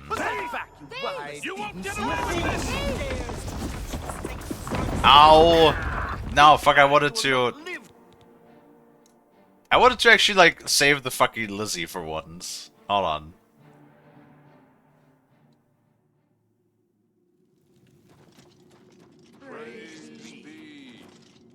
Who's there? The dragon throne is empty, and we hold the position of king. Die, unbeliever! Wait, did they instantly kill him? Why are they attacking him? Don't attack the Lizzie!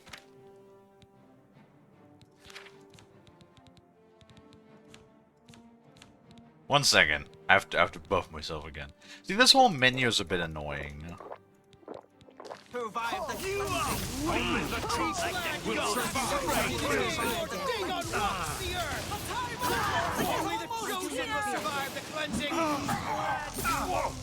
Ow, there goes the Lizzie. Well, I tried. Of course, all of them have, like, the fucking strongest lightning spells. Oh yeah, Staff of 35 points, yeah, right.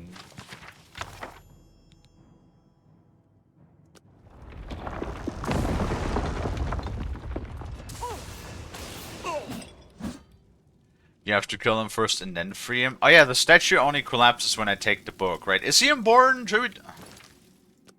Fuck it! We'll do it again! The lizard lives.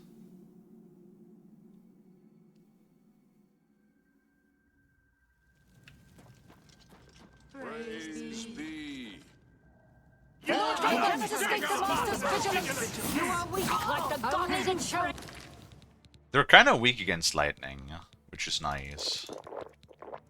Chosen will survive the cleansing. Be glad you will not live to see the day Lord Dagon walks the earth.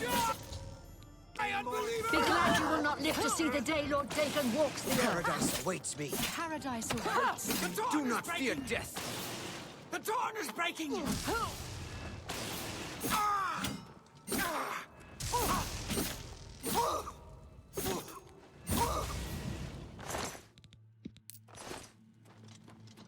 Alright, got it. Alright, Wizzy, wake the fuck up.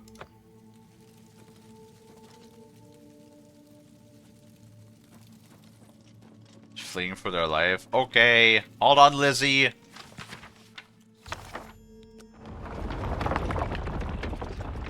Lizzie, stop. Shit.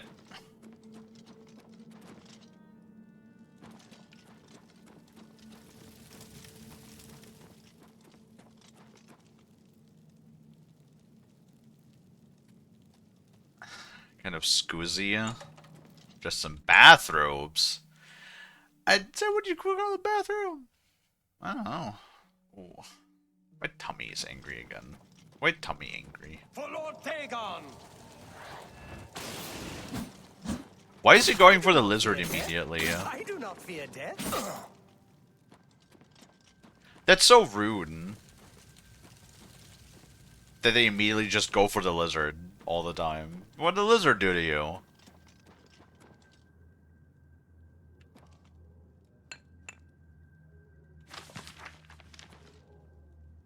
Look at the Daedra.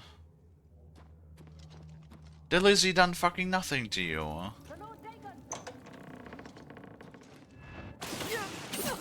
Paradise awaits me. Do not run away.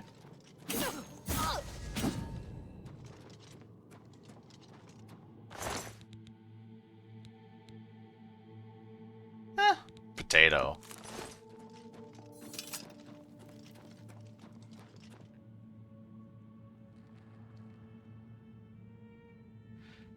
Version 3. Version 2.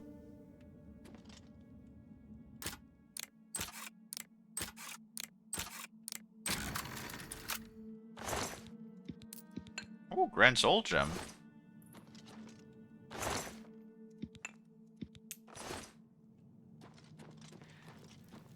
Not bad. Not that I really have used them all that much. Where are you? Better cut down on the Hello, ale. Dagon! Stop to see things I am.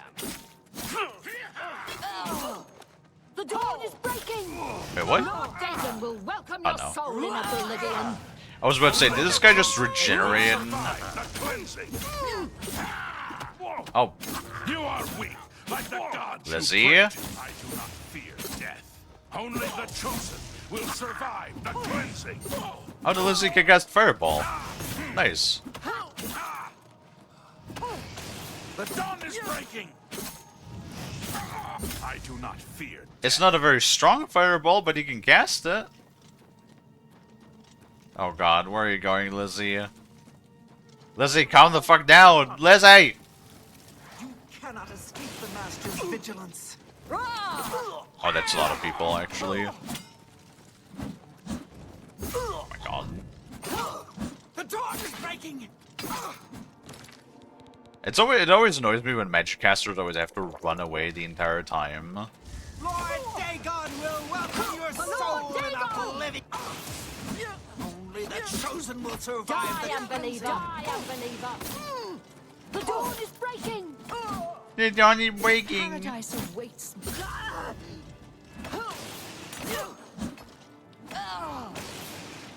And then they fucking like run around you in circles, like, good lords, fucking chill.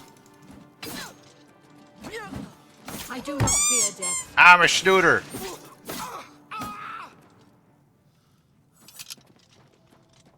Hello there, Morg. Where am I? Oh hey! What is this place? We can talk to him. Arche, preserve me. I remember now. Hooded men grabbed me as I was leaving the temple. We must get out of here. Come on. Oh god, let me give you armor, you're running around in your fucking undies! I got more armor and weapons in my inventory, let me give you some shit. How are you doing, Morky Morkinsons? Oh, and we got an ad. Terrific. Oh god, that's even more people. And I fucking straight missed. No, don't go for the Lizzie! The Lizzie must live. Oh, and Winter. Hiya, Winter. You want some uppies again? Of course.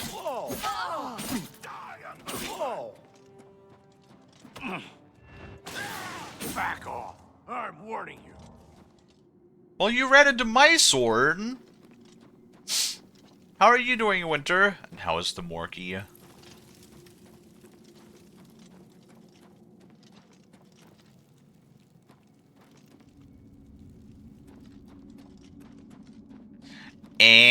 What's air? The Master's vigilance. Why air? What's going on?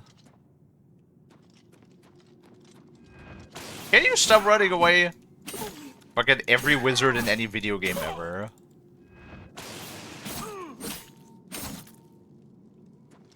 Fucking hate wizards. Fucking little baby bitches. Aww. Well, Winter, you know that you can always, you know, hit me up in DMs when you need to. I do try to be, like, available for everybody. It gets a little bit difficult, you know, with the, you know, couple hundred people we have in the community at this point. But I do always try my best to be available for everybody, yeah? So, do not hesitate to hit me up.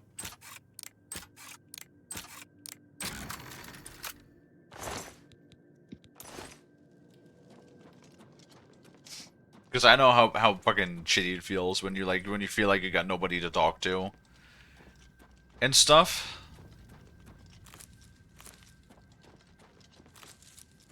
That's why I try my best to be available for everybody as much as I can be. Did we save the Lizzie? I think we saved the Lizzie, right?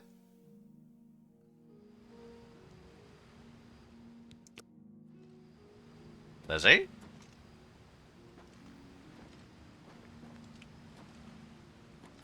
I don't know where the Lizzie went. Lizzie? Oh god.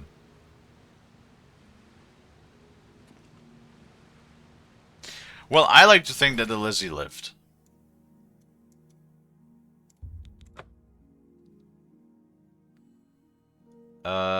For Bork, it's more annoyed by people type shit day. I totally understand that too.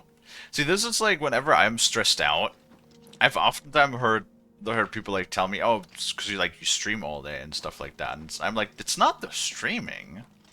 Well, there are times when I get frustrated by video games, but like the moment I turn video games off, it's like, it takes me like what, half an hour at most to like chillax and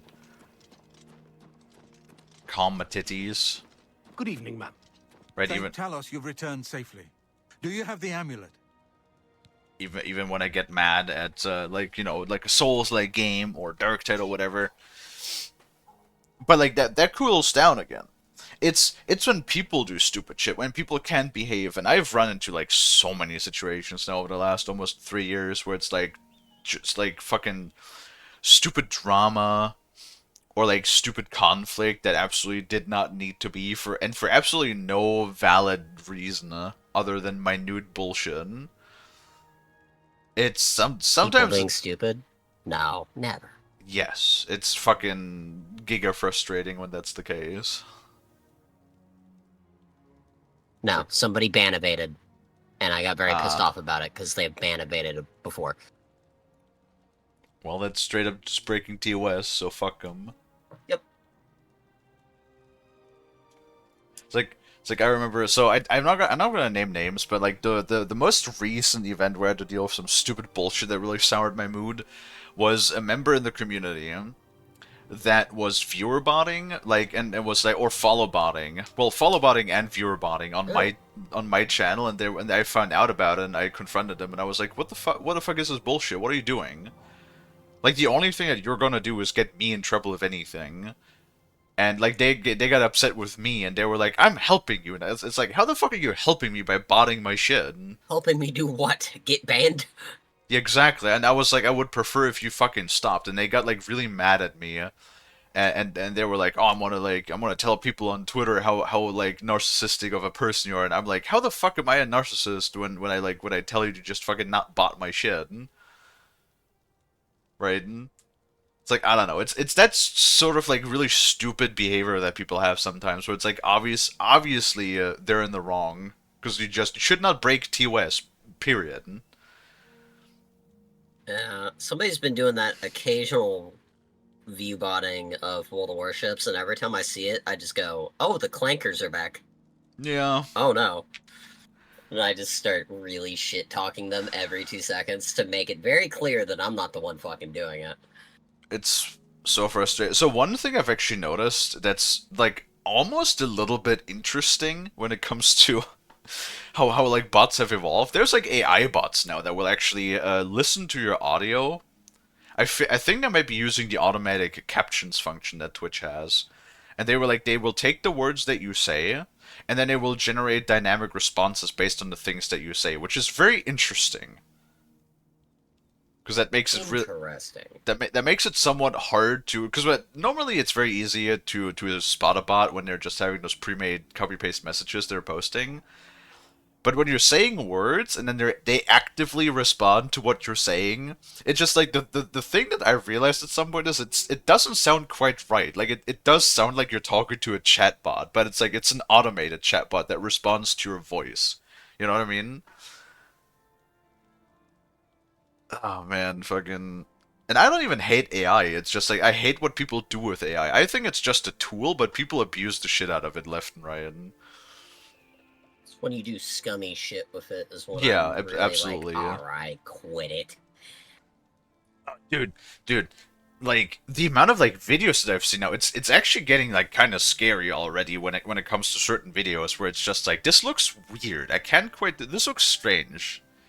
Like I saw a video the other day about like somebody that was like in my YouTube Shorts, where somebody was like rescuing a bear cub, and I was like, oh, that's neat. But then I was like, something about this doesn't seem quite right. Something rubs me the wrong way about this. I like weird gut feeling, and I looked in the comments, and everybody was like calling out it to be like AI generated. But I shit you not, I gotta like look back if I can like find that again, because it looked really convincing, and I say that as somebody who has seen a lot of generative AI shit, and it looked really convincing. And if that's AI, if AI could do that right now, imagine what AI could do like 10 years from now.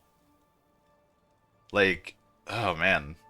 We're gonna get to a point, I think Neil deGrasse Tyson actually talked about it in an interview that I saw. Once AI gets to a point where it can convincingly like fake videos, it's gonna be like almost a death of the internet type of situation. Because then you literally, everything being said on the internet cannot be taken with like any validity anymore. Because everything at that point could be a fake. Right? Ugh. Oh, the world isn't a funny place. Annoying place. Please tell me you have some good news. Ah, good. You should take that to Martin right away. He'll be in the Great Hall reading. He's hardly taken time to sleep since you left.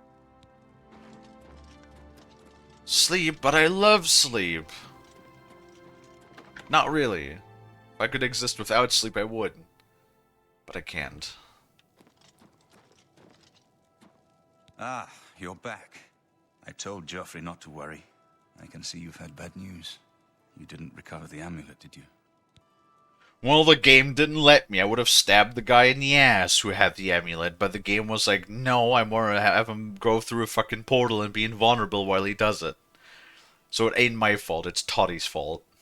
By the Nine, such a thing is dangerous even to handle. Forgive me. You were right to bring it, but you'd better give it to me.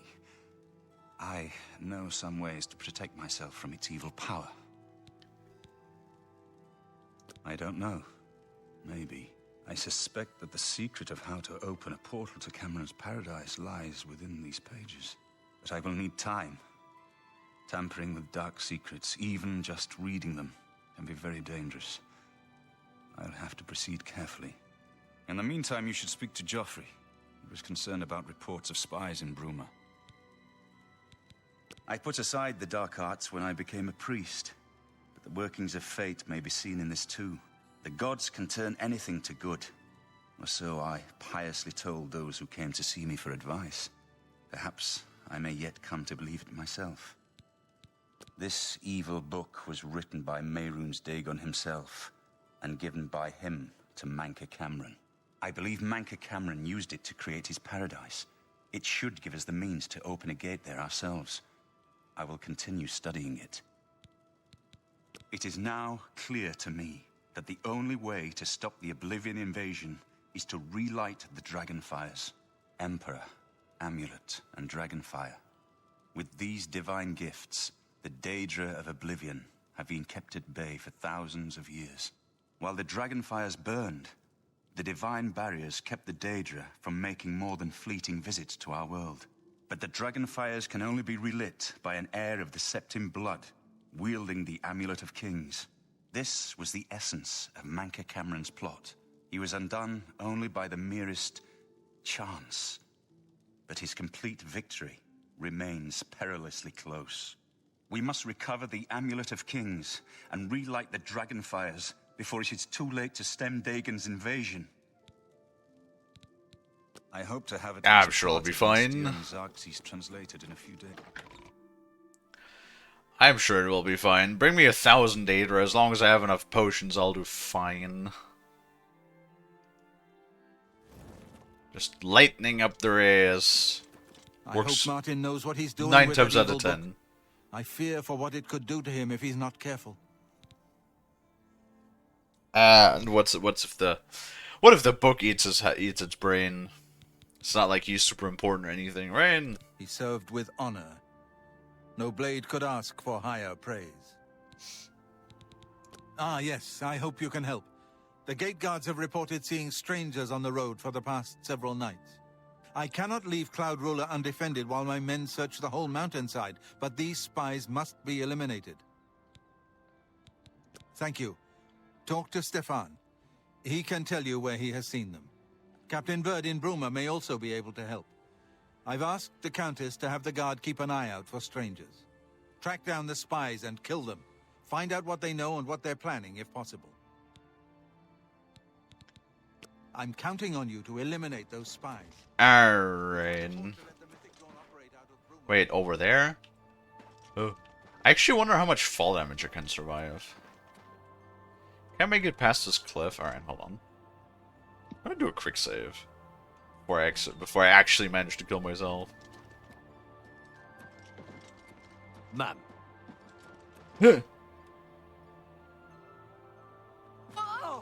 Nah, not even a quarter.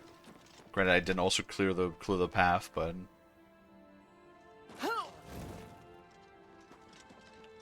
It's you, the hero of Kvatch. ah yes, This is truly an honor. the hero of Kvatch. Where? Dagon? What are you doing? Why do you have a unique name? I do not fear death.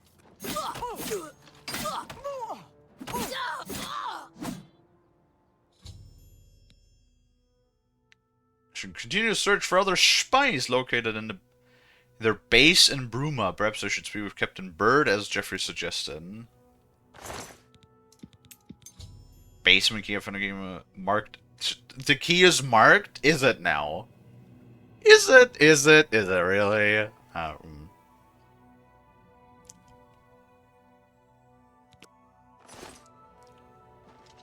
Is it really?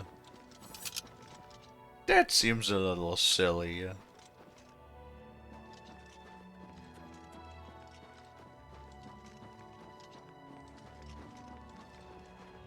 When he said people on the road, so I'm assuming that... Shh. You'll spook the deer. Okay. You'll probably be fine.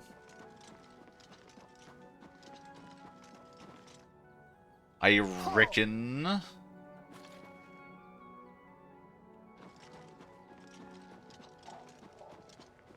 I guess we'll go take a look in the city.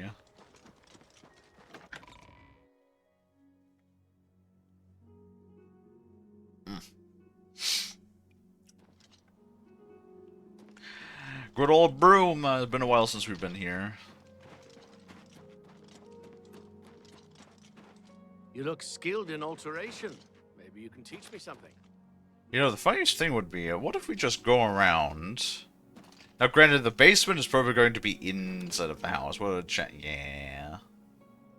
What are the chances we would have to, like, go into a house? Hold on. Is there a suspicious house, perhaps? Mayhaps.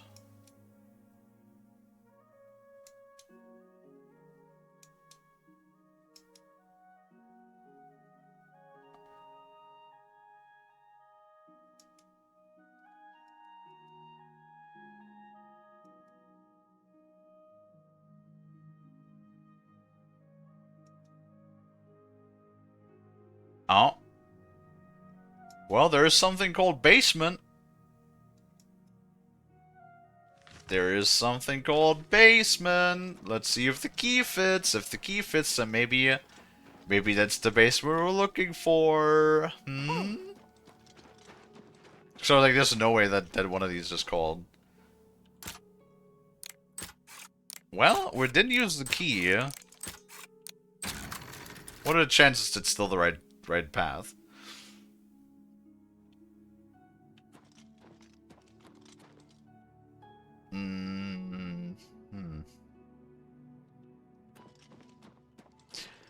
Nope, that just looks like a regular home.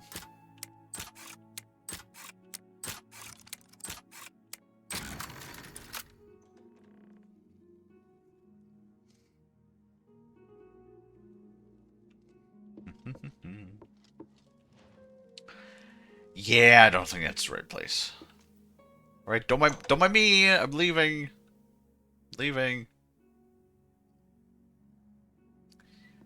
I'm already gone. I got bamboozled.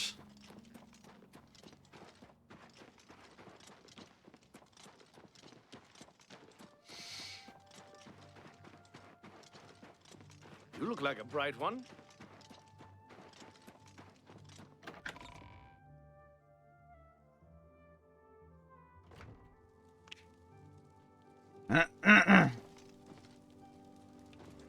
What's this about?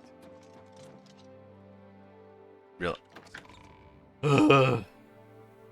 I swear, if Elder Scrolls 6 has the same amount of loading screens as like Starfield or some shit, I'm gonna have a stroke. Right, get up. Yes? Spaz. Except for Gerald coming back from a trip down south, things are pretty quiet. Not much travel right now with the Oblivion crisis. I've told my men to keep a sharp eye out, but I've had no reports of any strangers in town. What about you? Turned up anything suspicious? Yes. Nothing of What do you mean nothing of interest? We literally murdered one outside of your city gates. All right, anything I can do for you, just let me know. Okay, let's go poke around in Jarrell's house. Go ahead. And maybe probably murder him. Tiding. The moment we find the key to the house, to the basement. Ooh, his ass is in trouble.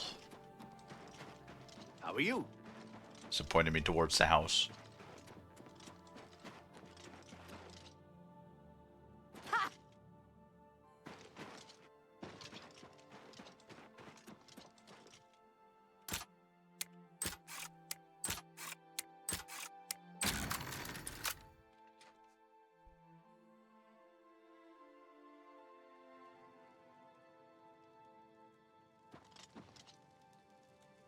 Well, it's locked hard.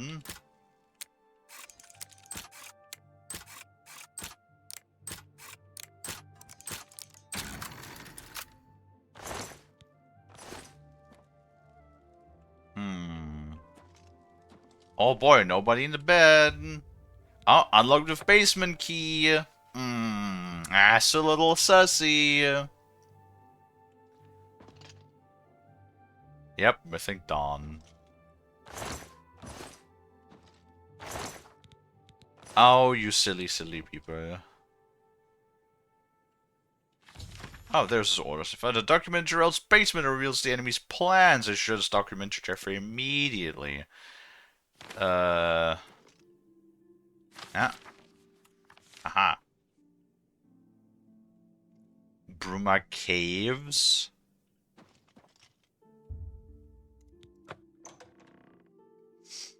Let me stab some cultists. For Lord Dagon. Knock, knock.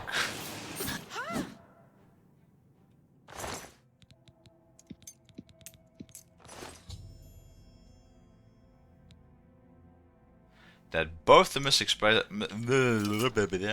spies are dead. There's only two. Gotta be more than two.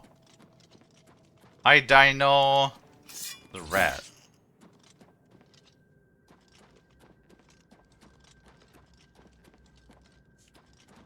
Well, that's how they got into it.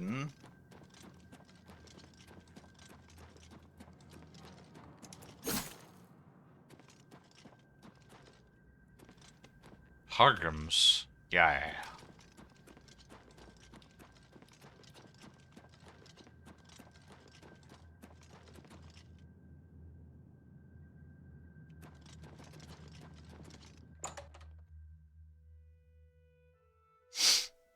I wonder where Frost is today.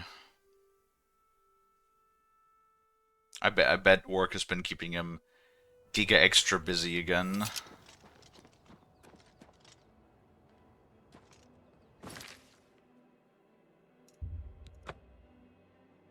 Which is always very sad. But what can you do?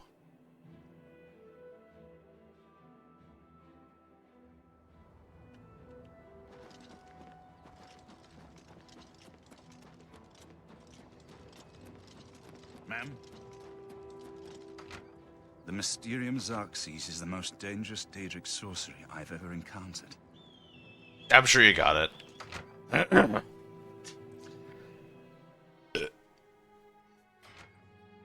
If I can do it, you can do it. Don't be silly. What have you learned about the spies?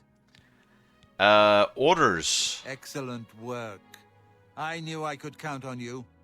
The gods did not idly choose you as their agent, whatever you may think. But it is clear that Mankar Cameron will soon bring all his power to bear against Bruma. I will warn the Countess of the danger.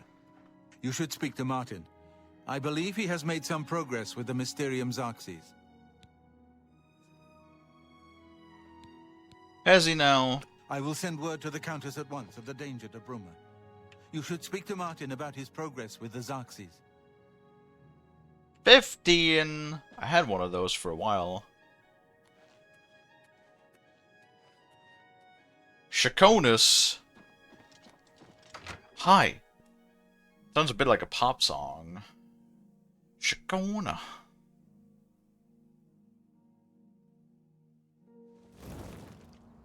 How are you? How are things? Man, don't you love these loading screens? Like, go talk to this person. Yeah, I'll do that right after the 3 loading screens they're throwing in my face. Good morning, ma'am. They better, oh my god, they better find a workaround for that for Elder Scrolls 6. I swear to god, if I have to load, if I see a loading screen every 5 minutes in Elder Scrolls 6, whenever that comes out, you know, 2038, whenever that's ready, I want to just, like, combust. Like, the only thing that you can really do, right? I've deciphered part of the ritual needed to open a portal to Cameron's paradise. The Xarxes mentions 4 items needed for the ritual. You're assuming we get Elder So far, Scrolls 6, I've so only that's good. deciphered one of them. No. The blood of a Daedra Lord. In fact, Daedric artifacts are known to be formed from the essence of a Daedric Lord, from whence they derive their great power. Do you know what's funny? Not an easy thing to come by, obviously. He's like, we will need a Daedric what's up? artifact. Bring it to me when you have acquired one. He's like, we'll need the blood of a Daedric Lord. So, you know, that's funny. That's funny that you say that. Technically speaking, I'm a Daedric prince. Does that work too? I wish you could actually have that happen, but sadly no.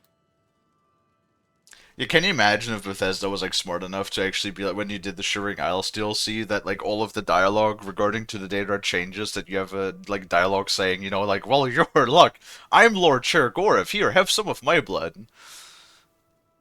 I know for a fact if you go do that entire DLC and then go over to your own shrine, Haskell will go, what the actual hell is wrong with you? Okay, fine, go do this quest. There you go, have fun. Yeah, because I even commented when I went up to the shrine, and the followers were telling me what I need to do for the ritual for the shrine. I was like, really, Bethesda? You could have at least done that one. And then it actually did have unique dialogue, which kind of impressed me, because normally Bethesda can't be fucked to change anything after the fact. It was like, what the hell are you doing down there? Alright, you know what? Since you're down there, could do this one thing you were trying to get Immortal to do. Yeah, he said something along the lines of, you know, it's curious that you're praying to yourself, but then again, you are Lord Chergorev, so, you know, what the fuck do you ever do for whatever reason, right? I know for a fact you probably haven't played any of the new DLCs for Elder Scrolls Online, but somebody summons Sheogorath wrong, and he summons, but he still hears him, so he actually sends a brand new aspect of a Daedric Lord, and he literally called it the Daedric Prince of Mathness, because he summoned it wrong. Awesome. He's such an ass, but I love him. I have to say, since they've reused all the audio from the original, I bet you, like, I mean, I don't know, I was like, how old was I when Shivering Isles came out? Like 8? Because it's been a hot minute since that, you know, 2006, or, well, 2007 for, Shivering Isles DLC. I bet, though, I had a good time with that DLC, so I bet that DLC was, like, the bomb when it originally launched, I bet, in 2007. I bet people loved that, and at least I think. I would worry about 5 loading screens every 30 seconds. I mean, honestly, Dude, the cell loading in the creation engine is so frustrating. Like, that is one of the things, too, that I said about Starfield. Starfield is so... just everything. From a technical aspect and from an artistic standpoint. Starfield is outdated on literally every front. Starfield is literally a game from, like, 2010 that somehow launched in 2024. Or 23, I honestly already forgot when it came out. Oh, God. No, Starfield is straight an insult, honestly. And the fact that they want $70 fucking for Starfield, and then like an additional like $20 per DLC that they have for the game, is crazy. Yeah, is absolutely fucking crazy. Can you imagine, by the way, too, that Starfield came out in the same year as Baldur's Gate? Dude, they're not even in the same universe. Where the gap of like quality in these two games is so vastly apart. It's like fucking like actual galaxies of a distance, right? Where I would have been like, at least. What's up? Here's one thing. Yeah. When they did the Terran Armada thing, aka the second DLC, they did do a lot of quality of life updates for that game. Right. Where you don't have to go through a loading You're screen watched. every 2 seconds. Do not you feel can the actually eyes upon fly you. from place to place using what's called cruise mode now. Oh my god. So it's like one of the big things. Yeah, that's just not a thing anymore. Yeah, but like the individual cell loading. Hello, Unfunny Man. Thank you for the raid. Appreciate it. That's sadly still a thing. Like, and the thing is, the cell loading, I believe it's just how the creation engine functions. So we already know they're going to use it for Elder Scrolls 6. So I sadly feel like it's going to be exactly the fucking same in Elder Scrolls 6. And like, the thing that I already like mentioned multiple times previously was that I think people didn't really realize it back in Oblivion, and I certainly didn't even pay that much attention to it in Skyrim back in the day.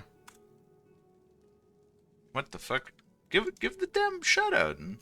Twitch? What the fuck are you doing, Twitch? Twitch is fucking me. Give the damn shout out. There we go. And we also have an ad. Terrific.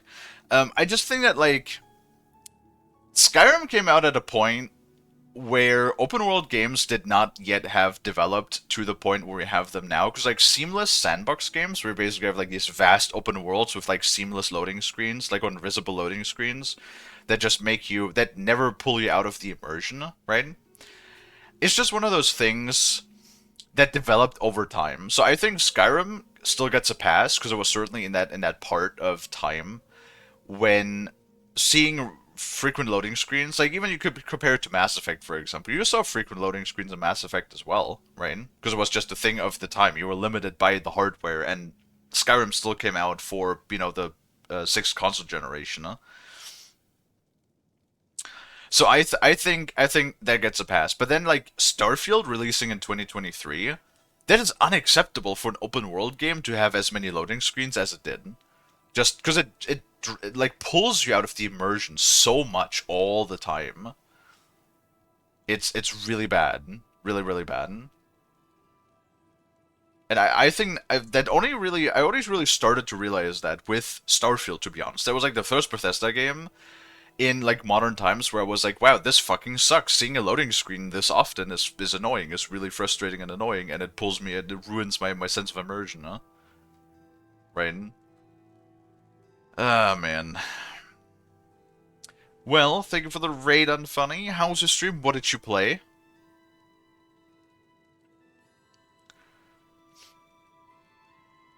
That is true. I mean, to be honest, I have...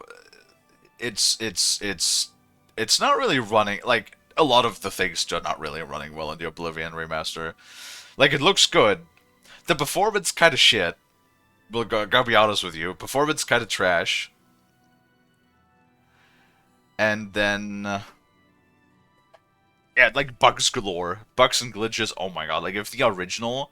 Somehow, since they copied straight code from the original, a lot of the bugs and glitches that were in the original still apply in this fucking game, too. right? So like, oftentimes when I encountered some sort of weird bug, I looked at a guide from like almost 20 years ago when people were like, "Oh hey, I have this bug," and then somebody replies, like, "Hey, this is how you fix this bug," from like posts that are, like 11, 15, 20 years old, right? And they still work.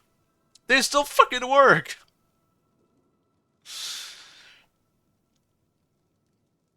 I'm surprised that Unfunny rated you. Well, he has rated us in the past, and I've rated him. Getting into Mass Effect 3 was a bit rocky, but it's good to be back. Dude, I actually thought about Mass Effect. Why'd you start playing Mass Effect? Just out of curiosity. Did you do it because Bricky uploaded a video? I'm just gonna like throw it out into the room. Did you start playing it because Bricky made a Mass Effect video? Because that's why I was thinking about Mass Effect the other day. I want to say my favorite Mass Effect is probably Mass Effect 2. I wouldn't have it any other way. See, if like the bugs and glitches are funny most oftentimes, but it's like when they're like game breaking and when they're like soft locking quests half the fucking time. It's like I had multiple times where the quests were not advancing.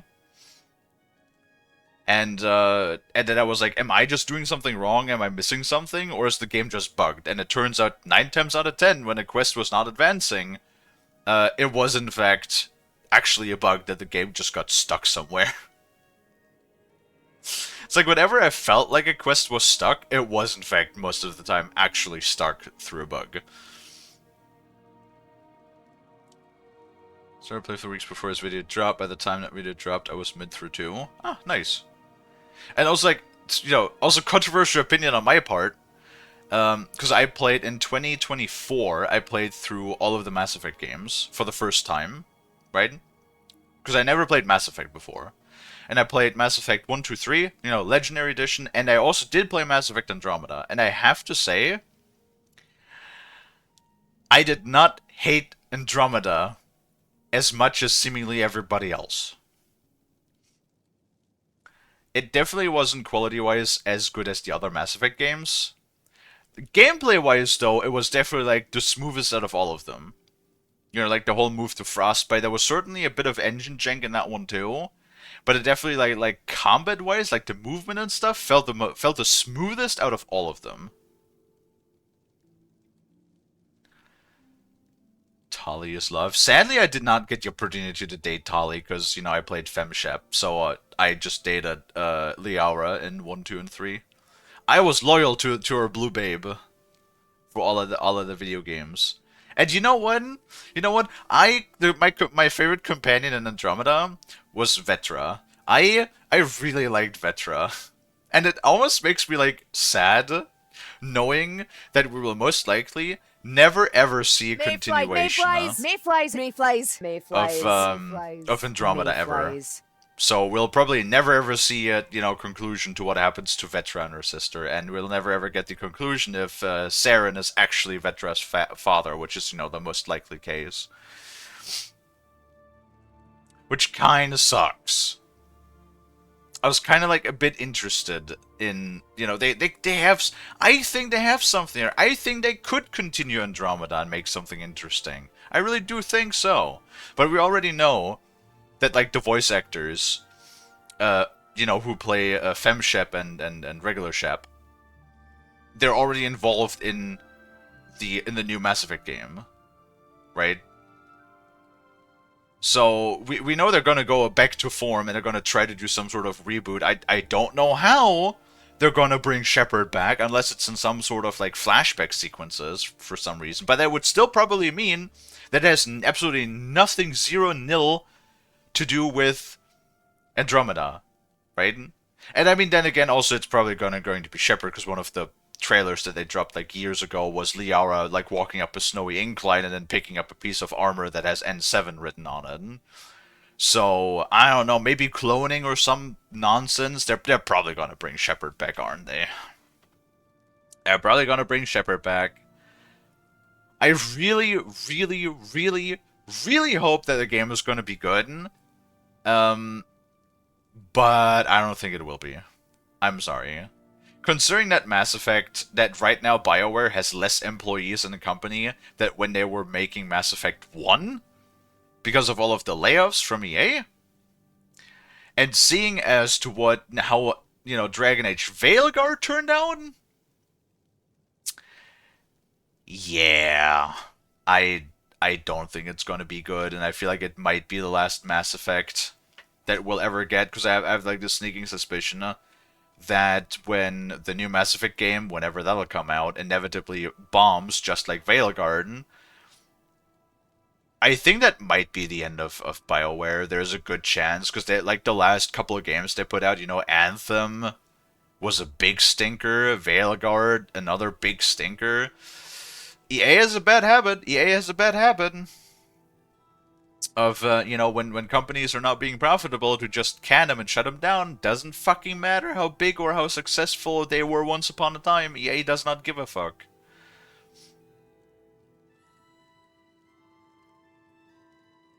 Yeah, that's right, right? The only ending where Shepard actually lives in 3 is the one where Shepard just says fuck everybody and like destroys everything, which is like, isn't that like also the worst ending in 3? Straight aware? Nah, there's too much gayness. There's too much like bi energy going on to be straight aware. Yeah, it's BioWare now. It's not straight aware. Oh, well, there's El Macaco again with the...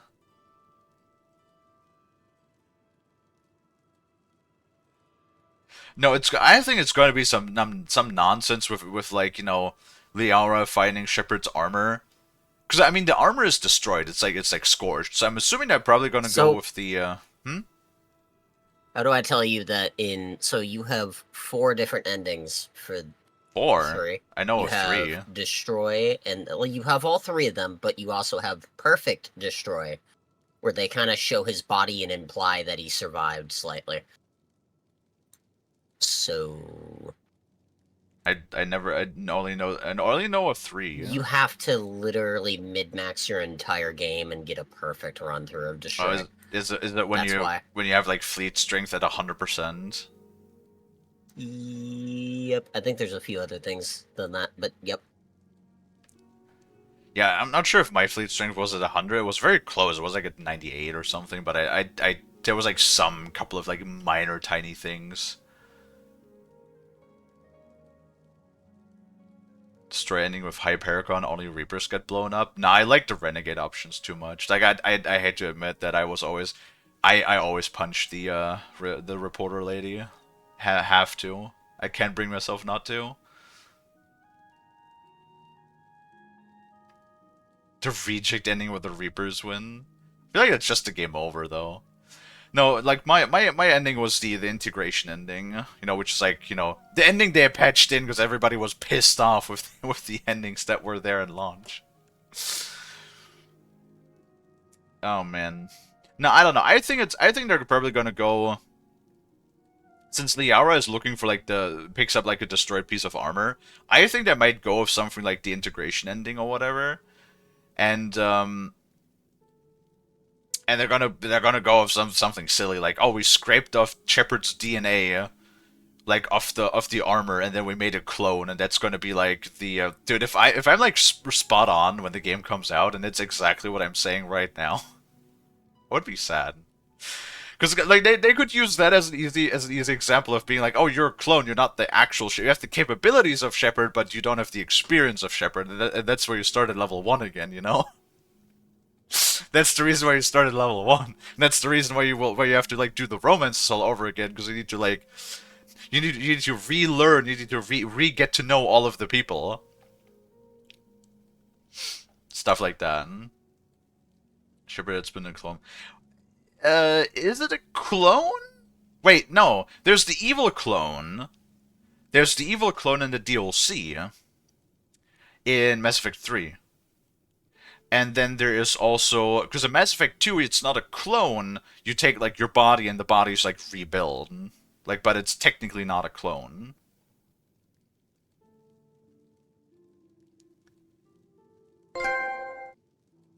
Nice.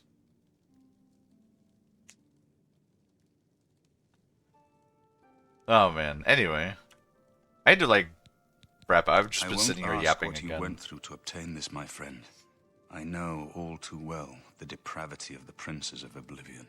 Are you ready to give me the artifact? Remember, the ritual will consume its physical form. It won't be seen again on Tamriel for many years.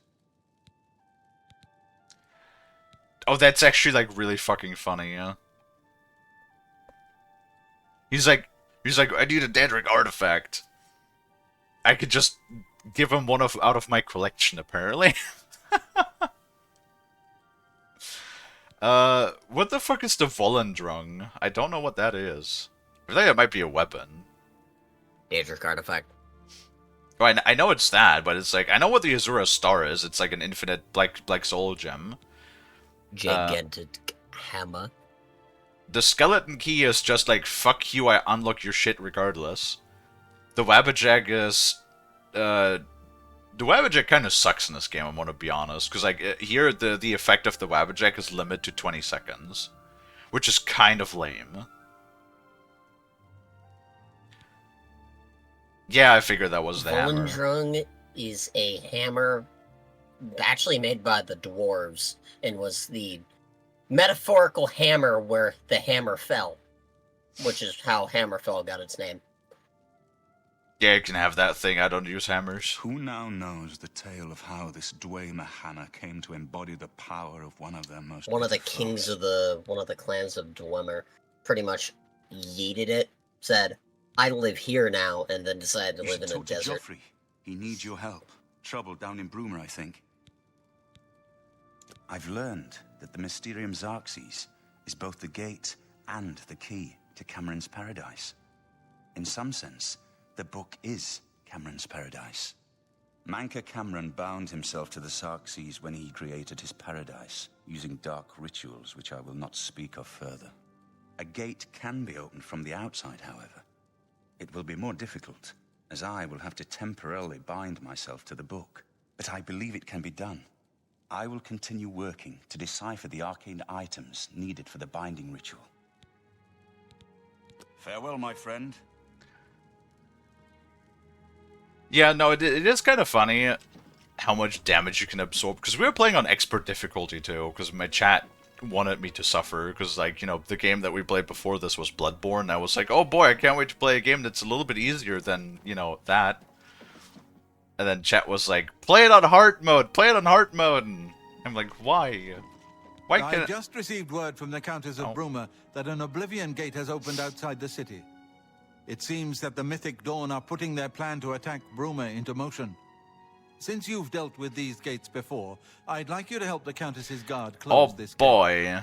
Once they've seen how it's done, they should be able to handle any new gates on their own. I mean, just to rip the orb out of there, call it good. Captain Bird is waiting for you outside the Bruma City Gate. He'll show you the Oblivion Gate, although I doubt it will be hard to find. Sadly, they, in the remaster, they nerfed a lot of things, especially like spellcrafting is nerfed. Which is a little sad. Then again, alchemy is still literally the same as it is in the original, which is... Alchemy is silly in this game. Like, you don't even need to break anything. Just pick flowers for like 10 minutes, craft like 1 billion potions, infinite money. No exploiting or no glitches were needed. Like, that's just base game. Which is really, really funny. I literally never had money problems, ever, in this game.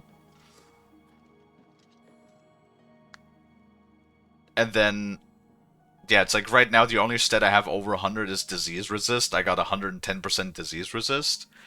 But there are still ways that you can also get 100% chameleon. Like you can combine potion and spell, I think. And then if you find some artifacts in the world, like I do have one ring that gives 25% chameleon, which you can only enchant up till I believe it's 15 or 18% chameleon. So you would have to find the items in the world. But yeah, you can like still find enough to get over 100% chameleon and just be permanently invisible.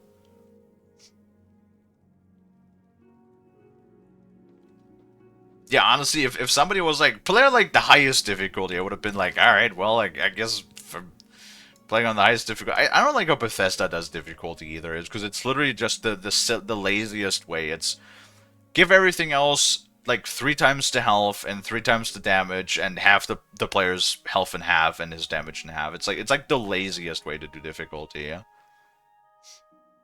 also hate bullet sponges. It's so annoying to just wail on the same thing for 10 minutes until it fucking dies. Especially in this game when half the fucking enemies heal themselves all the goddamn time.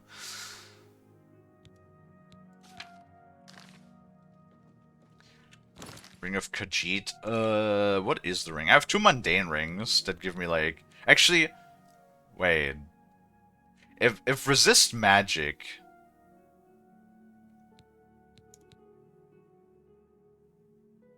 Can I equip this enchanted item right now? Why not? Balls. They don't let me equip 2 of the same? Motherfuck. I am level 32.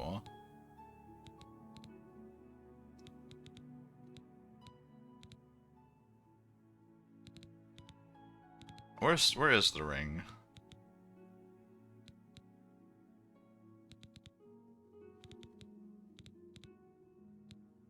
There's the Ring of Shadows, 25%. I have so much shit in my inventory again. I haven't sorted my inventory in a minute. Oh, that's always fun. Oh, I also immediately, like, day one, I think I didn't even leave the sewers when I was overloaded the first time. I was like, alright, I'm modding the inventory away, because, like, I refuse to play Bethesda games with limited inventory.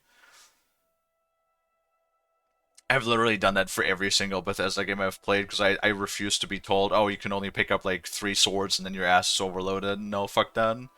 I will take all of these swords and every piece of trash, and I will literally touch everything that you put in the level.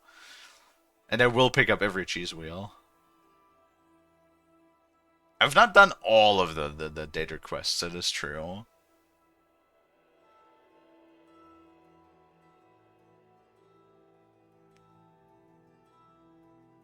Oh yeah, when you do the fucking... Kind of sad that hand-to-hand sucked so bad in Skyrim. Right, like the hand-to-hand here, even without exploits, is so strong and you can just go around and one-tap everything. It's so funny.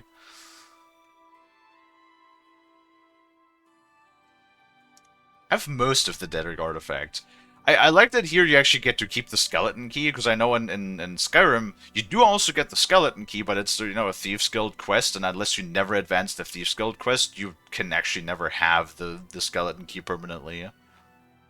Like, you only ever have it temporary, or you just say, fuck the Thieves Guild, and I guess just never ever continue the Thieves Guild quest after that certain point.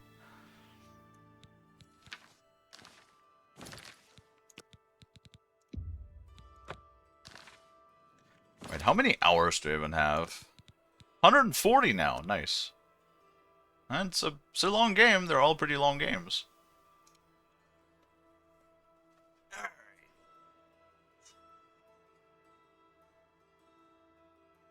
Thieves Guild stole the key, they get punished for doing what they're supposed to do. Yeah, the Thieves Guild is kinda... Same thing with the Dark Brotherhood. Dude, how much do you want to bet? The Dark Brotherhood in Elder Scrolls 6, there's going to be a betrayal again. Because for some reason we can never just have the Dark Brotherhood family. It's like, I even said when we started the quest line here, I was like, I hope there's not a betrayal again. And then like fucking 5 quests later, alright, purge the entire Brotherhood. Thank you very much. Betrayal in this economy? No. Yeah, I know, right? Yeah, Fighter's Guild was kind of... The Fighter's Guild was kind of eh. The Mage's Guild was interesting. The Arena was just left-click on the guy a couple of times, and then now do it 27 more times. It's... Too much murder, Sithis is pissed. Yeah. I mean, at the very least... You know, you didn't have a Cicero-type character. Dude, Cicero pisses me off so much. I kill him every time. 11 out of 10 times in Skyrim.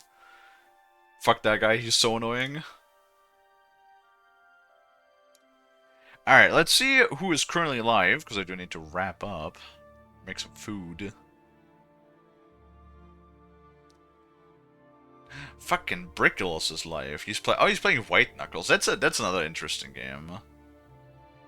I hope you don't have a fear of falling, because like that game is definitely going to be an anxiety simulator for people that have a problem with that. We could raid. When did we raid Freeform the last time? They're playing. Actually, they're playing with. Is Brad not live? We did already raid Brad too, though.